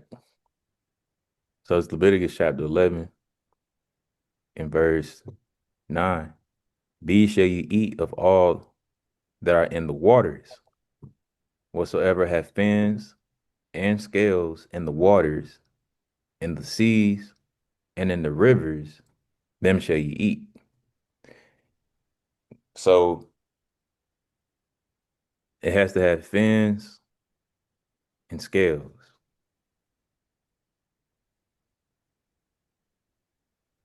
Dealing with the waters. So you're dealing with lakes, rivers, the seed. It has to have fins and scales. I'm just gonna make it simple. Fish without fins, scales, and scales.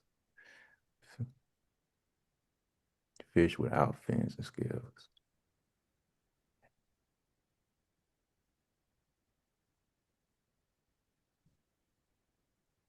Need fins and scales. Maybe they got a list.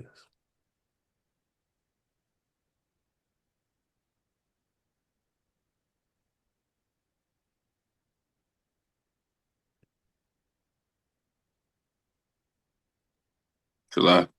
Huh? I know shark one of them. Oh yeah. They piss to their skin. You know, yeah, whatever they eat, they pretty much eat anything too. Mm-hmm.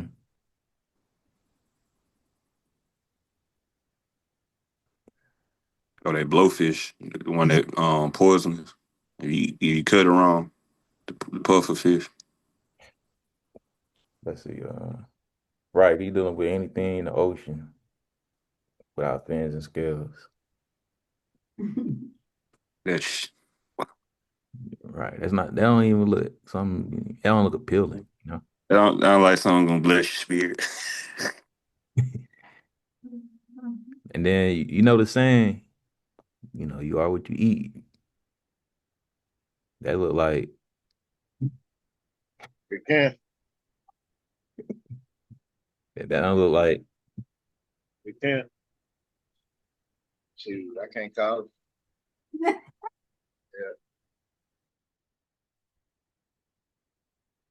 that look like something that put a spirit on you. You know. Be quiet. Oh, you going straight to the hospital. You going straight to the spirit world with that. Like they can go wild. Yeah, it's like something that it just yeah. So yeah, the blowfish. Another one. I know we. Well, I don't know, man. Cause I've been asking. You know, I talk to our people, and I ask them what kind of stuff they eat. You'd be surprised. A lot of people they eat anything out there. They eat octopus. Um, Calamari. yeah, calamari.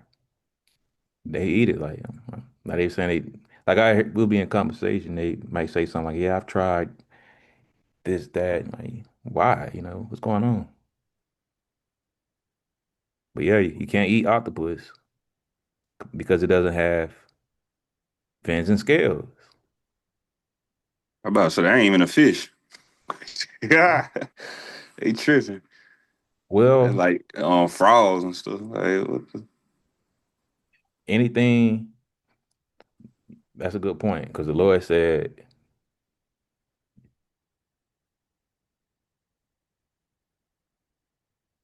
it said that these shall ye eat of all that are in the waters. So, and this is why I know grandma and grandpa that they do the sea moss, but the Lord said, "These shall ye eat of all that are in the waters." And in Genesis chapter 1, we read. Let me just pull it right quick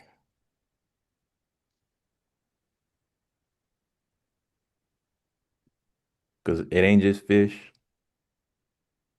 It's dealing with anything in the waters. It says, "And God said, Behold, I have given you every herb bearing seed which is upon the face of the earth." So the earth that's dealing with dry land. It don't say upon the face of the earth and inside the waters and anywhere else. So even though, sea moss is considered a plant, it's still a plant from out of the waters. And what we talking about right now, the Lord said anything, the Lord said all that are in the waters, whatsoever have fins and scales. Man, I know it might sound kind of funny, but sea moss don't have fins and scales.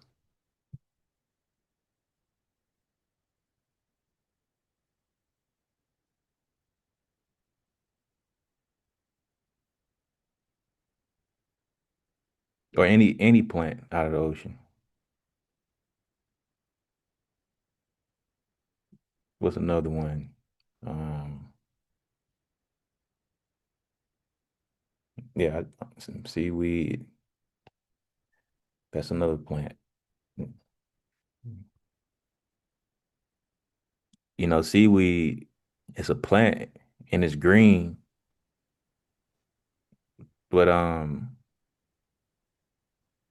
you know, man may say it's edible, but the Lord said, whatsoever hath fins and scales out of the waters. And also in Genesis chapter 1, every herb bearing seed upon the face of the earth.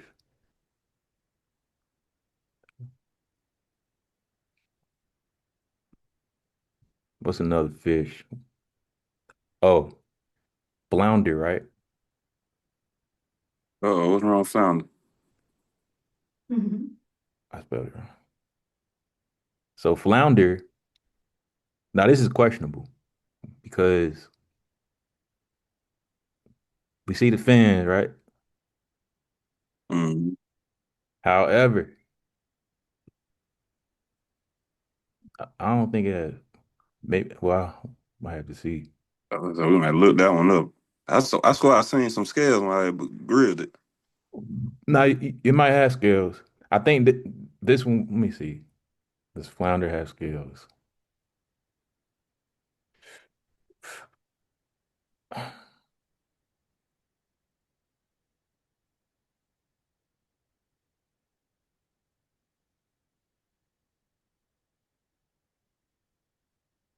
Okay, yes, flounder do have scales. All right, well, maybe it's just this. But I think why it was questionable because it's flat, like a catfish, right? Yeah. I think that's why it was questionable because like a bottom feeder, right? Nah, not flounder. Oh, I don't know what they eat, but they be in the they just be out and about. okay. I thought they was like one sided. Like you see how all the pictures showing it laying flat, like the other side of it is nothing.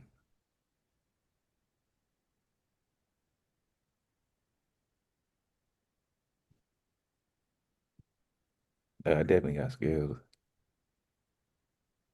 What'd you say, bro?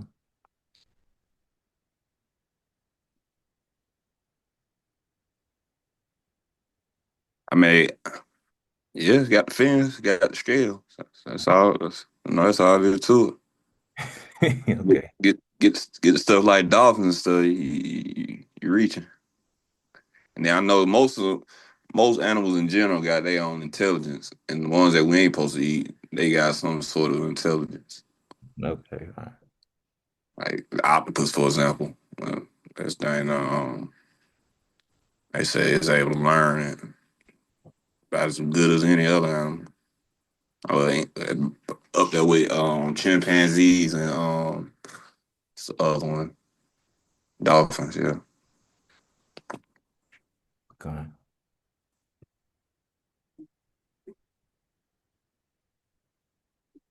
What's another unclean fish? We know catfish. We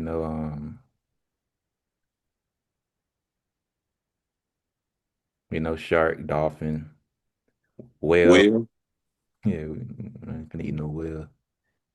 I say it's put in them lipstick products and some them perfumes, colognes and stuff, Oh yeah, yeah, yeah. but they ain't eating it though. But still, Right, that probably ain't what it was mainly made for. Like that ain't the reason why God put it on earth.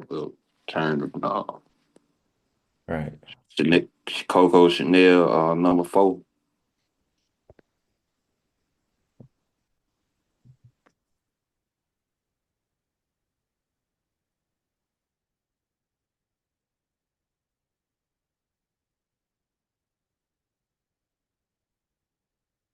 Definitely ain't got no skills or fins. It's a spider. Yeah, can't eat crab.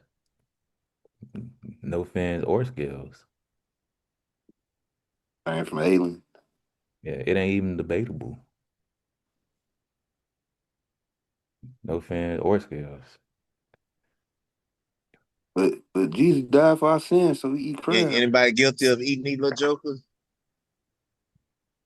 Yeah, a long time ago. Mm-hmm. No, that's the me and Big Rock stayed together. He was what you call from South Carolina, they call him Geechee. And every time he went home and came back, he'd have a big old bag of blue crab, live blue crab. Mm. Or sometimes went to Decatur Farmer Market and got the live blue crab. Big pot of rice, a lot of onions, carrot, chopped vegetables. And we ate good for two days, 2 or 3 days. But thought about doing that for y'all in the later years. I just never got interested in picking them up and dealing with them. So they crawling all over the place. But now, can't say that I ain't never had that with that blue crab. Uh-huh. He used to bring those all the time. Y'all remember seeing any of those over in Autumn Hill? I remember. He's wondering what the And that shell, when you cook it, it gets soft. I think, if I remember correct, you can eat that shell. Oh wow. They're like eating a turtle mixed with a spider. I think that's how he used to eat them. Hey, damn it, boy. Yeah. About sea mussels and scallops. What do I even know? Sea, what you said? Sea mussels. I think I know what the mussels is. Yeah, it was the scallops. Sea mussel kind of like clams and oysters. Yeah. What would you compare that to on Earth? A snail? Yeah. Yeah. Scallops. I used to eat them too, but it made my lips feel funny. Oh yeah, yeah. I hear that a lot. That's a sign. Mm-hmm. They got their own defense mechanisms in their body. They ain't Mm-hmm. even built for us, but it was so shoot. Wrong chemical reaction in the body, probably don't started some new COVID or zombie apocalypse, man. It's like, or just trying to eat weird food and stuff. I mean, not food, but eating animals that ain't supposed to be even eat. Yeah, you can't eat this. What the heck? What is it? You cannot eat scallops. I ain't even know how they look. Mm-hmm. Yeah, shellfish. No fins or scales. Well, yeah, no fins or scales. And these are like,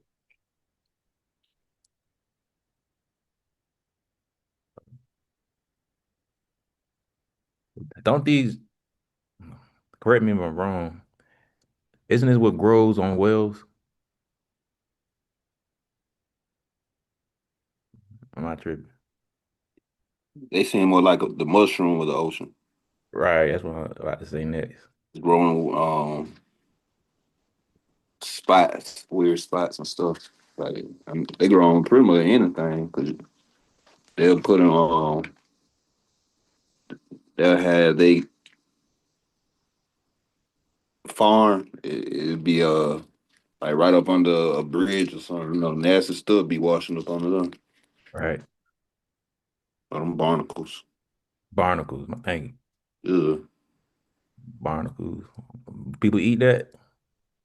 Whale pimples. What is it? That would be like mold or that's what it seemed like to me. Let's see. I don't know. We're just talking. Like what is barnacles? Oh, what are barnacles? They on turtles too.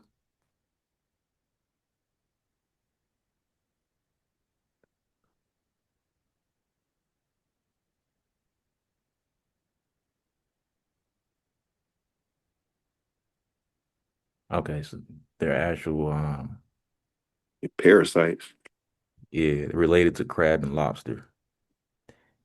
That's so if you eating crab and lobster, you might eat a barnacle.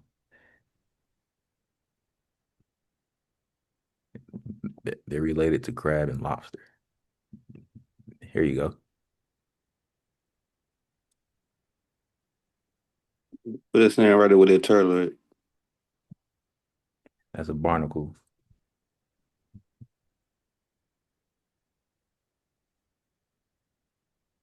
Right here. Yeah. You want to watch the video? I mean, if it ain't too long, just get like the visual learn part. Quick.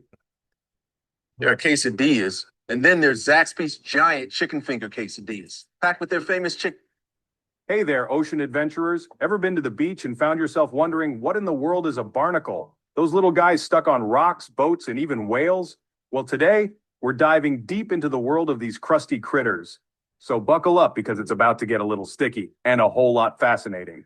First things first, barnacles are not just any ordinary sea creatures, they're part of the crustacean family. That's right, they're actually related to crabs, lobsters, and shrimp. So next time you're cracking open a crab, remember, you could be eating one of barnacles' distant cousins. But unlike their more mobile relatives, barnacles prefer the stay-at-home lifestyle. Once a barnacle finds a spot it likes, whether it's a rock, a ship's hull, or even a sea turtle's shell, it attaches itself with a super strong glue. And when I say super strong, I mean it. This glue is so tough that scientists are studying it to develop new adhesives. So how do these guys live their lives once they're stuck? Well, believe it or not, barnacles have a pretty unique way of eating. They use their feathery legs, yes, legs, to sweep food particles like plankton from the water straight into their mouths. It's like having a built-in fishing net. Imagine you're a barnacle stuck on a rock, legs outstretched, just chilling and catching food all day. Not a bad life, right? But it doesn't stop there. Barnacles have another trick up their shells, reproduction, and it's wild. Get this, barnacles are hermaphrodites, meaning they have both male and female reproductive organs. But here's the kicker. They have one of the longest penises relative to their body size in the animal kingdom. This helps them reach out to nearby barnacles to exchange genetic material without ever leaving their spot. Talk about long-distance relationships. So, after all that hard work, barnacle babies called larvae are released into the water. They float around as tiny, free-swimming creatures until they find the perfect spot to settle down and, you guessed it, stick themselves for the rest of their lives. Now, while barnacles might seem small and unassuming, they actually have a huge impact on the world around them. For one, they're a key part of the ocean food chain, serving as a tasty treat for fish, birds, and even some whales. But there's also a downside. Barnacles love to hitch a ride on ships, and when they do, they create drag, slowing the ship down and making it burn more fuel. This phenomenon, called fouling, costs the shipping industry billions of dollars every year. Yikes. So the next time you're at the beach and you spot some barnacles, take a moment to appreciate these fascinating little creatures. They might be small, but they sure know how to make a big impact, whether it's sticking to rocks, feeding with their legs, or even causing headaches for sailors. Thanks for hanging out with me today. If you enjoyed learning about barnacles and want to explore more cool ocean creatures, make sure to hit that. All right, so Big old sea spider. yeah, no, we can't eat that.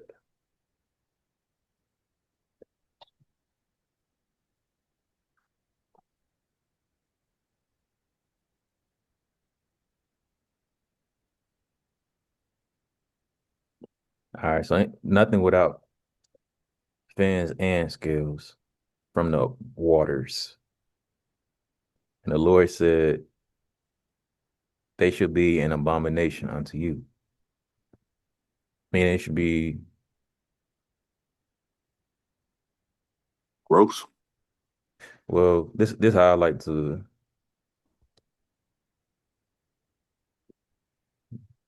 abomination. So this Proverbs,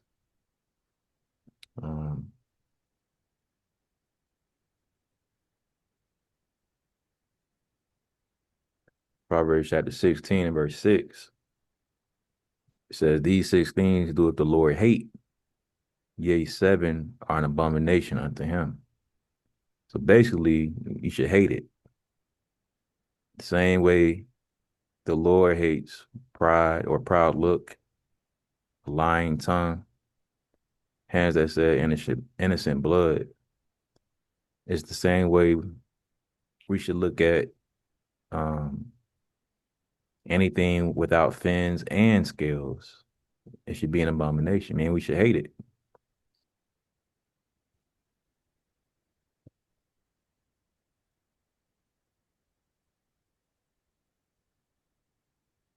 So Leviticus chapter 11 and verse 11, they shall be even an abomination unto you. You should not eat of their flesh, but ye shall have their carcasses an abomination. And it says their carcasses an abomination. So after it's dead, you should hate it. It should be disgusting. Like you said, Mari. It's not something you should want to be around for the most part. Whatsoever. Huh? Like I say, so collecting seashells, that'd be like on that type of time. Yeah.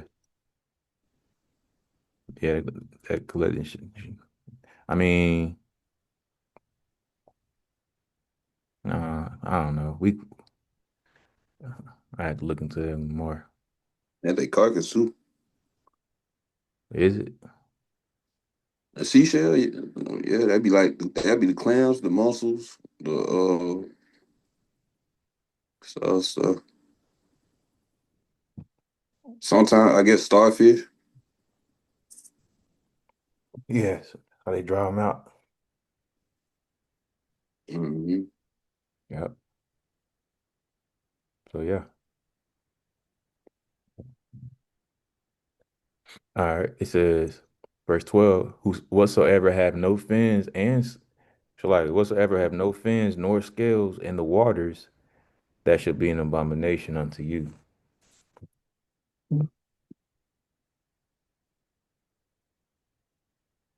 Give me a second. Page 10.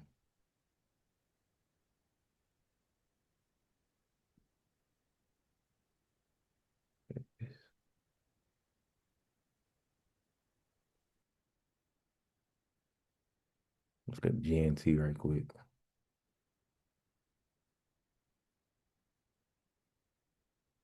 So it's the GNT, Leviticus chapter 11 and verse 9. You may eat any kind of fish that has fins and scales, but anything living in the water that does not have fins and scales must not be eaten. Such creatures must be considered unclean. You must not eat them or even touch their dead bodies. You must not eat anything that lives in the water and does not have fins and scales. Okay, so that's pretty clear. All right, moving on. Leviticus chapter 11 and verse 13. And these are they which ye shall have an abomination among the fowls. They shall not be eaten. They are an abomination. The eagle and the ostrich and the osprey and the vulture and the kite after his kind, every raven after his kind, and the owl and the nighthawk and the cuckoo. I probably didn't say it right. And the hawk after his kind, and the little owl, and the cormorant, and the great owl, and the swan, and the pelican, and the gyre eagle, and the stork, and the heron after her kind, and the lapwing, and the bat. All fowls that creep going upon all fours shall be an abomination unto you. Yet these may ye eat of every flying. Okay, it's going into something else. So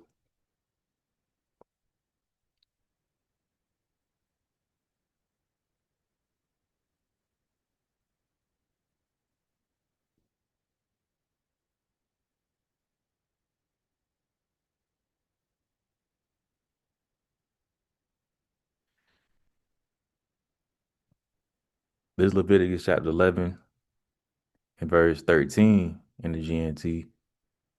You must not eat any of the following birds: eagles, owls, hawks, falcons, buzzards, vultures, crows, ostriches, seagulls, storks, herons, pelicans,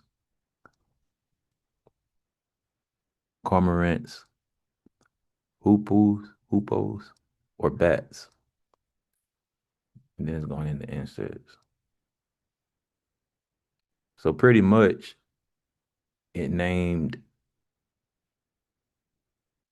the birds we can't eat specifically, and it said after its kind. So there are, there's bird families.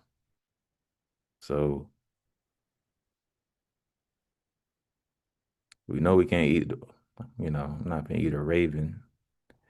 And we know what these birds do. They eat the same way the pig. They clean the earth. We know the owl eats rabbits. It eats things that the Most High told us not to eat, dealing with the beast. Uh,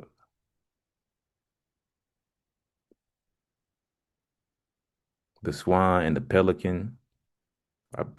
Is the swan or the pelican have webbed feet?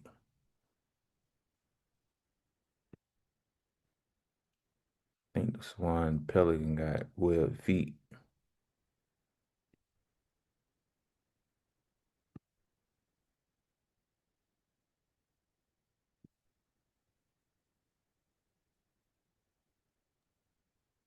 And just looking at the that picture of the rabbit, I never looked at it like that. I didn't know the the rabbit. If you like, it's a big rodent in the rodent family like that.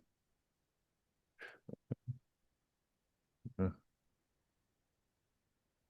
A big side rodent. Uh, With big ears. spell it wrong.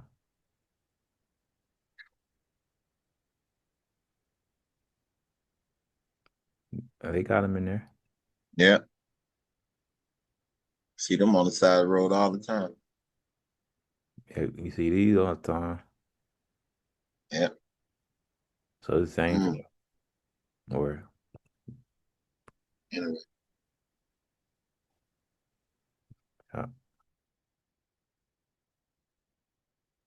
kind of like how a mouse look like a hamster.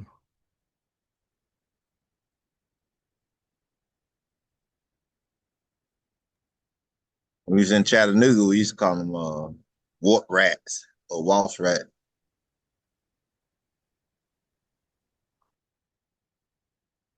Why y'all call it that?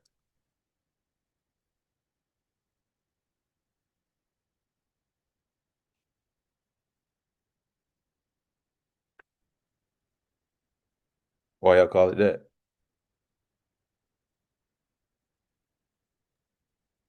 Just because just the size they were, and back then the rumor that they bite back with the teeth. You try to grab them or something, they'll bite you.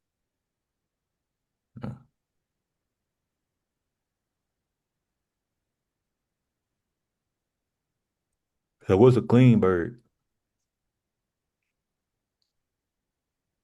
What's a clean bird? Mm-hmm.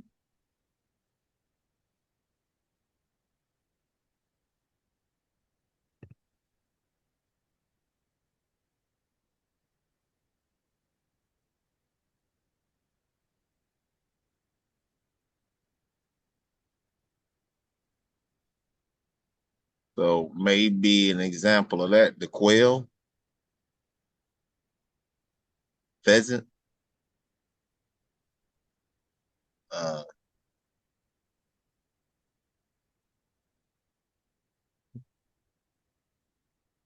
But how? is it? What make it clean? Because it don't have web feet. No, just that, and it went on the list of the unclean. Okay. I appreciate that. Like, Uh-huh. ain't parrots and peacocks and stuff like that on there. And pigeons. I know pigeons are clean. Unclean? Clean. They are clean? They're clean. Okay, I thought so. They Moab chicken. Huh? That's what it is. What? In the fried rice.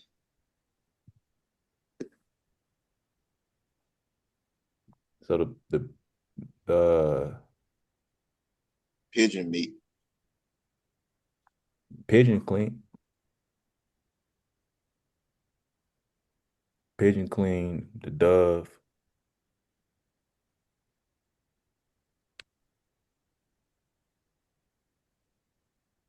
Oh, duck. Duck got wet. Duck ain't on there. I'm saying, we all see the on the. So the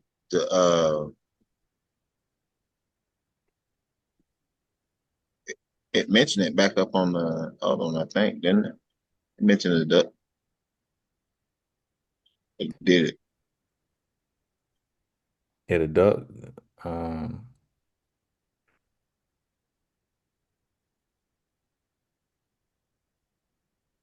Duck had well feet though. Yeah. Yeah, they ain't saying nothing about feet though. For birds. You're right. You don't say no.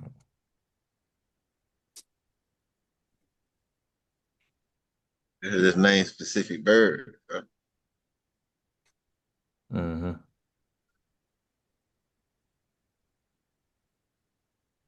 Eagle, ostrich.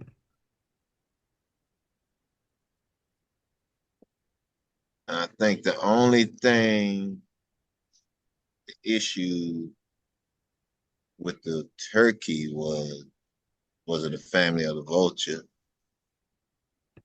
That's a good question. Vulture.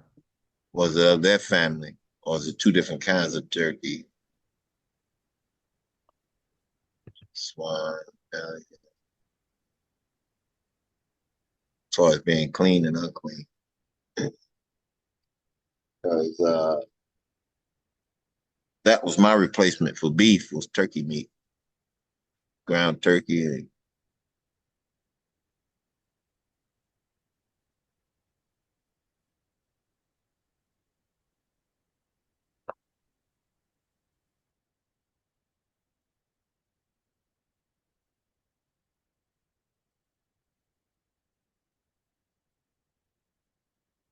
Shoot.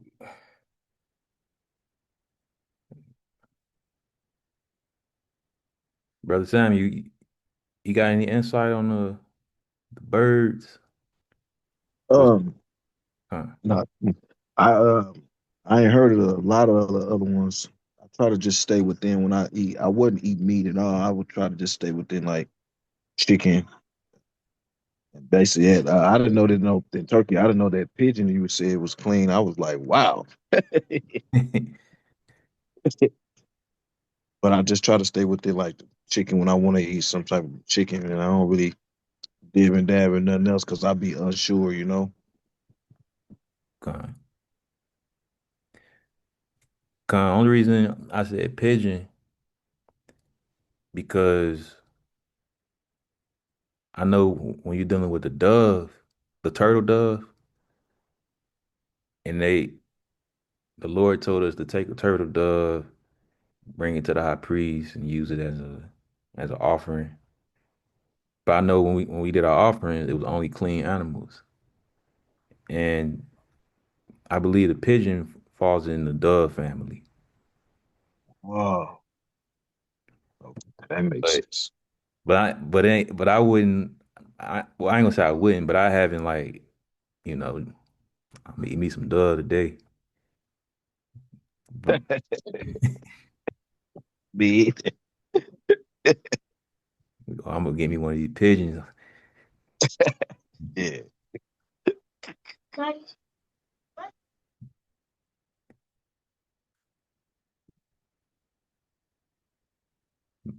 But that's just as far as I got, you know. And ducks are the swan family. I thought so. And I believe the pelican is too. 'Cause we did a whole study on it. Pelican.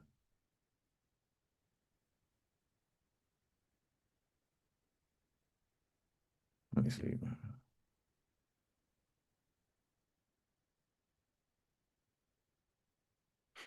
Yeah, see the duck will fall underneath the swan, the pelican, that family. Because remember it said after his kind, right? Let me see, I ain't tripping. So,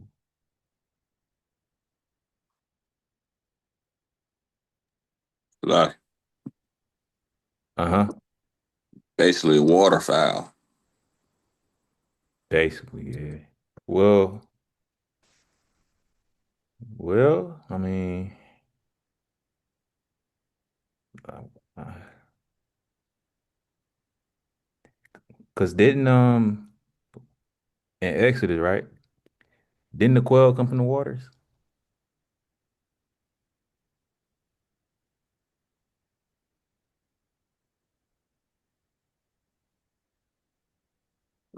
Have to recheck that one. Okay, I might be tripping.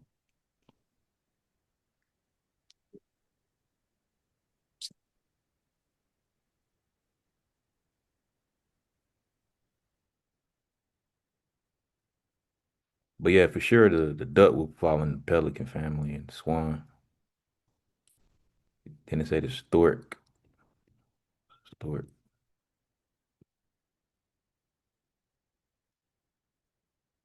Yeah. That long beak.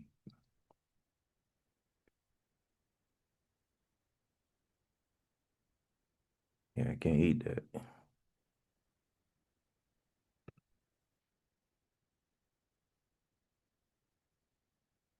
Yeah. No, you can't eat that. Can't eat that.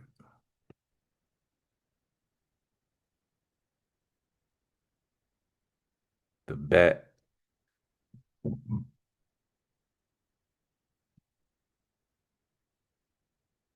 No, you can't eat this. They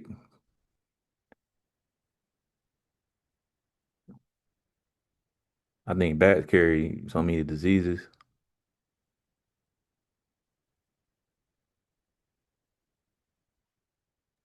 That put a spirit on you, man.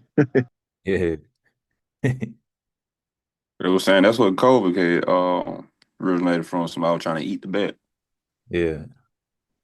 in the China market. But, they were let loose. And then one of them was like, I'm taking this home. I'm about to go cook this. Like, like they probably experimenting on the bats. I take it home and cook this, man. They true. Anybody got Started COVID. anybody got a pellet gun? I need one. I got a couple of them flying around the house. They're not in the attic, but I like to take them down. Oh no, I was gonna say they good now just because they unclean don't mean that they don't do their part in the environment. My only thing that I can not tolerate, thing I love about bats is that they eat the mosquitoes. So they bring down that population of mosquitoes at night. Okay. I seen what they do if they get in your attic and they start reproducing in your attic. I'm not interested. I'll take care of the mosquitoes. All right. Yeah. Yeah, I'd be surprised people actually eat this stuff. Otherwise, the most I wouldn't put it on there.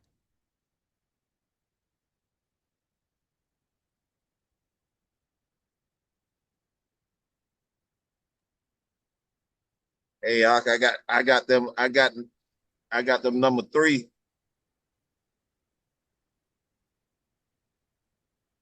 Oh wow. Look at that.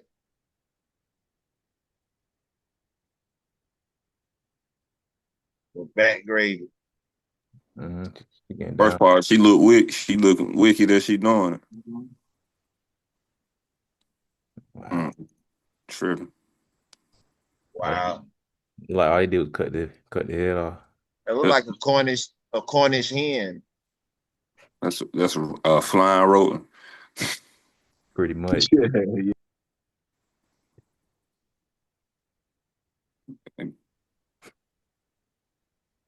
Yeah. Between Esau and Moab, they wanna eat everything that unclean. I wouldn't eat that, man. So yeah, you can't eat bad. They selling it for sure though.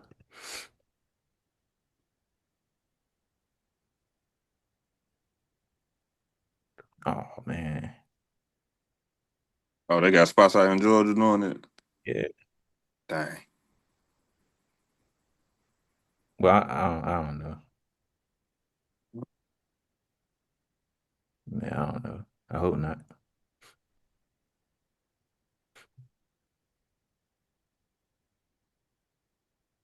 Wow.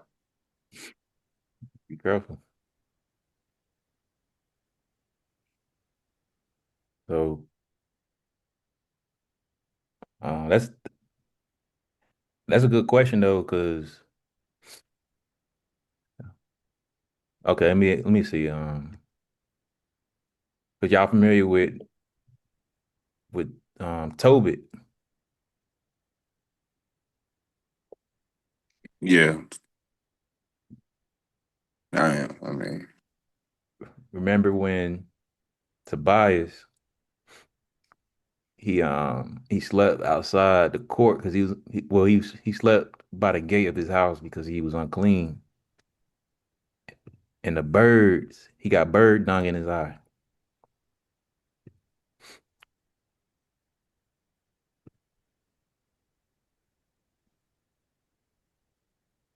you saying he got bird dung in his eye and then he was unclean He from was that? he was already unclean.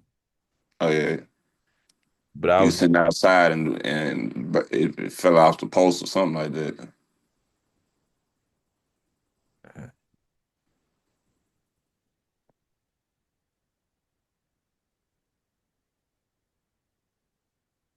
okay, I missed it. Okay, so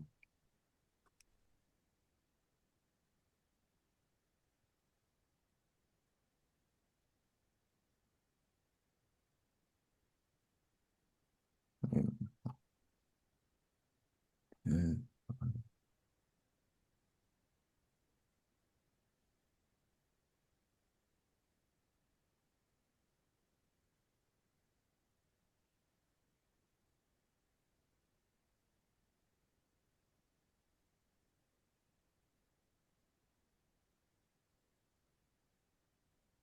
Shalaki, yeah.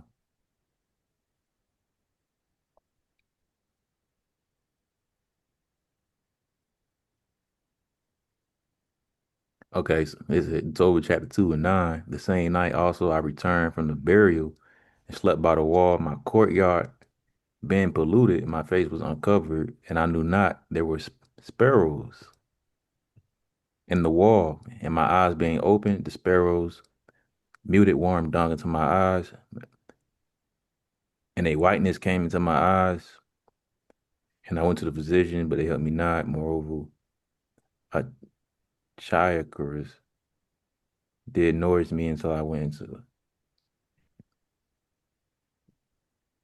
Ela- Elamias. Okay, sparrows. Point is,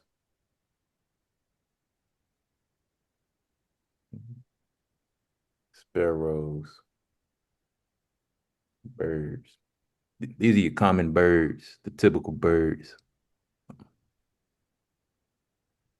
The sparrows. So this is what muted dung into his eyes, made him blind. But these birds mentioned as unclean, or maybe after his kind.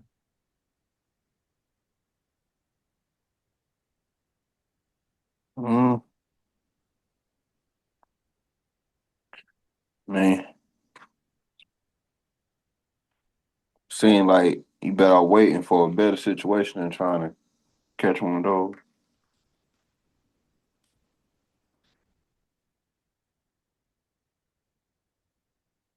I don't know. Those the little birds that be able to be eating out and always getting bread and everything.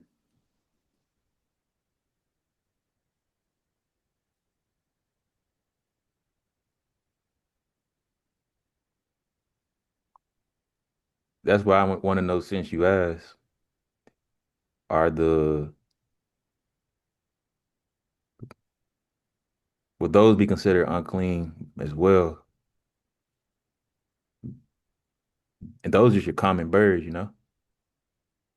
but I don't see it on here. Do y'all?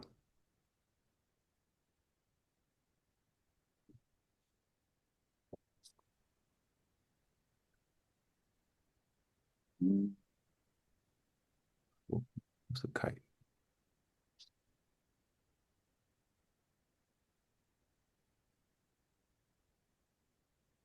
Yeah. I mean, I wouldn't eat that anyway, but Birds of prey. I still want to know.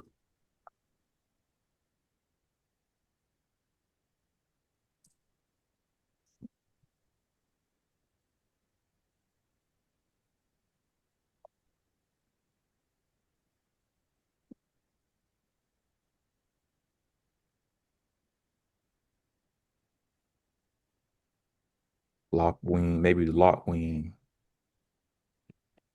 lat-wing.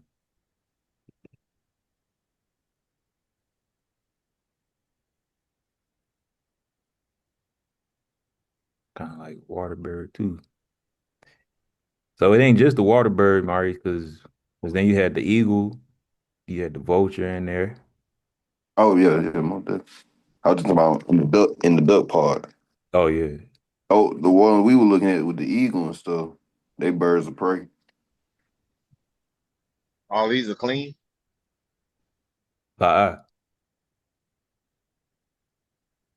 now these are unclean.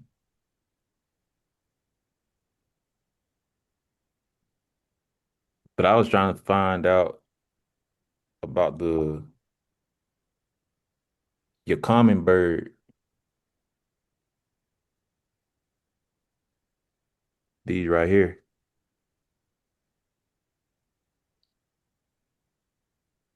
I mean, I don't know, it might be let's see. About the names. You don't say though. I mean, it could look kind of similar. This your dove family.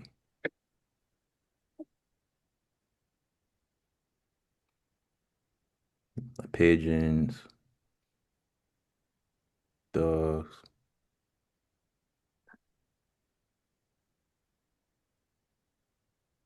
It don't say, it don't speak on these in this section.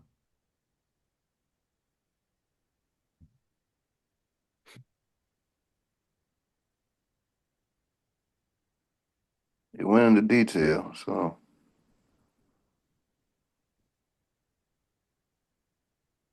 Let me see, because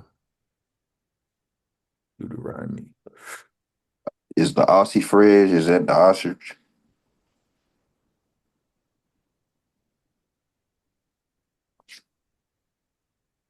What'd you say? Is the ossifrage Well said.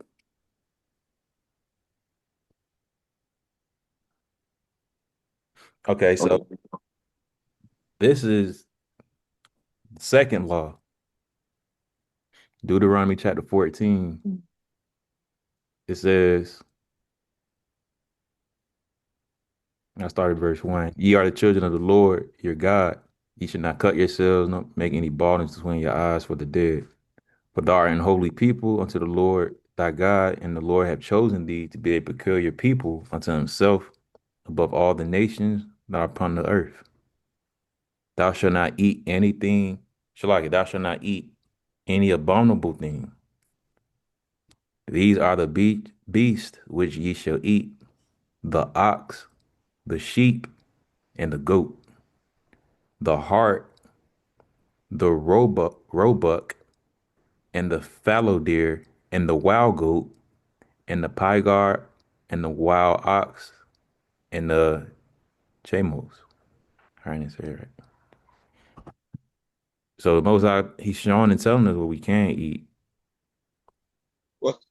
Well, what is the ox and the wild ox? Let's see. Like a cow. Come on, like a cow.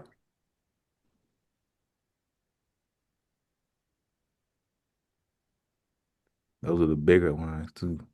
So like buffalo. Oh, you got domestic over here. Domestic.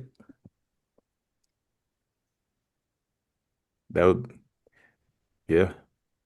Oh,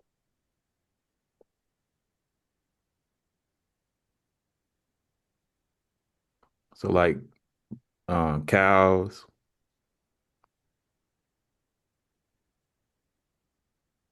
I know buffalo for a fact.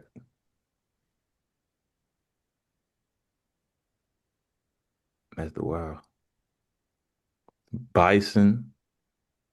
Same thing. buffalo. Yeah, Uh-huh. yeah.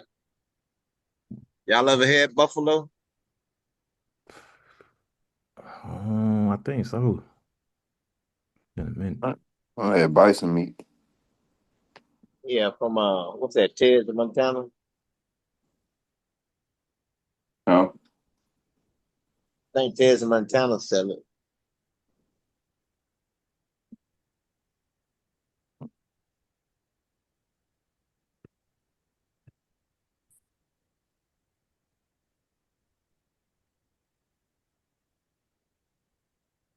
No, everybody done had the wild goat, right?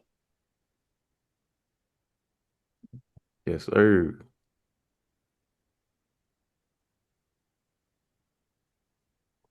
I think so. So this is important because um this Deuteronomy 14, and it's saying specifically what what's okay and what's clean. And this is important because say, you know, prophecies are unfolding and we enter into a time where we had to really depend on the Most High and use that bow and arrow. And an animal like this cross our path, you know, we really we're in need of some food, and an animal like this cross our path. We still want to know if it's we need to know if it's okay to eat. I don't see anybody doing it. Can you legally walk around with your bow and arrows? Like if you had your carrier, you got your bow on your backpack rack, and your arrow cup with about 7 or 8 arrows, and you you become proficient, but walking around in public with that. What you mean? Like if somebody, like he's saying, like if you Yes, you can though. yeah, license to carry, you got concealed carry, or you go in quick trip, you might see somebody with it on their side, letting it be seen, or they got it in public, they got their permit, everything good. Do you need all that with a bow? Say if I want to walk with my bow and I'm going on a 5 mile hike and I run across some pheasant or run across something, I got it with me. I Or mean, if I got yeah, on you the got the right. belt line. Put it that way. You got the right to bear arms. So, Right? with certain birds, if you kill, it could be a felony. Yeah. But you don't So, need any kind of paperwork with that bow, right? And the arrow. nah, you shouldn't I wouldn't think so. double check, I'm but saying if you walk around in public and you walk past law enforcement, they might ask some questions, but you don't got to answer none of the questions. If they don't, definitely that's a any lawsuit, call come on the radio of somebody getting chunked with an arrow, they know who to go to. right? But they just decide to bother you and do the most. You can sue them. So, Right.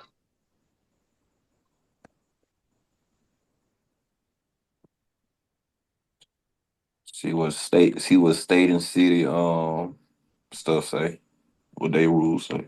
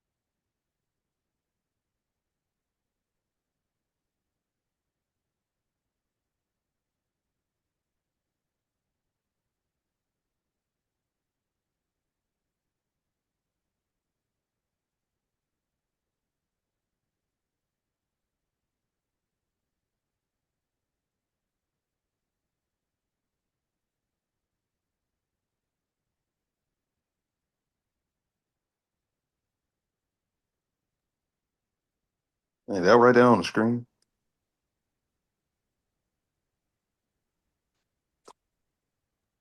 All right. I was just looking at the turtle dove and how the pigeon and how they relate, and it basically unclean. I mean, they're clean. So like, and the Lord said we can eat the animals that's clean. But it said you can't eat anything unclean, but everything else is all right. But I don't really go into specific details as far as the birds of what's clean.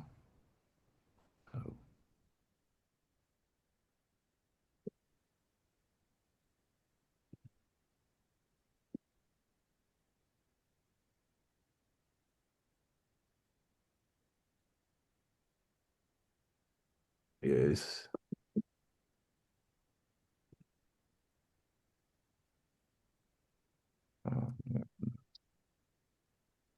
Now you got the brother Jermon in. Yes, indeed. Yes, indeed. How's everyone doing? All right, Shabbat Shalom. Shalom, shalom, everybody. Shalom. Come on, brother. Yes, indeed. So I'm trying to see. Oh, in Hebrew. Are you guys going over what's part of the scriptures you everyone's going through right now? Right now, Yeah. we in Leviticus. Ooh, I love Leviticus. That's the Levites. I love them, man. Yes, sir. And well Deuteronomy now, but we was going Okay. over the dietary law.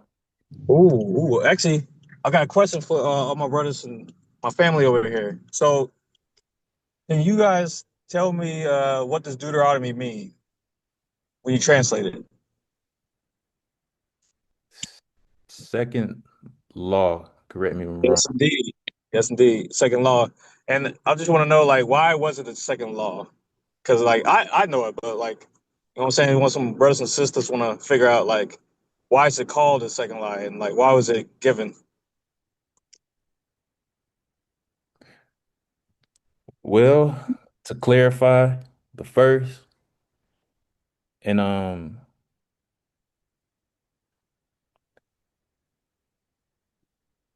it kind of slipped my mind. Oh, no, you good. I can explain it. Like, if you, I know you got it, but, like, Right. Oh, oh, yeah. I was gonna say it was the second law because Moses had to pull back up to the mountain after after he crashed out about them crashing out as everything was going on. Like, yes, sir. Yes, sir. That was perfect. Yeah. And especially when so when Moses went up to pray on the mountains and Mount Ariyah, it was basically letting them know, like, see, of course, that he'll be back, right? Because only he could talk to God at the time, because God's spirit worked through him. But basically, because of course, as you all remember, the first generation of Israelites, they wanted to have someone to worship, right? And that's why they told Aaron, of course, to get all the gold that they got from the Egyptians to build that golden calf. And because of that, because we all remember, right, what happened to the first generation of Israelites and Moses and Aaron and them. You know what happened to them? They all died out, right? So before then, right, he had to teach the next generation, right? That's why it was mostly called Deuteronomy, the second law, because deuter, that in Latin means two. Latin and Greek, it means two, right? And he had to let the second generation know before, because they were supposed to, right, to conquer the Canaanites, but they didn't because remember they broke that covenant, right? And that's a big thing. So definitely. And let me ask everybody here too as well. So I remember 666 Testament. Uh-huh. Oh, I love it, I love it. So yeah, we're not talking about Revelation. That's the new age stuff. But like in the Old Testament, right? Do y'all remember like what 66 meant in the Old Testament? You got a precept on it? Oh yeah. I got you, I got you. So because you know me, I don't add or subtract. So as you remember, right? As you remember in First Kings, right? Yeah. First Kings, Second, but as you remember, right, in the beginning, you know who was meant, and we all know Queen Sheba. She was the queen of Ethiopia back then, right? Even before it was called Ethiopia. And Kings 10 was Kings 1, right? We see, of course, David, we see David in the beginning, right? In First Kings chapter 1. He, of course, he broke the covenant. But the difference between him and Solomon breaking the covenant. Yeah. Oh, yeah, yeah, no problem. First Kings chapter 10.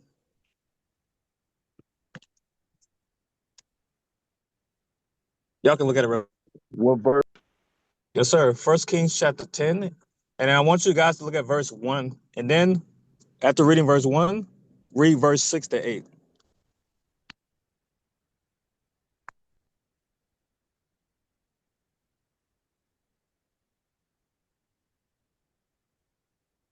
All right, so this First Kings chapter 1, Mm-hmm.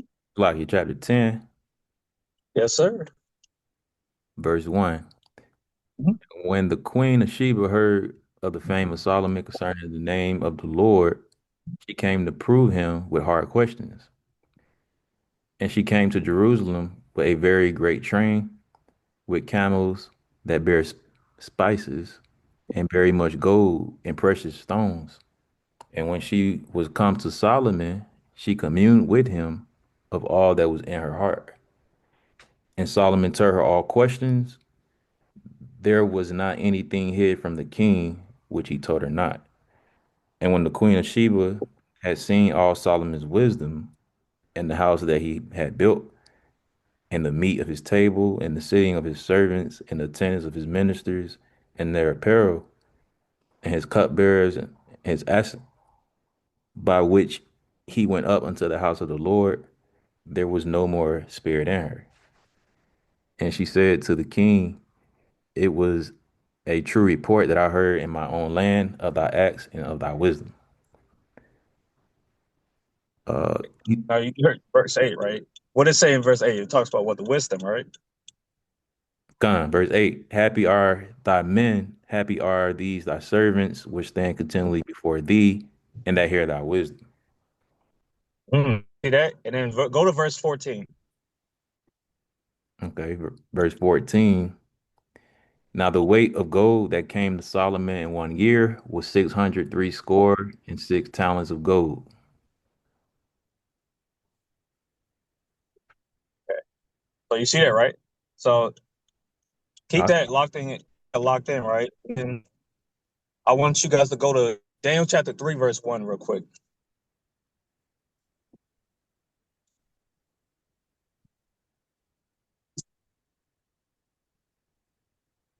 So real quick, Yeah, the I mean, you know, just read it. the gold, okay, Solomon and the gold that he had, and just want to ask you, how does it relate, or what's the breakdown on that with Oh the yeah, yeah, I can tell you.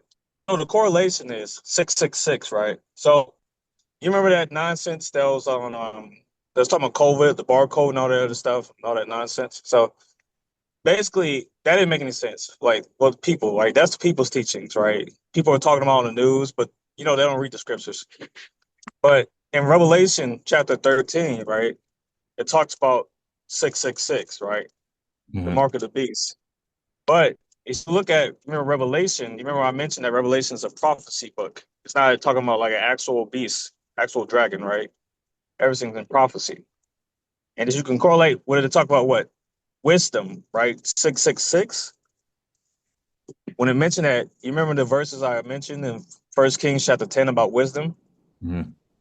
And I gave you Daniel chapter 3, verse 1,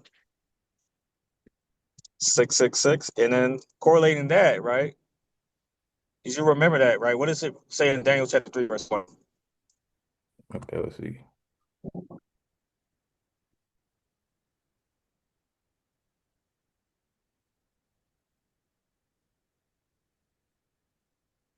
Okay, it's Daniel chapter 3, verse 1. Sure. Nebuchadnezzar, the king, made an image of gold whose height was 60 cubits, and the breadth thereof 6 cubits. And he set it up in the plain of Dura in the province of Babylon. Okay. So you see that, right? So that was a measurement right there, right? So in Daniel chapter 3, verse 1, it mentions like a measurement, what, 60 shekels, right? Kind of like 60 cubits high, right? And 6 cubits wide. So as you study math, right? 60 by 6, right? That's like 600, right? So as you think about that, and then you go back to First Kings chapter 10, verse 14, what does it mention, right? It's like a yearly tax. The people were giving money for the wisdom, right? From King Solomon. That's why in First Kings chapter 10, verse 1, of what Queen Sheba, when she was telling him, right, telling everyone to listen to the wisdom of King Solomon, in verse 14, it mentions about he's receiving the 600 shekels every year, right, of gold. For what? The wisdom. Now do you see what I'm correlating that? So I see what you're saying. I see what you're saying. Okay. All right. You see that? You're mentioning that. It makes sense. Because when you think about it, Kings, right? Remember what he did actually, make the Israelites, make Israel split in two. But it was something very, very controversial. Really, Jehovah told him not to do. It's Israel, you remember it.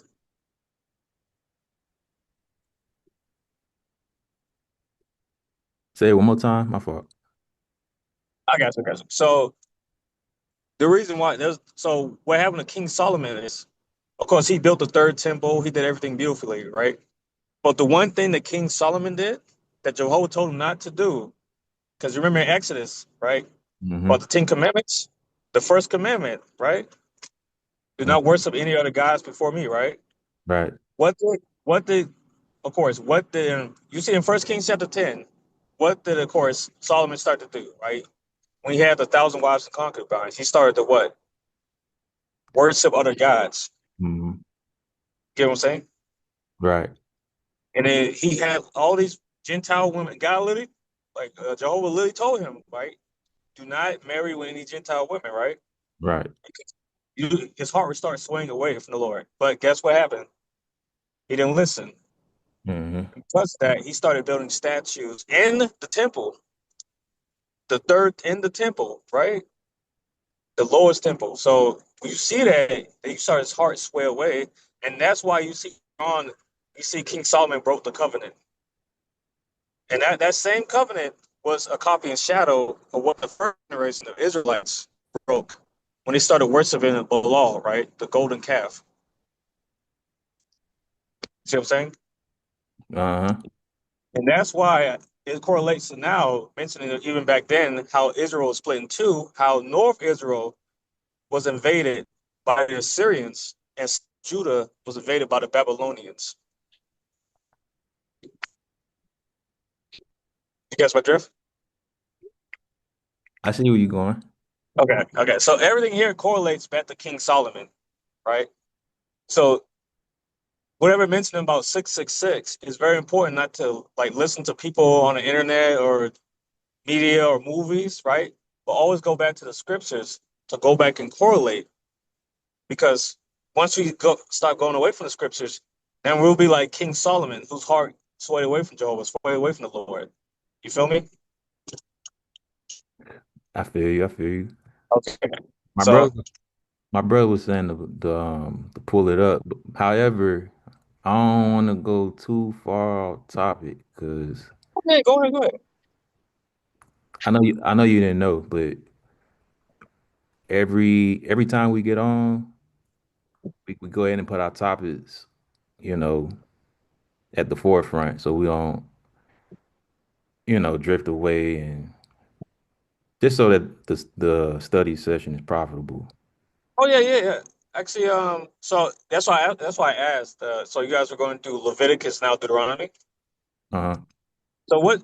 Okay, so like before I get into it, like so did everyone understand what I was getting into? What I was talking about? Yeah, dealing with the Con, six, con. six, six. Okay, all right. But might I digress? So you say you in Deuteronomy, right? Yeah, we was in Deuteronomy 14 Beautiful. because it relates to Leviticus chapter 11, and it's just dealing with the dietary law. Love it. I love it. Okay, I'm gonna let you guys get into it real quick, actually, and yeah, let me be silent. I got you. Well, if you got any insight, because we right now we trying to figure out, um, I mean, we kind of know, but we just confirming. Oh yeah, The you Bible think says, it's right. the Bible says specifically Okay. what not to eat as far as the fowl. And here we go right here. It You says, talking about like the ones who like and also like not to eat pork and everything? right, we touched on that, the pork and all that, and the fish. And now we Okay. we at the fowl, the clean. And right here, first we was in Leviticus chapter 11. Now we in chapter 4. I mean, Deuteronomy chapter Okay. 14. And it says, of all clean birds ye should eat. But it don't say, exactly specifically what those clean birds are, except my brother pulled the reference in Exodus dealing with the quail. And then Yes, sir. The quail when he yeah, sir. uh-huh. And then Yeah, so I got something for that. So did you guys remember and Daniel, you guys remember what was going on with Daniel and his like three friends and the Babylonians? mm-hmm. Remember when Babylon speaks. I'm stopping over here. Sorry, my ADHD. But Babylon, of course, it conquered South Judah, right? And this was going on right at the moment when Daniel and them, the whole language, the culture is being stripped, even the diet, the food that was eaten, Right. and it's still what you guys mentioning in Leviticus and also Deuteronomy. It's correlate. It's still a correlation to even then because they tried to force them to actually eat the food that was unholy or when I was a Muslim, right? We'll call it non-halal, right? We'll call it haram. So things like that. And Daniel straight out refused, right? And even they tried to burn him. And it's all a correlation that we're is keeping on today. But you guys got to remember, this was like a copy and shadow, right? Of course, now, of course, the Israelites follow the law, but there's certain things we have to know, right? Correctly. And on the same topic, I want if we can we go to Leviticus 17 11? Yes, sir. Okay. If you don't mind. My fault. Leviticus 17 and verse 11. Yes, sir. Yes, sir.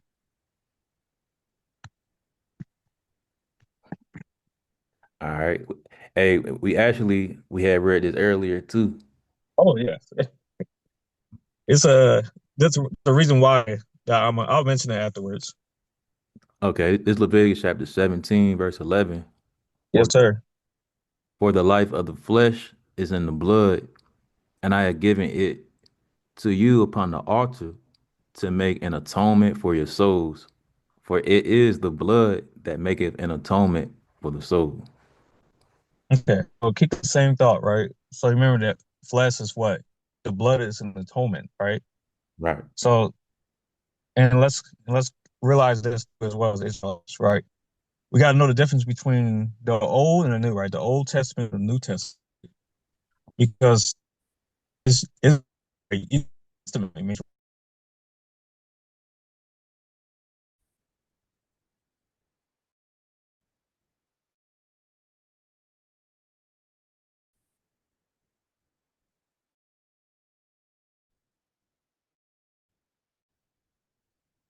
I'll answer. You good.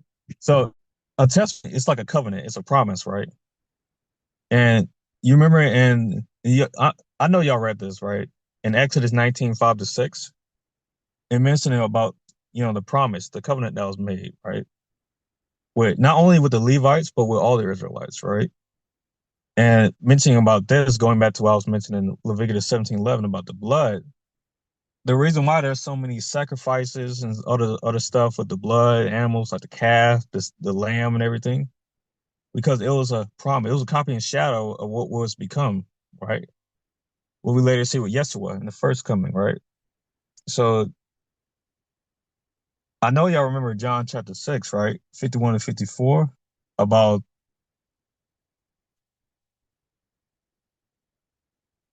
I don't want to digress.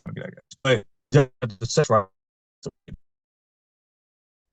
And as you remember John chapter 6, verse 24, it mentions, right, when Yeshua was talking to the people, Yeshua was feeding the people with what, like 5,000 loaves and fish, right? Loaves of bread and fish. And he was mentioning to them that you only follow me because to fill your bellies, right? But then he mentions again, right? Why work for food that spoils when you work for food for eternal life? So to correlate back to what the dietary food, right? In the Old Testament, that was like the law itself, right? That was the law, right? That's what you had to do. You had to follow that law. And if you didn't, you may get consequences. You might be stoned to death, right? Even worse things, right? But that was the law back then, right? But our law today is more spiritual. Because as you remember, in Yeshua's time, right? His everything that he mentioned was in parables, was spiritual. Even mention about the food, for example. You guys catch my drift, right? And as you read, like I said, you read all of John chapter 6, right? Most of it talks about food, with bread, wine, right? It mentions all about food. Those are the teachings of Yeshua in the first coming. So, and that was all in the what? The New Testament, right? The new law, the new promise. So everything that we mentioned here is correlating, right? Everything you guys mentioned, you all mentioned, it all correlates. And of course, it's important now. Like we gotta keep that law too, man. We gotta eat healthy, man. We can't be eating no pork or no something that's like was it crab, lobster, and all that nonsense. We can still keep that law, man. You feel me? Wasn't very important as Israelites. We have to maintain like what we're actually looking at, right? What we're correlating. Did you get what I'm saying? Does everyone understand? I agree. Okay. All right. So now when you read John chapter 6, what does it all mention? Most of it mentions, right? Life, food, eternal life, may have like some wine in it, right? Blood.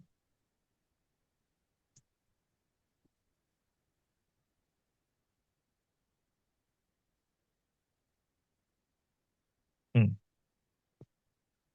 So Yep. pretty much, Yep. like the Lord said, man shall not live by bread alone, but But every what? word that proceeded out of the mouth of God, right? Yes, sir. That's what Yeshua talked about, right? And that's what a lot of like so-called Christians and even I mean, because I was a Muslim too, but like even Muslims like and so-called Christians today, they don't understand, especially with this whole Passover stuff. I'm like, bro, he ain't talking about no physical food, man. Because remember, in the Old Testament, it was physical, but we know Yeshua came what? To fulfill the prophecies of the Old Testament, right? That's why he said, right? Flesh, right? Blood, right? Bread. It all correlates to what? The words of eternal life, right? Yeah. So you see what I'm saying? So it's important, no, but yeah, but it's important for us to keep the physical laws of the Old Testament, but it's even more now in our time. Remember the teachings of Yeshua, right? Because remember, everything was spiritual. You get what I'm saying? Yeah. So, and it'll all come even more deeper. I'm gonna give you guys a free because I know we're in the Old Testament, but I don't want to get off too off topic. But I want everyone to read Let's go. Yes, you can. Do you guys, this should have like the book of Revelation. What chapter? Okay, okay. So we can go to what's a good chapter for y'all? Let's see. Let's go to I don't want to stay too off topic. Y'all might like, what's this dude talking about? All right, let's go to Revelation chapter 1, and then let's go to 5 to 6.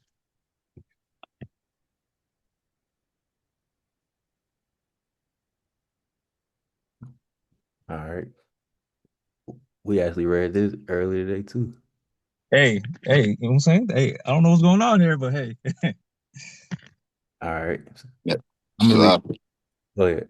I'm about to say that was the starting verse of the morning. Oh, for real? Yeah. Hey, you know what I'm saying? It's the Spirit's working. I didn't even know about this link too until Israel came on and got me in here, but you can read it, brother. I'm sorry. It's all good. So this is Revelation chapter 1 and start verse 5, right? Yes, sir. 5 to 6. All right. And I'm gonna say, the way it's written for everybody else. And Yes, from sir. Jesus Christ, who is the faithful witness and the first begotten of the dead, and the prince of the kings of the earth, unto him that loved us and washed us from our sins in his own blood, and have made us kings and priests unto God and his Father. To him be glory and dominion forever and ever. Amen. Man. So I want y'all to like hone that, like those two verses, right? So I mentioned you guys actually read it, I believe you did, in Exodus 19, 5 to 6, right? About the kingdom and priests. Just like the Levites, right? The Levites. You remember they're like the chosen tribe, right? Right, the Right. tribe of Levi. And they're the ones who are supposed to be the kingdom and priests. And as you remember, the kingdom and priests are the ones that they're the ones who did the testimony. They're the one who did all the teachings, right? The educations for everyone. Right. And they were taking care of them. So when you like that now into Revelation, right? Now we're starting to see it makes sense, right? It all correlates because you remember the scriptures, right? It all correlates. The scriptures are never broken. You see what I'm saying? Mm-hmm. So that's why I mentioned, like, as Israelites, it's very important that, of course, we keep the old laws as well. But now in our time, it's keeping the new law, right? It's very important because a lot of times we get slandered out things such as like race and ideology and politics, and that sways us away, like King Solomon. You feel me? And things like that, and like things that the use like social media, and that's to me that's like damaging, and that's why I always tell people to go to the scriptures. Always. Like, don't ever look like with some person online or whatever is talking on TV, whatever. Always go back to the scriptures. And then we mentioned the Old Testament, right? Going back to the diet. Like I'm saying, right? The diet is very important, like physically, but spiritually, like how is our diet? You feel me? Right. Right? Because physically, we can keep this diet all day. Like we can, of course, eat certain types of fish, right? We can stay away from, of course, this raw meat and everything, and the pork and Mm-hmm. like crustaceans and all that. Like that's important too. But the big thing with Israelites now for us is our spiritual diet. You feel me? Right. No, Because my yeah. fault. No, go ahead, Israel. Go ahead. No, I was gonna say I got a precept for that too. Yes, sir. Yes, sir. Go ahead. And I'm trying to see it. My I've been phone. meditating on this as well today. Yes, sir. This Matthew chapter 7. Are we back in Matthew 7? We was in Matthew 7 earlier. Oh, I love it. Where we at? Matthew chapter 7, verse 21. It says, Not Yes, sir. everyone that saith unto me, Lord, Lord, shall enter into the kingdom of heaven, but he that doeth the will of my Father which is in heaven.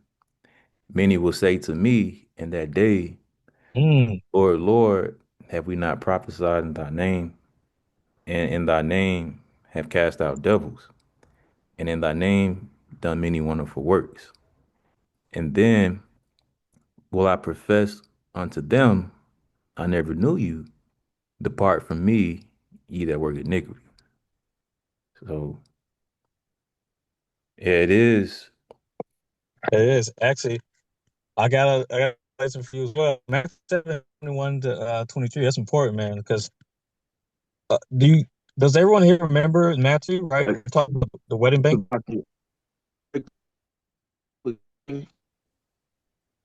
Yes, The one sir. you just read? Oh, you mean me, brother? No, the brother that was seeing the verse. Yes, sir. Just yes, Keith, appreciate it. So like, can you say it again, King? Yeah, you just read that scripture. Can you go give us a breakdown on that one? Move on. Yeah. I was gonna say something. Yeah, I was gonna break it down. Before we move on, I was gonna say that it's important and imperative that we well, the Most High knows our heart, and there's many scriptures that say that the Most High know our heart, so He knows if we're sincere or not. Because we could do things, for example, fringes. We could put on fringes, like it's saying in the law, and I believe that's where the brother going with it. You could do things that's in the law, and by the Most High, what He say to do, what it says in the Torah. But at the end of the day, you may not be sincere about it, and that's where this scripture is going, or what it's saying. Many will say in that day, Lord, Lord. You may call on His name. Not only that, those that are saying Lord, Lord, and prophesying in the name, in thy name cast out many devils, in thy name done many wonderful works. These aren't the typical, you know, Negroes on the earth. These are Israelites wearing fringes. So although you doing these works and you doing this and that, the Most High knows if you're sincere about it or not. Because one could be doing these things, for the wrong reason, whether it could be for riches or money, being scamming, or it could be, for a name, popularity. It could be, you know, believe it or not, it can be for women, brothers doing it for the wrong reasons. It could be for many things, just, you know, but the Most High not dealing with it, and He knows. So in that day, Cut up. oh, Shalai, my sir, it's raining over here. Oh my goodness. They got me. Well, what you mentioned was beautiful. Like, going through Matthew 7:1 to 23, right? Too. There's a lot that we can do for the Most High, right? We can say we're our lips. And but just like in Isaiah chapter 29, right? We say with our lips, right? But our hearts are far away from the Lord. And even then, right, during Yeshua's teachings, Matthew chapter 7, right? We can say, Lord, Lord, Lord, this. We can say what else, but if our hearts are far away, then what's that going to be at the end, right? Because we know the Most High is going to judge us at the end, but that's only if we follow the will of Yeshua and the Most High. We can understand that we can, of course, go higher, but if we start to sway away, the moment we start to sway away, and with nonsensical things like money, desires, and things like that, and even things like even adding to the scriptures or even subtracting, that's when you know that the consequences, right? The curses, the plagues, right? Because you know what happened to Moses, to Musa, right? To Moses, he didn't make it to the promised land, right? He died right outside the gate. So just gotta be wary, man. That's most of it, especially for young brothers and sisters. You gotta be careful, man. So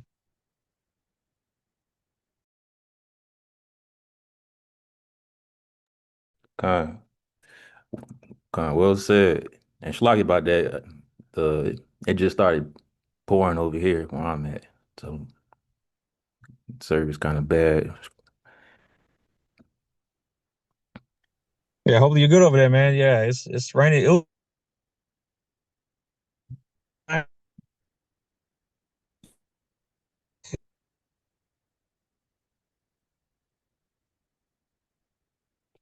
still messing up. Can you hear me, Israel? I can hear you now. It just on my side it's a little choppy, man, because of the service and the connection. Oh, okay. So y'all just have to bear with me. Okay. Oh no, you're good, bro. You're good. What else I was going to mention that correlates to that? Oh, well, I mean, this is kind of deep though. This I was about to mention it was kind of deep, but when I was mentioning about it is a really kind of a scary verse in the scriptures about this. This will really mess me up. It makes it like for me never to ever, add as a track. There's two verses in Revelation. It's in Revelation chapter 22. Revelation 22, 18 and 19. This one really got me. And this is what kind of got me into learning more about the scriptures. Okay. Hey, I'm gonna grab this verse in Revelation 22, Yes, sir. and then we're gonna go back to the Deuteronomy 14 just so we can finish that up. Oh yeah. Yes, sir. Yes, sir. And then I tell you what too, you able to see my screen?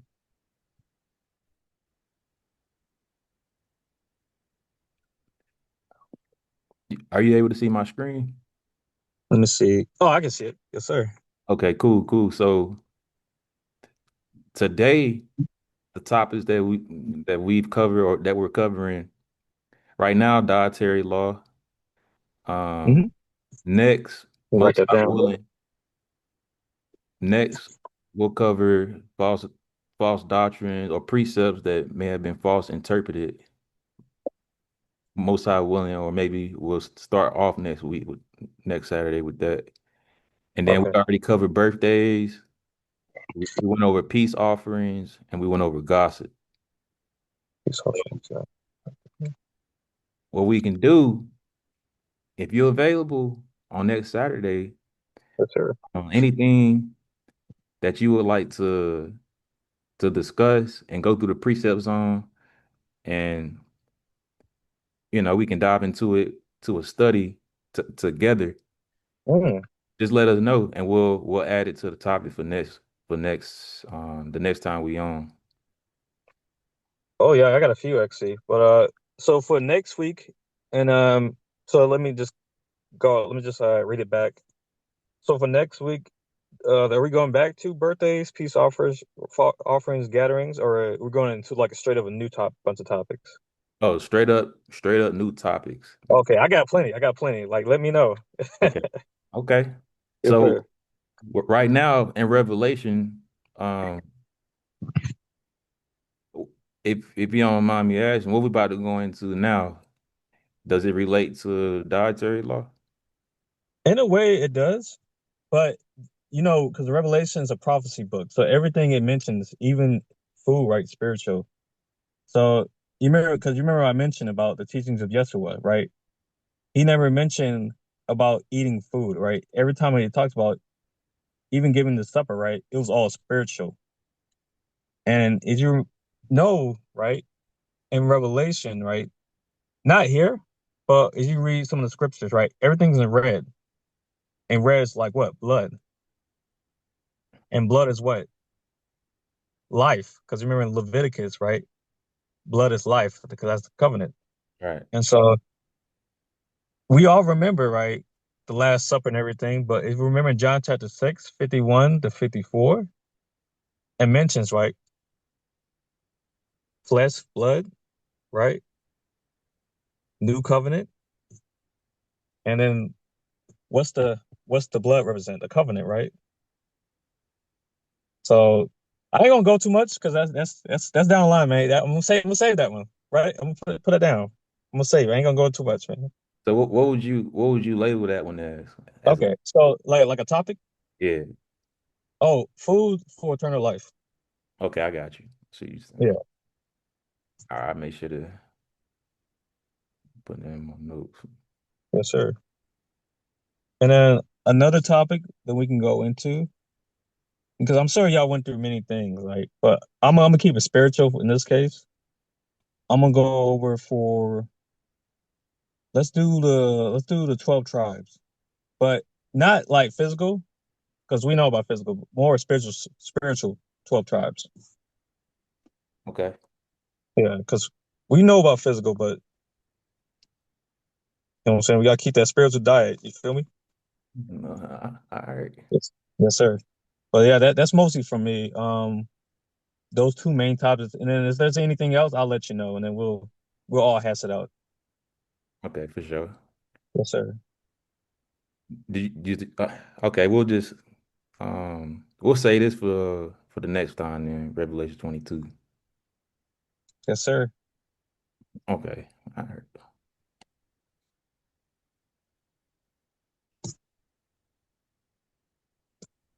And then I'm sorry. We can do one more thing. I'm sorry.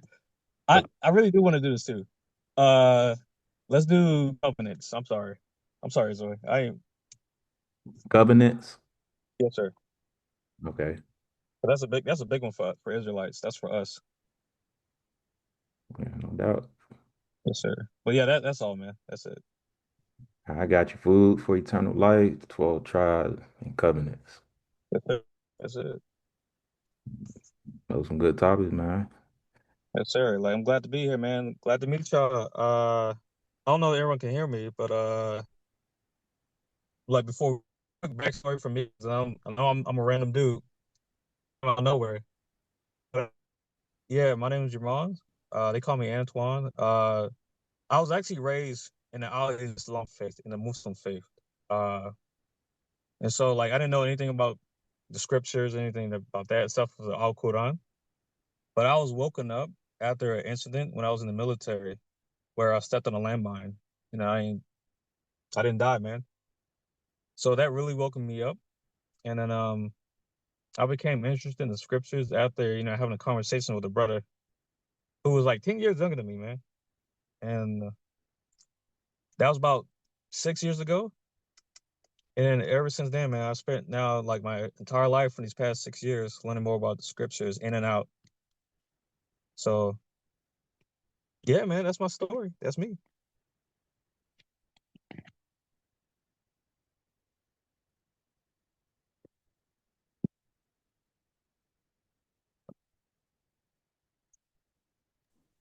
All praise to the Most High, for bringing you in, for chastising you, keeping you here to want to come search for him.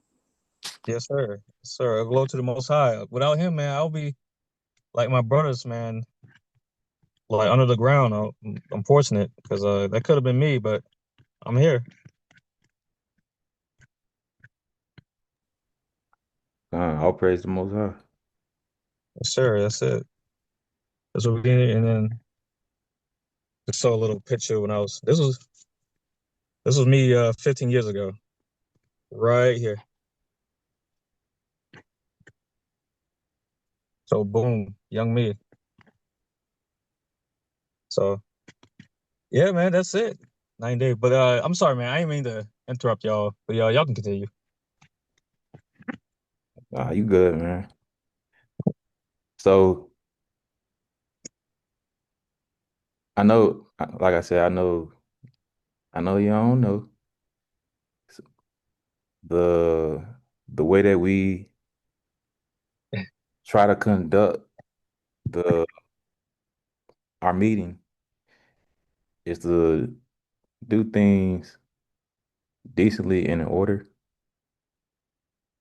So, and this was at the very beginning of when we started. I just gave everybody a reminder. Um, we go into the topic, and then afterwards we have an open floor, and pretty much the open floor. Feel like it. Go ahead.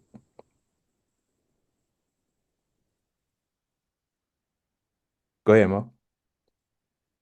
Oh, I was I said the phone was kind of cutting out, so I didn't know if that was for everybody or just my phone. It's probably everybody. But do you mind explaining the order? Because my connection kind of choppy, and I don't want to keep chopping while I'm trying to explain stuff. Do you mind explaining the order?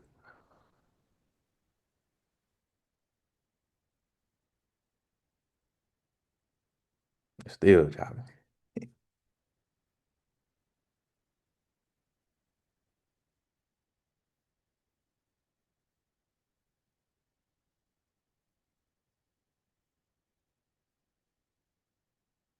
Mo,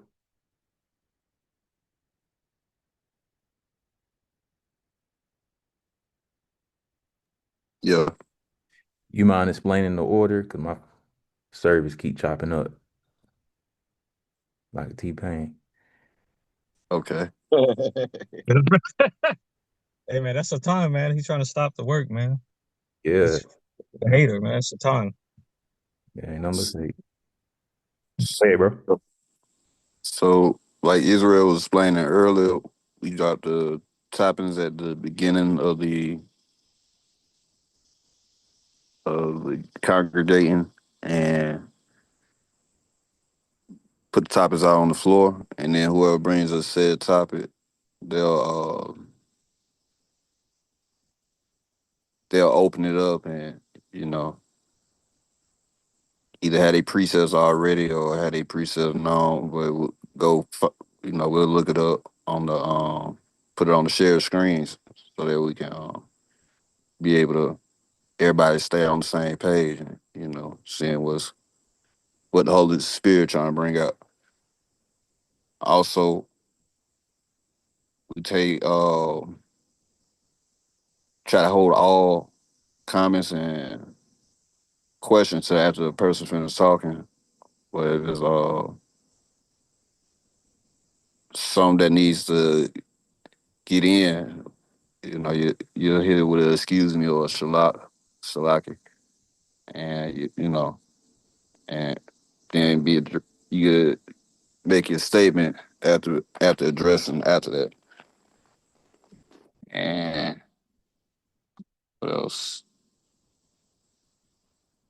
Definitely open up with prayers. Uh, look up words that we're not familiar with, all that kind of stuff. Uh, and shoot, even with the geography of some situation, might have a couple of maps and biblical maps and everything like that. That way, all questions of the topic can, you go home or close out with edification on, most high word. So I think that might have covered anything. It's something I left out, dropping in there.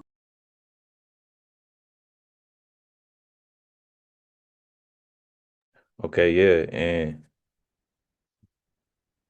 sometimes we had the princesses on, which are the women, and for them, they hold their comments and questions until the open floor, so they not interrupting the precepts coming out, stuff like that, or trying to teach in such a way that's out of order, if that makes sense. But they can do them during the open floor, whatever comments they have or precepts they want to share and stuff like that, but not during the topic period. The topic period is really just the men bringing out our precepts and um, whatever accounts we know, whatever knowledge we have on the topic.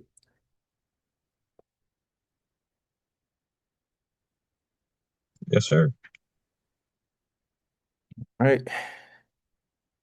So Rocky. go ahead. And of course, the mute button for background noise reasons. Yes, sir. Yes, if you're not speaking or and usually I'm reading, but if anybody else want to read, you know, it would be best to just keep the same reader, to keep the same flow and the same reader. But usually I'm reading because I'm pulling it up and sharing the screen. I'm pulling up all the precepts, all the books, the chapters, the different translations, whatever anybody got. I'm gonna pull it up so everybody else can see it, and I'll read it. But if it's like, like I'll read it and then y'all can break it down or however y'all want to do it. It's just to keep order. That's just in case you're unaware or haven't read it yet. That's First Corinthians chapter 14, and tell you the order on how to teach and have readers and the whole mouth. Sure. All right. So we all good? Everybody good? Squared away. All right, that's a bit. Got it. Okay, cool. And I know, people come in a little late or later on, which is cool. And I try to just let things flow until it's necessary. But I understand, everybody may not know the order yet. So y'all, just exercise a little patience with people or brethren that enter the room and, they're new. And I appreciate y'all for being patient too.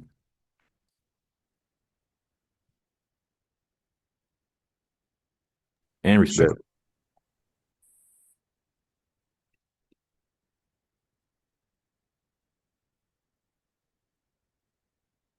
All right. All right. So dealing with the dietary law, right now we dealing with fowls. We know we can't eat pork. We know it's against the Most High. It's unclean.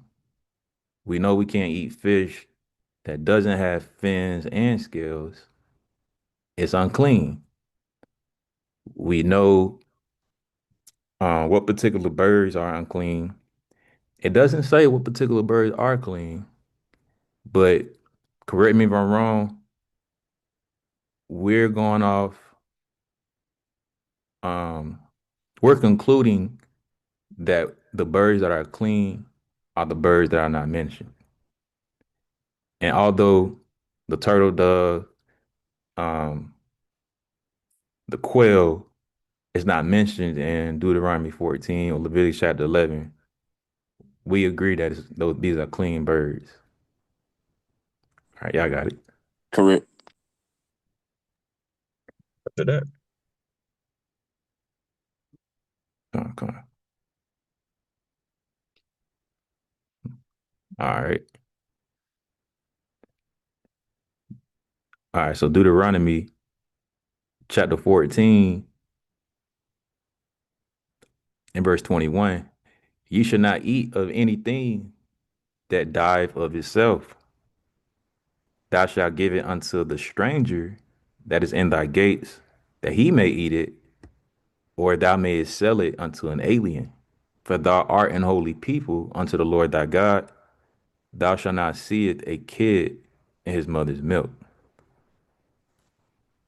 So, Shamar, you still with us?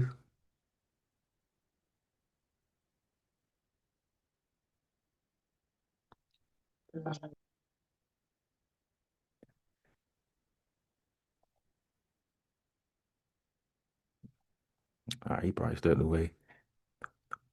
Mo, can you break that down? Yeah, roadkill and that kind of roadkill and that kind of stuff you just find out in the wood.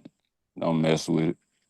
And I guess if you want to, you sell it. But I say with the new covenant, you shouldn't even sell it. Just leave it where it's at.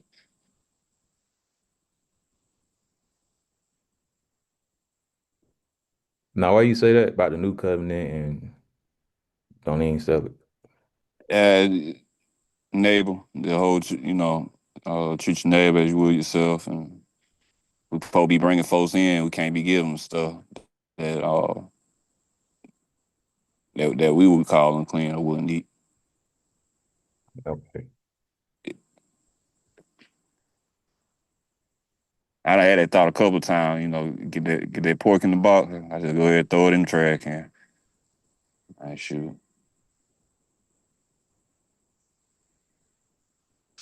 Yeah, that's what'd you say, brother Sam? Uh, I would say that first I would like let me have a ask the question right quick so I can make sure. So when it says thou shalt give it unto the stranger, would it be speaking about the other nations? Yes, sir. And that is in thy gate that he may eat it or so may sell it unto an alien. Now, what about the aliens? Same thing? Same thing. Okay. Okay. Now, other than that, I get yep, that's exactly what I he explained it just right. I just wanted to get those 2 points out to make sure I wasn't off. Kind.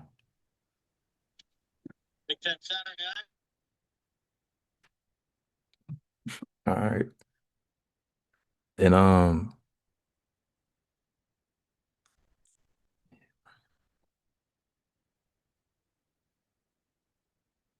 yeah, it's pretty plain. So wait a minute. Somebody got neighbors.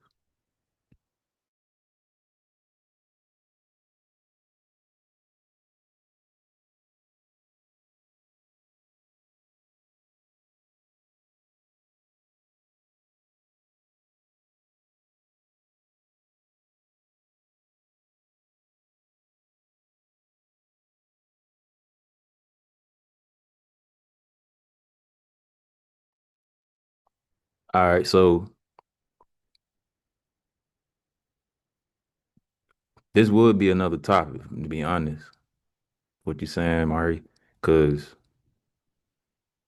um the stranger or the nations that may dwell amongst us, they can eat.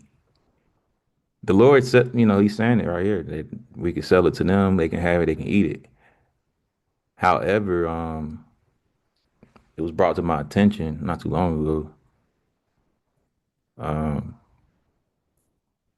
you shouldn't steal. You shouldn't steal from the nations because that's stealing. But that's why I said this would be another topic because if you can't steal from the other nations, why can't you give them unclean food? That makes sense. Yeah, it Understand. You does. might have to reword it for me just a little bit. What were you gonna say, brother? I like calling brother Levi.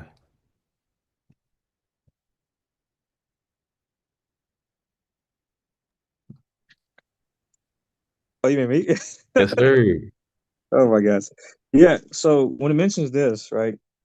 When I was reading the scriptures, when I see foreigner, because even in the lands, right, in the nations, there's always Gentiles that are always coming by, shopping and everything.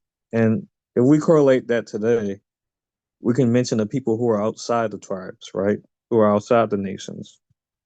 And it mentions in that verse, right? And it's okay to to sell it, right, to them.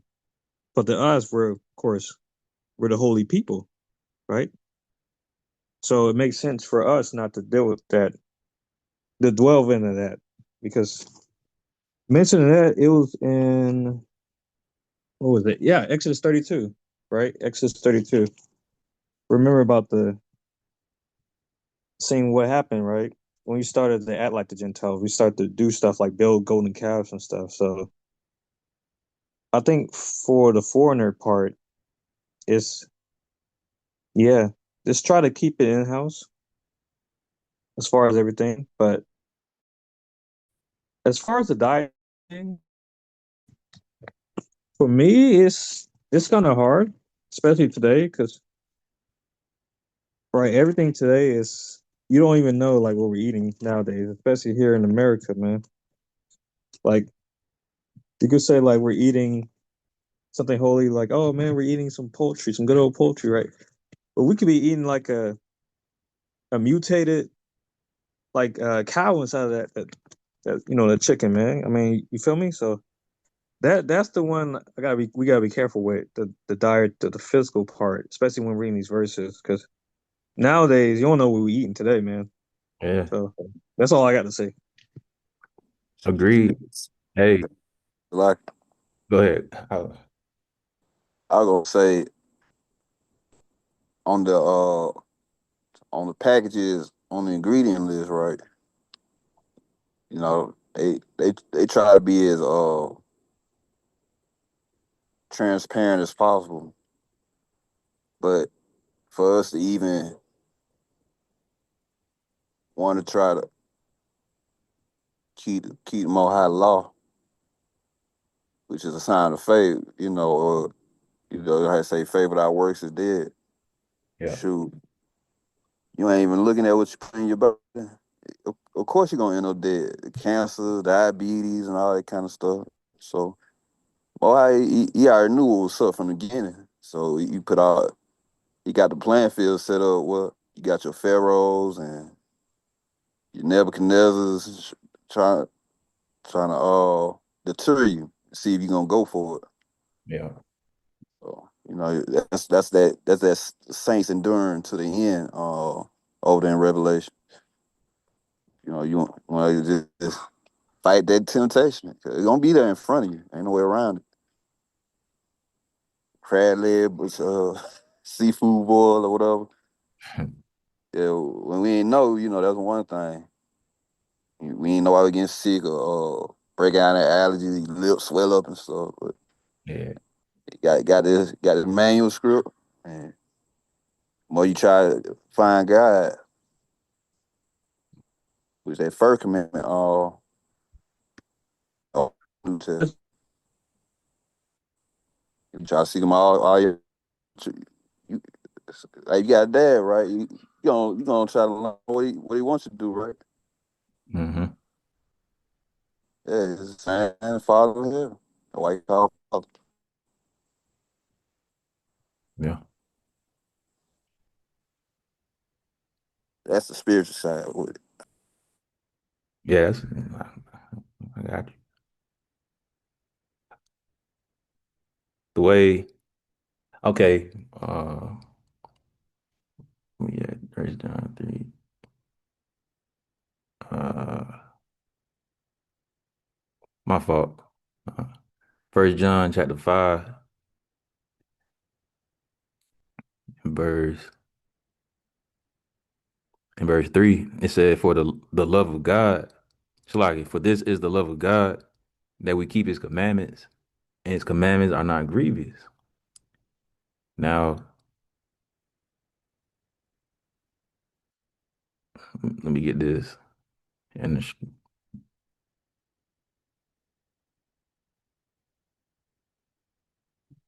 grievous, meaning heavy, weighty, weightier, heavy in weight, burdensome, severe, stern,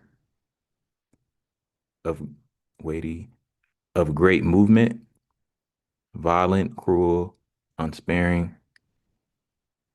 Basically,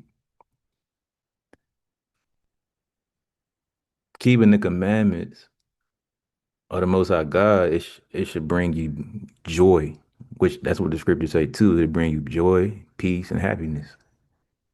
It shouldn't be burdensome or weighty. So when it comes to, I know, I mean, I ain't gonna cap. It could be tough because our enemies are crafty. We was talking about earlier how, you might think you doing good or doing right. For example, eating a beef frank, but the casing on it could be pork, and you didn't know no better. You know what I'm saying? So it can be tough in that sense. From another perspective, even though it can be tough, it's still a fight, if that makes sense. That's why the Lord said you gotta fight the good fight. And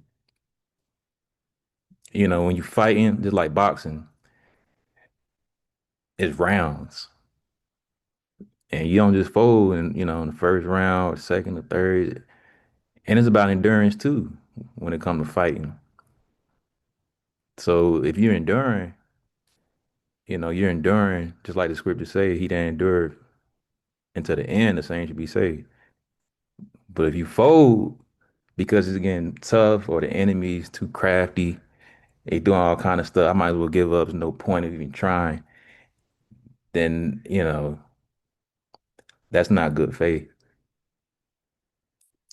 And that person ain't gonna make it either. But the whole point of all that is all to say, keeping the commandments, it's not grievous. In other words, the Most High, He didn't make it hard. He didn't make it difficult. He made it plain and simple. Being in captivity, that can make it hard. No cap.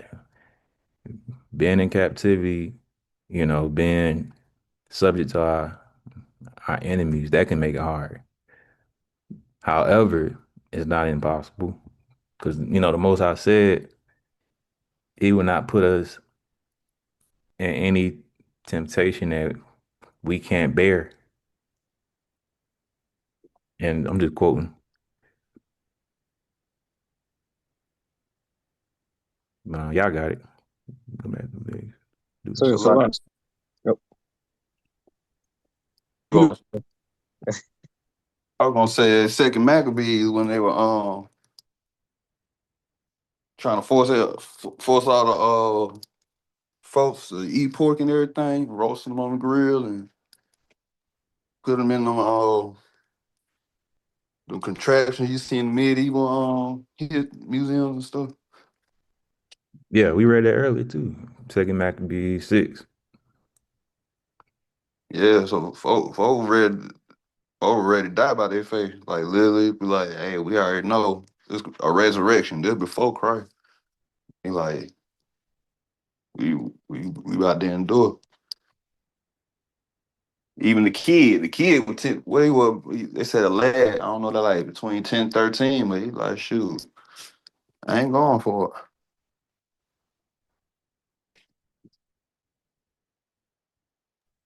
Oh yeah, you talking about the mother and the children. Yeah.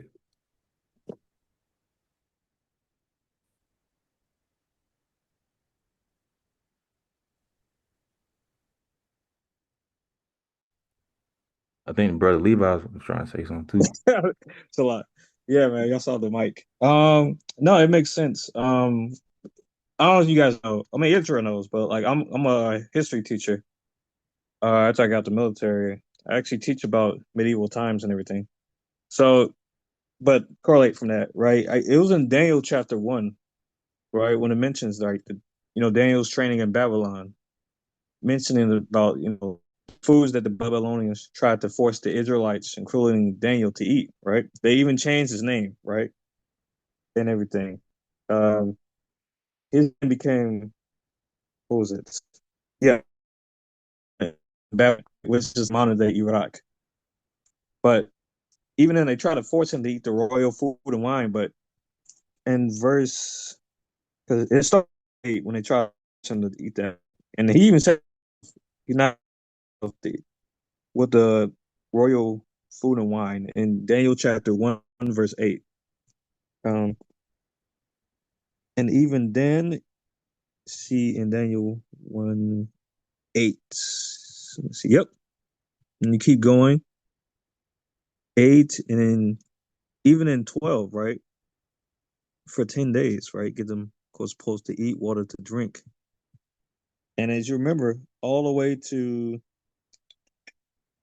see verse 17, right? It mentions verse 17.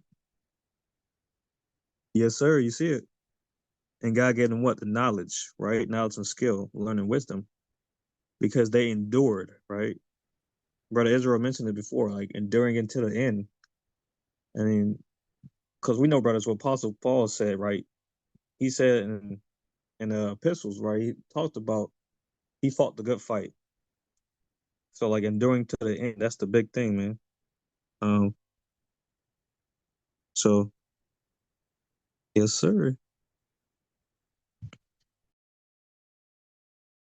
Yes, sir. That's a good precept too, because we talking about it earlier. How well my dad brought it up. He was saying he had to go straight raw diet, fruits and vegetables for like a month or something like that. And his doctor report came back. Everything was green. But to begin with, everything was red. And he wasn't eating right. And we started going, deeper into it. And I was saying that, when you take care of your body and you have a good diet, a healthy diet, like just fruits and vegetables, um, it it draws you closer to the Most High. It builds you up spiritually. And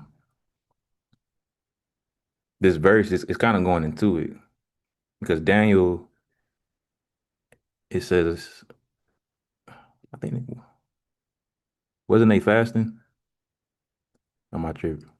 Well, they probably just eating only. Yeah, they was only eating. Let me just read verse 12. Daniel 1 and verse 12. Prove thy servants, I beseech thee, 10 days, and let them give us pulse to eat and water to drink. So they was only eating pulse for 10 days and drinking water. When you go into it, um, pulse is just vegetables. So they was only eating vegetables and drinking water for 10 days. And because of that, we can jump down. I'm just gonna keep reading. Then our countenances be looked upon before thee, and the countenance of the children that eat of the portion of the king's meat, and as thou seest, deal with thy servants.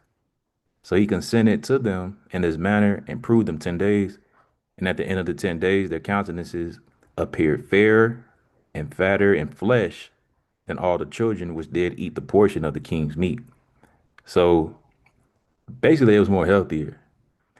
Even their mind was sharper. I think we're going to read that too. Verse 16, thus Melzar took away the portion of their meat and the wine that they should drink and gave them pulse. As for these four children, God gave them knowledge and skill and all learning and wisdom, and Daniel had understanding in all visions and dreams. So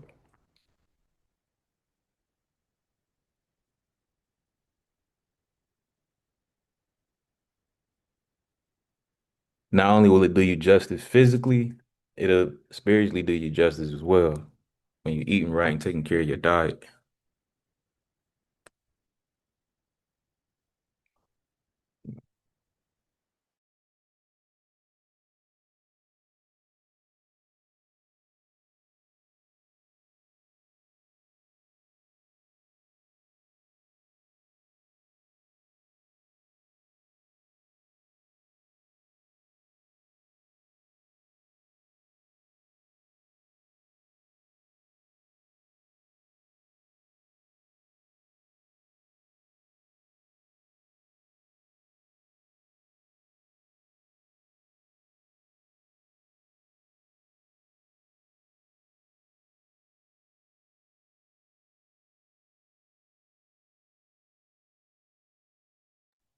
All right, so we back in Deuteronomy 14, and it says,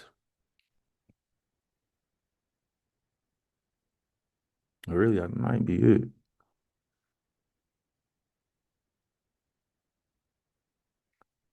All right, so Deuteronomy chapter 14, verse 21. You can't eat anything that died of itself. So even if it's Ox, sheep, bass, fish. Um, we talked about the flounder. If it die of itself, we can't eat it. Period. Even if it's clean. Uh, Back to Leviticus chapter 11.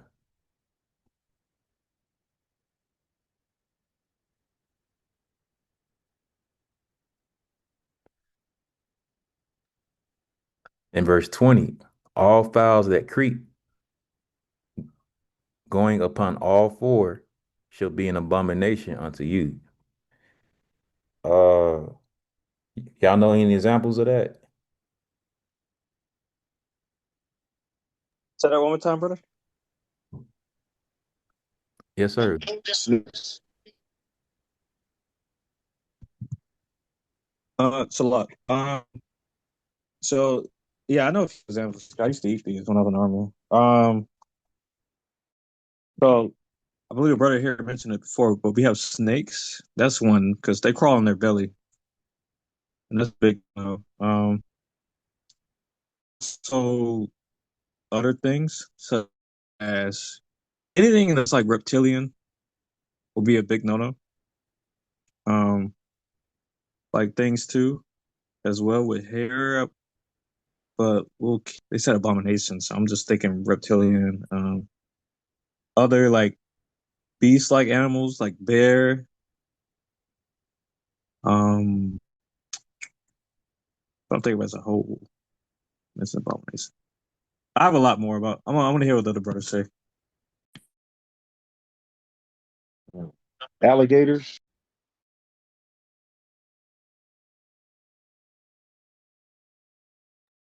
Well, hold on, brethren, because remember in the verse it say all fowls that creep. And then it say going upon all four. So I don't know. The first thing came to my mind was, I mean, I don't know. Something that flies, but it creeps and going upon all fours. Might have to get the, Oh, okay. Yeah. Okay. You said something. It's a lot. It's a lot. I'm thinking of is like vultures, raptors, because they're always on their fours and they're fowls. So I'm trying to think. Yeah. Here we go. This might help clear, this definitely gonna help clear everything up. And this is GNT. This is the Good News translation. I subscribe to it because it does help clear things up a little bit. So this the GNT, Leviticus chapter 11 and verse 20. It says all winged insects are unclean, except those that hop. So that's pretty plain.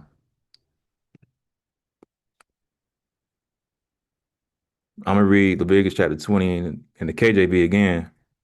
It says all fowls that creep, going upon all four, should be an abomination unto you. Yet these may ye eat of every flying creeping thing that goeth upon all four, which have legs above their feet, to leap withal upon the earth. Okay, so now we're dealing with insects. July. Huh? Like no, John one people. Well, not one. I think he might have been the only one mentioning be eating the crickets and stuff, like kicking in the wilderness. Okay. I'm gonna keep reading. Verse 22. Even these of them ye may eat, the locust after his kind, and the bald locust after his kind, and the beetle after his kind, and the grasshopper after his kind. So John, that's a good example. He ate honey and locusts, right?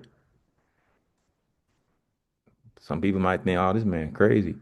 And and the in every movie or show, even if it's a cartoon, they they make it seem like John was crazy. And I guess it's because he ate locusts. Gotta realize that. Oh, it's a lot. Wait, are we talking about JB, John the Baptist, or are we talking about like Apostle John? JB. Yeah. Yeah. So correlation, right? Real quick now to get on topic. Yeah, I know about that one. I don't know why, like, because a lot of Christians don't understand this too about JB. It's like, because they all like have these Baptist churches and everything. Like, they realize what the things that he did. They're like, yeah, he's not so he's not so up there. But I don't. It wasn't that like that. I think he was crazy for eating it because you remember in Israel, right? It was a different. It was different back then, 2,000 years ago. Mhm. But I think with John the Baptist, I think for him at the end, because we all know what happened to him at the end. I think because he didn't follow the law to the very end, and he even went against Yeshua's teaching in Yeshua. I think that's what kind of made him crazy at the end, and that's how he got beheaded. So that's my 2 cents. My fault. You said, Like, oh, real quick, what made I him look, seem crazy? You said what happened at the end?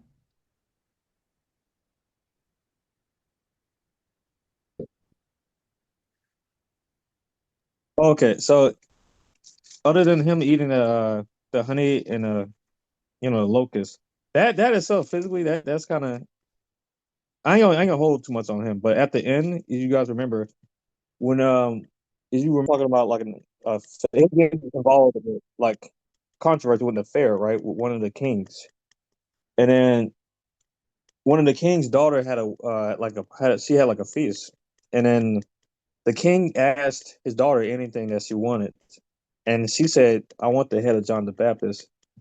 And as you remember during that time, right, that was when John the Baptist started swaying away from Yeshua's teachings, even asking his disciples, John the Baptist's disciples, asked Jesus, "You the one to come, or should we expect someone else?" Right.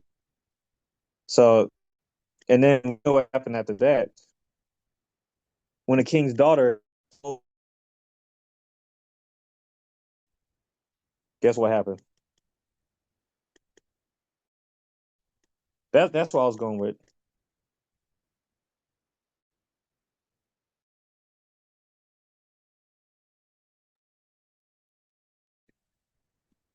Man, my damn connection keep chopping. Right when you gave the answer, you got cut off, man.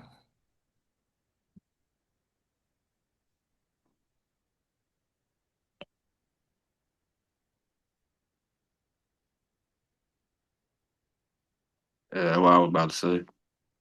I say he tricked himself into, he got to keep his word. Most kings were doing that back then. Like they'll say something, and then somebody, well, let me try to make him keep his word on it. And the wife wanted to kill John because he was saying their marriage is unlawful, and that was something that could have been corrected by divorce, and she wouldn't have been queen no more, of course. So she would have lost power. So she was on some grimy stuff. King, that's not the same hair, but it was a line. But he had some stuff going on with him too, for him to be breaking the law. But John was most on my tier side. So it a couple people that did good without sinning. You know what I'm saying? Like you got Job, for example. Uh, they ain't putting David. I think he did not David. Daniel. He did pretty good. all the examples that he had. Like he had a whole, pretty much his whole life put into narration. Man, how he would dodge in temptations of what was going on around him with the government and all that kind of stuff. So I don't know. I don't think John fell up under that list of people straying away from Christ or God. Christ said, John was his cousin. He like, hey, those do the will of his father, those are his brothers and sisters. Mm-hmm. It's a Yeah. lot. But Sorry. But I have to interrupt, brother. It's a lot. But yeah, that was for that, right? Because it mentions right in the beginning of Matthew.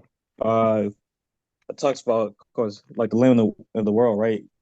Because we know like John, the reason John the Baptist baptized Yeshua because it was in the prophecy in the Old Testament, right? In Malachi, right? Malachi 1, well, that's in Malachi verse 3, 1 to 3, right? Malachi chapter 3, verse 1 to 3.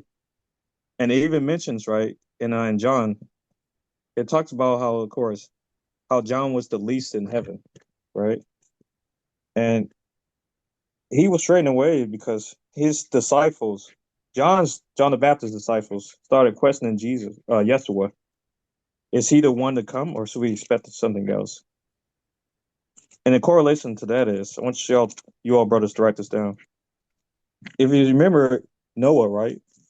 If you remember Noah when he was drunk in that vineyard, Ham wanted not Ham, but yeah, Ham wanted his three sons. As he came, and instead of covering his father's shame, he went and go told his brothers instead of covering his father's shame. Same thing with John the Baptist. John the Baptist would have truly realized that Yeshua was the one to come and teach, the teachings of the Most High, that he wouldn't have done that nonsense. Because I'm just keeping it real. Because it's you baptize someone that comes and teaches the word of the spirit of Yeshua, you should know better than to get involved in that nonsense. The same thing that Noah's son Ham should have did, and that's why we see Ham's line was cursed. Because you remember who was Ham's son? It was Canaan, and his descendants were the Canaanites. So that's where everything comes back. Because you would have known that Yeshua was the one to come. You wouldn't have done that nonsense. You feel me? So that's to me, that's for unforgivable. And that's why he's not mentioned in the rest of the scriptures after that, after the four gospels. It doesn't mention him at all. So that's it.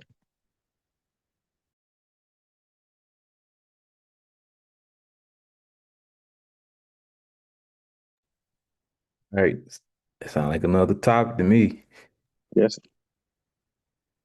I added to the list.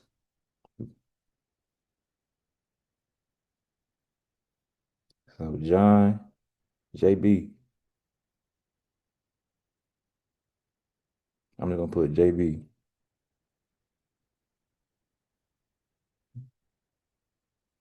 That's another topic. All right. I got it in the notes.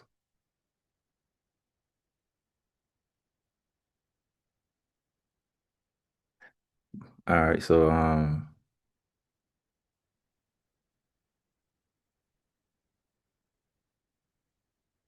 had pulled up the locusts because in Leviticus chapter 11, verse 22, it said, even these of them you may eat the locust after his kind. Um, it said, and the bald locust after his kind, and the beetle after his kind, and the grasshopper after his kind.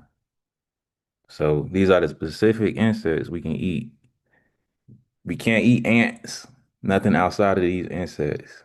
We can't eat spiders, um, fly. Well, that would count. Flies, um, butterflies. But my thing is the locust after his kind, instead of bald locust. edible winged locust.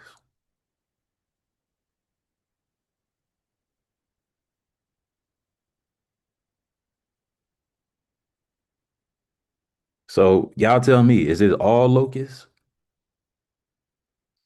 Any locust is okay? A lot. Uh-huh. I think it's weird, man.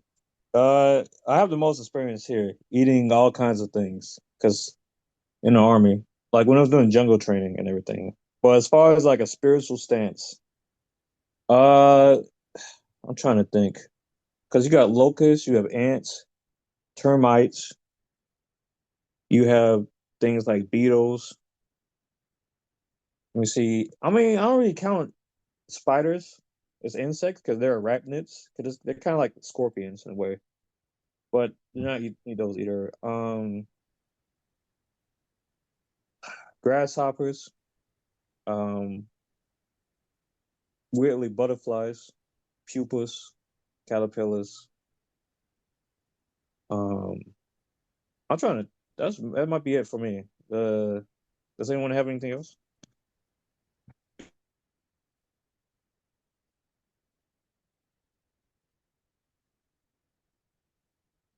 So with the beetles, you said beetles, right? Yes, sir. Okay. Because you got different kind of beetles, right? Oh yes, like different species and everything. Yeah. So okay, let me see. And say the beetle after his kind. And it said a kind of locust, a leaping creature. So maybe I'm not reading it right. All fowls that creep. Okay, so all fowls that creep going upon all fours shall be an abomination unto you. Yet these may ye eat of all flying creeping things that go upon all fours, which have legs above their feet to leap withal upon the earth. So is there a beetle that leaps? Oh yeah, there's plenty of beetles that leap. Let me see. Let's go into it. Yeah, there's tons of beetles. They all look funny. Sorry. And I know y'all probably like, why the hell we talking about beetles? And I'm not gonna eat that. But you never know, might be a time where that's all the Most High provides for you to eat. And you got to know the difference. What's clean, what's unclean. I don't think these are the beetles.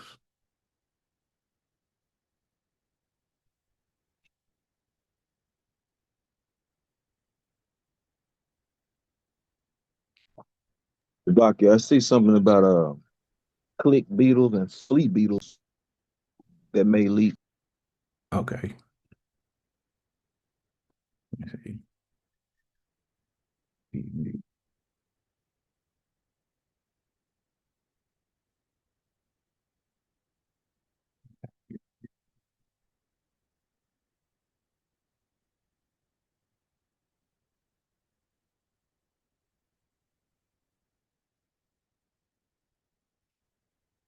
Let me see this. Let me do this.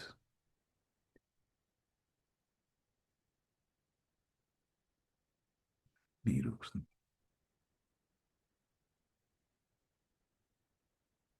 Okay. Oh yeah, the click be like you said. Real quick, y'all. Society does try to put us in a box, especially female athletes, but you can't. This is a click beetle that's stuck on its back. It's kicking its legs, but can't quite get enough leverage to flip itself back over. But that's okay, it doesn't have to. It's an insect that's famous for using its body in a spectacular way to get off the ground and back on its feet.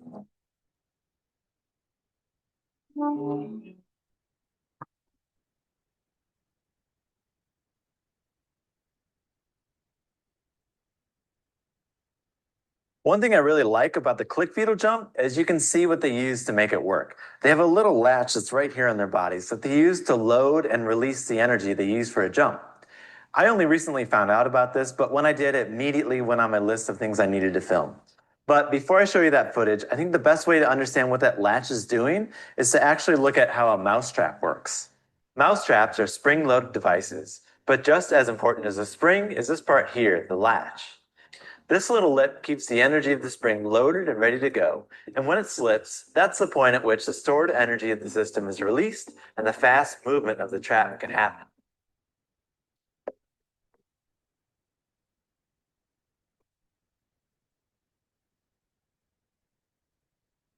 For a click beetle, their latch is on the underside of their body, between the front and middle legs.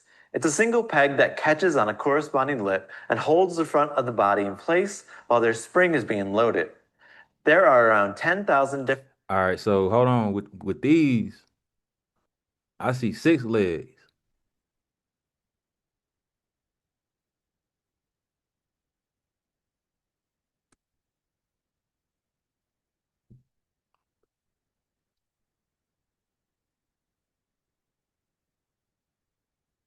Oh, so this Leviticus chapter 11 and verse 23. And I believe this might be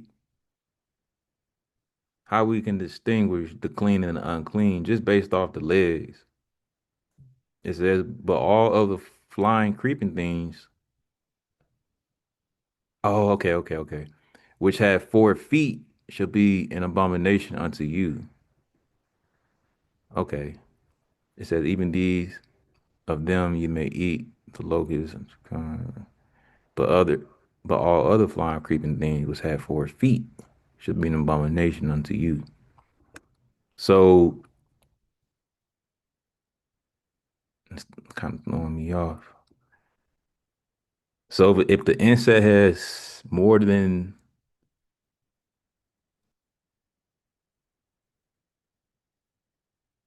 I mean, this one has 6.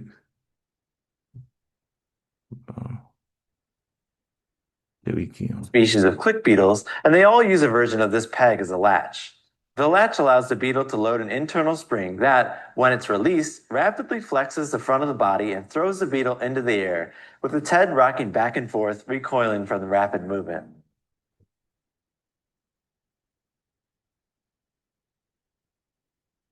Here are 2 close-up slow motion shots that show the beetles setting the peg latch in place as they prepare for a jump. The click in a click beetle's name is from the snapping sound that's often produced when the peg releases and the thorax flexes.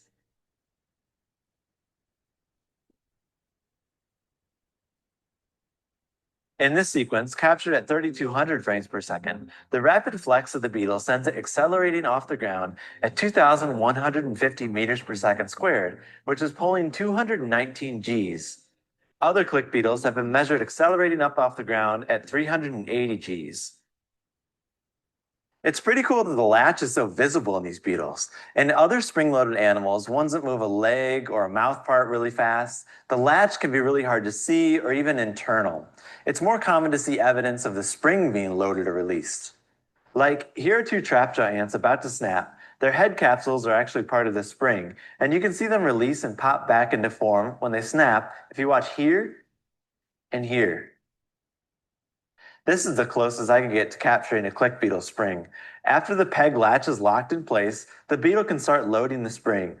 If you look here under the latch, you can see part of that process as the body deforms while the muscles in the thorax contract right before the snap is released.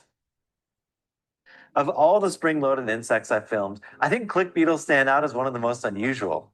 Without using any appendages, they throw themselves into a wild spinning, high-flying jump. Why they evolved such landings are far from graceful.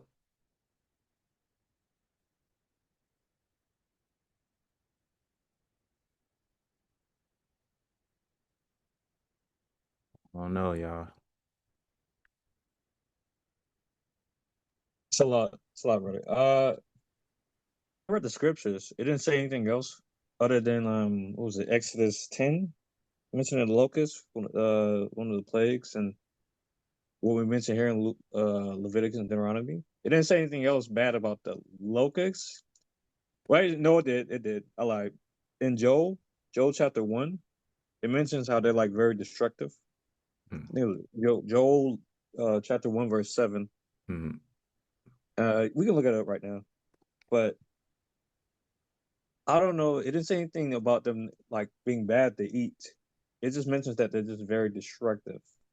So if we're talking about things with four legs, I think the locusts, beetles, and then the rest is okay to eat. Honestly, the Most High provides. So Okay.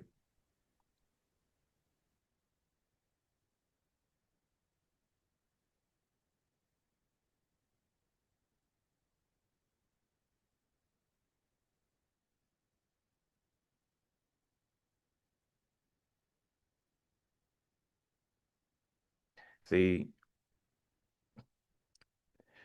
Joel, it's speaking metaphoric, and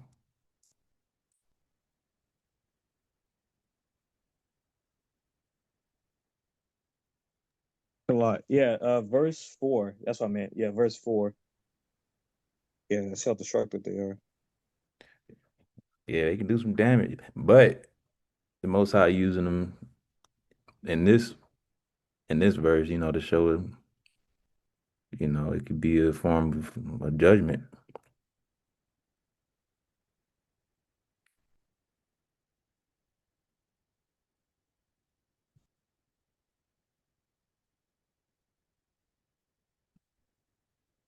Let me see. Let's get the GNT now.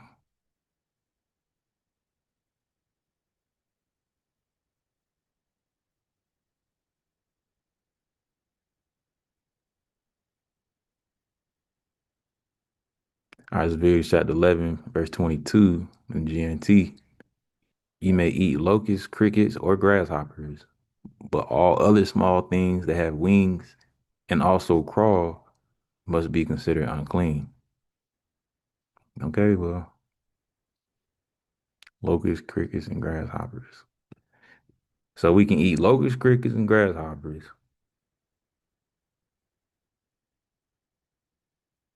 Let me see.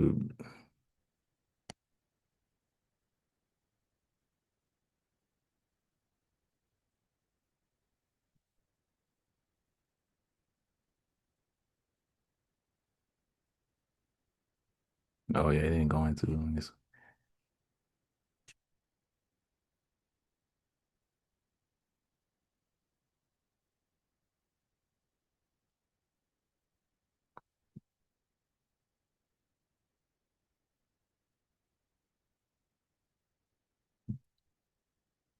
Yeah, I don't really say nothing.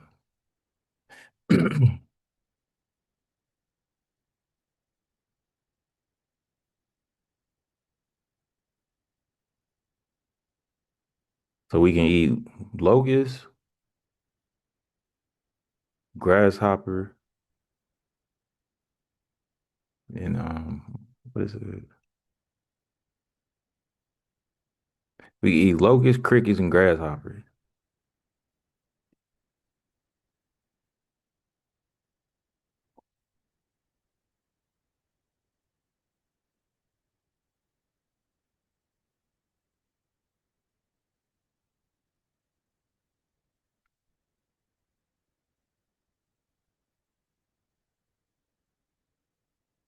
I'm gonna do some more studying on this myself because I believe it's specific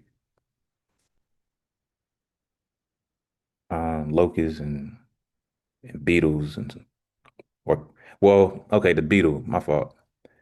It's not an actual beetle, it's just a cricket, right? So yeah, it's a cricket. They're very similar, but they're different species. So because they look the same, the cricket and the grasshopper and the locust, but they're all different species. So you're good to go. Okay, appreciate that. Clearing that up. So we can eat locusts, cricket, not the beetle, and and grasshopper.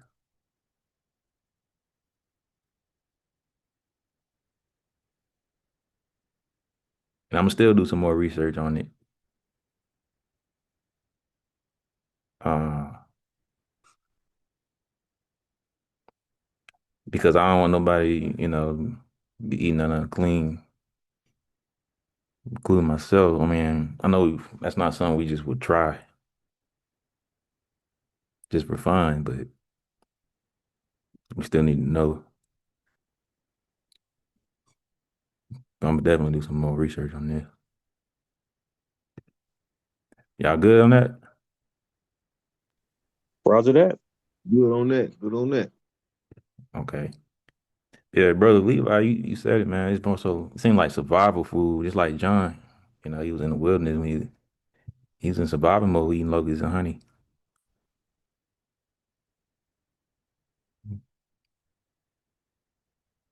So verse 23, but all other flying creeping things which have 4 feet shall be an abomination unto you. And for these you should be unclean. Whosoever touches the carcass of them should be unclean until the evening. All right, so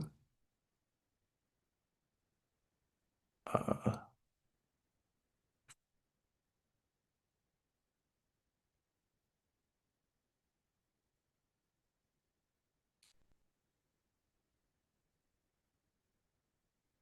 I'm just gonna keep reading. And whosoever beareth aught of the carcass of them shall wash his clothes and be unclean until the evening. The carcasses of every beast which divideth the hoof and is not cloven footed, nor cheweth the cud, are unclean unto you. Every one that touches them should be unclean. And whatsoever goeth upon his paws among all manner of beasts that go on all four, those are unclean to you. Whosoever touches their carcass shall be unclean until the evening. And he that beareth the carcass of them shall wash his clothes and be unclean until the evening. They are unclean unto you. These also shall be unclean unto you among the creeping things that creep upon the earth, the weasel and the mouse and tort, the tort, I can't say it, after his kind, and the ferret and the chameleon and the lizard and the snail and the mole. These are unclean to you. Shalaka, these are unclean to you among all that creep. Whosoever doeth touch them, when they be dead, should be unclean until the evening. So all those are pretty simple. Actually, let me see.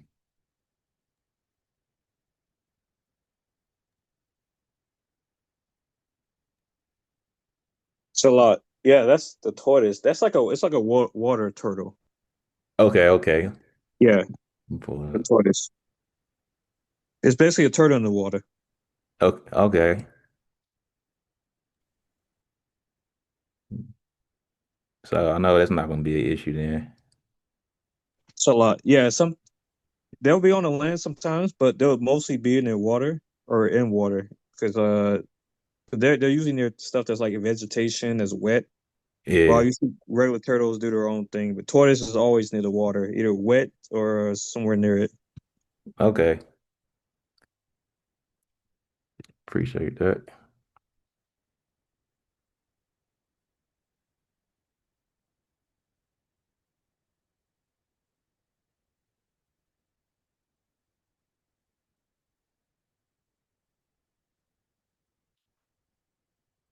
Okay, so whosoever touches them when they be dead should be unclean. And upon whatsoever any of them, when they are dead, do a fall. So it's going in the carcasses. I thought it was still to my food. Well, these particular animals, I mean, when they're dead, they're considered unclean. So if that's the case, you can't eat these.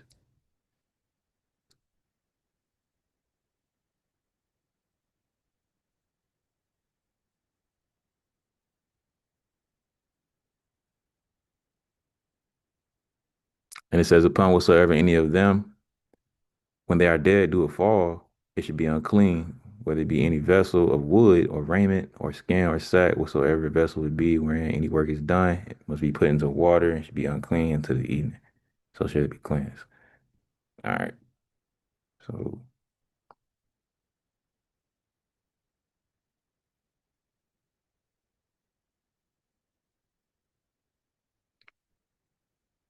okay, verse 41. And every creeping thing that creepeth upon the earth shall be an abomination. It should not be eaten. Let me see what GNT.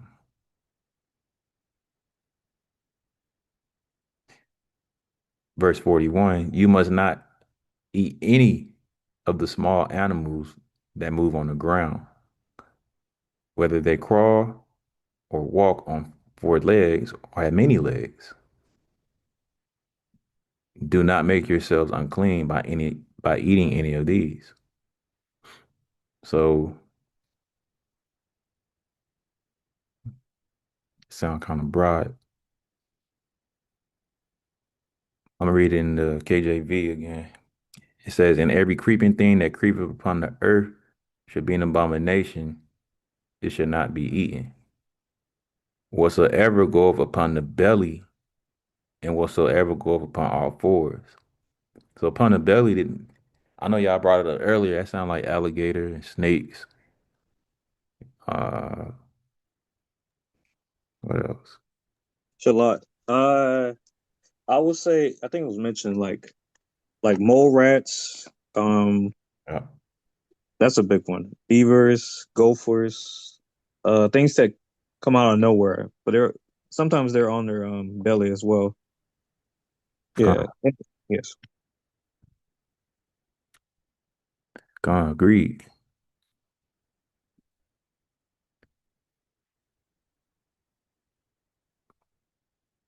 That sound like the things that country people eat. Fried alligator, mole rat, stew.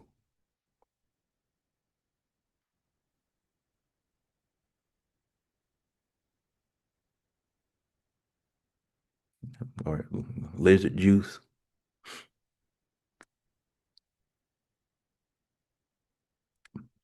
Okay, so whatsoever goeth upon the belly, and whatsoever goeth upon all fours, or whatsoever had more feet among all creeping things that creep upon the earth, them you should not eat, for they are an abomination. That sounds too like centipedes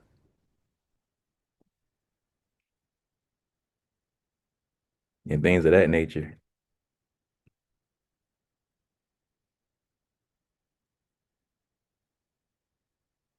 Stuff like this. So that would be a good example because it's an abomination. Yeah. Yeah. Yeah, that don't look appeasing.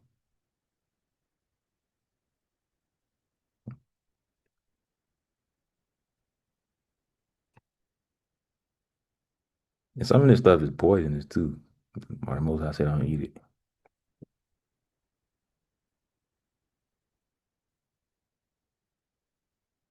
All right, reading on.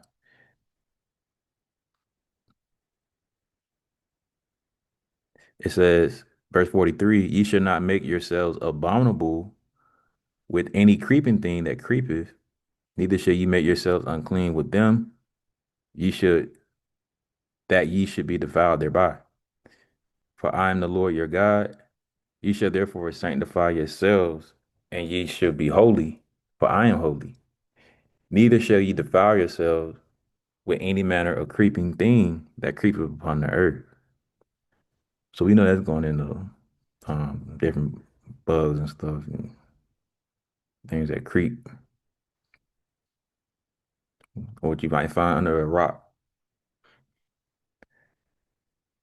For I am the Lord that bringeth you up out of the land of Egypt to be your God. You shall therefore be holy, for I am holy. And a quick point, the Most High is giving us this law coming out of Egypt because these are the things that the nations were doing, or the Egyptians. These are the things that we may have picked up from being amongst the other nations. The other nations, they ate things like centipedes, for example, shrimp, crab, pig, anything. And the Most High is,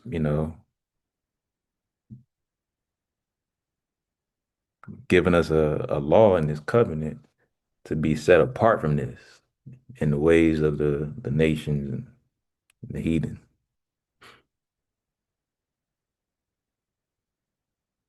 So, for I am the Lord that bringeth you out of the land of Egypt to be your God. Ye shall therefore be holy, for I am holy. This is the law of beasts and of fowl and of every living creature that moveth in the waters, and of every creature that creepeth upon the earth, to make a difference between the unclean and the clean, and between the beast that may be eaten and the beast that may not be eaten. So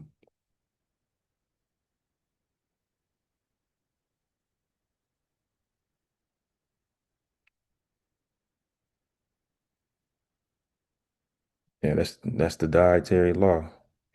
Y'all had any precepts or anything else in regards or pertaining to the dietary law? Sir, can't think of anything. If I do, I'll bring it up next time. Wow. But some about catch on up, y'all. Okay. Yeah, man. So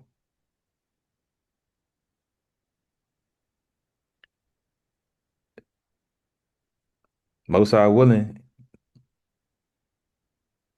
next Sabbath, we'll definitely get into the precepts that may have been interpreted wrong and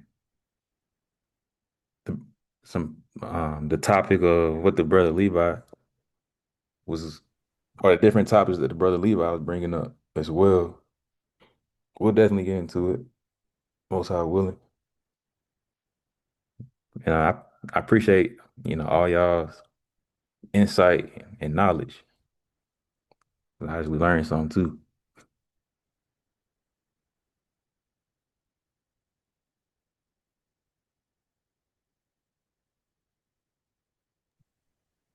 It's a lot. Just want to say thank you all for inviting me. Appreciate you, including you, brother Israel. And I want to teach y'all how to say thank you or thanks in Arabic. I think you guys know, right?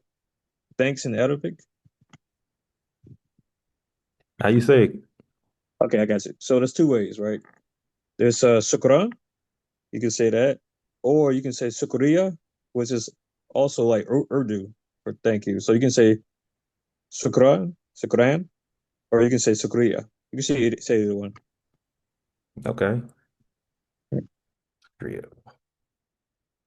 Which one is more hip? So you can always say.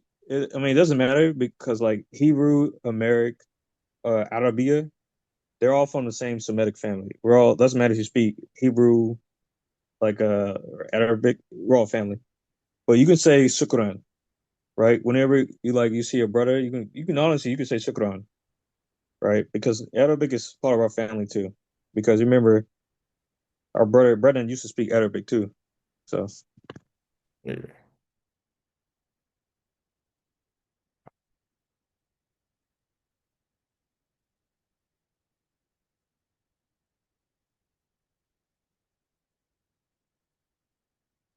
Yeah, there we go. Shukran.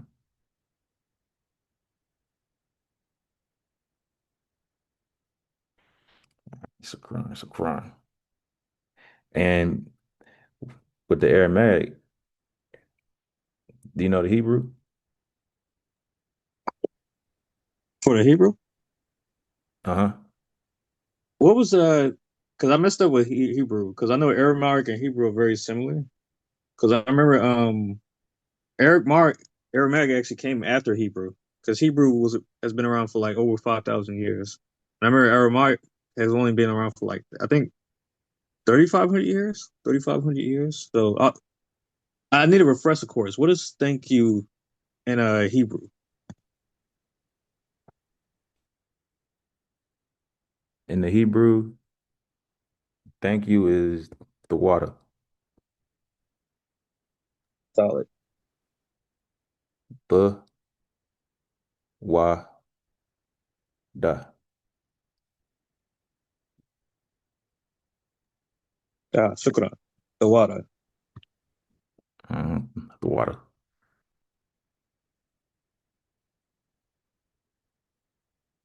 But I'm gonna, I'm gonna try to remember Shakran because I be talking to Ishmael. And I be trying to say they terms and you know, let them know I know a little something. It's a grind. No, appreciate that, brother.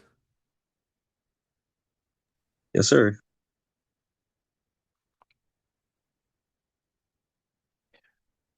Shoot, I appreciate y'all, man. And I hope the rest of y'all evening is blessed and bountiful.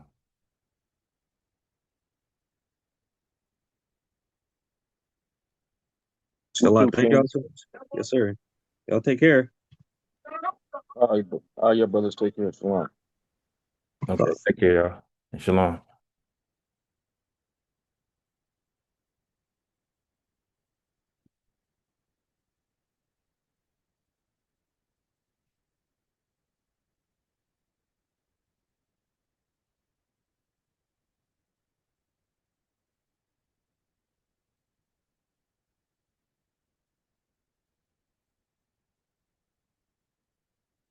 Shamar, you still there?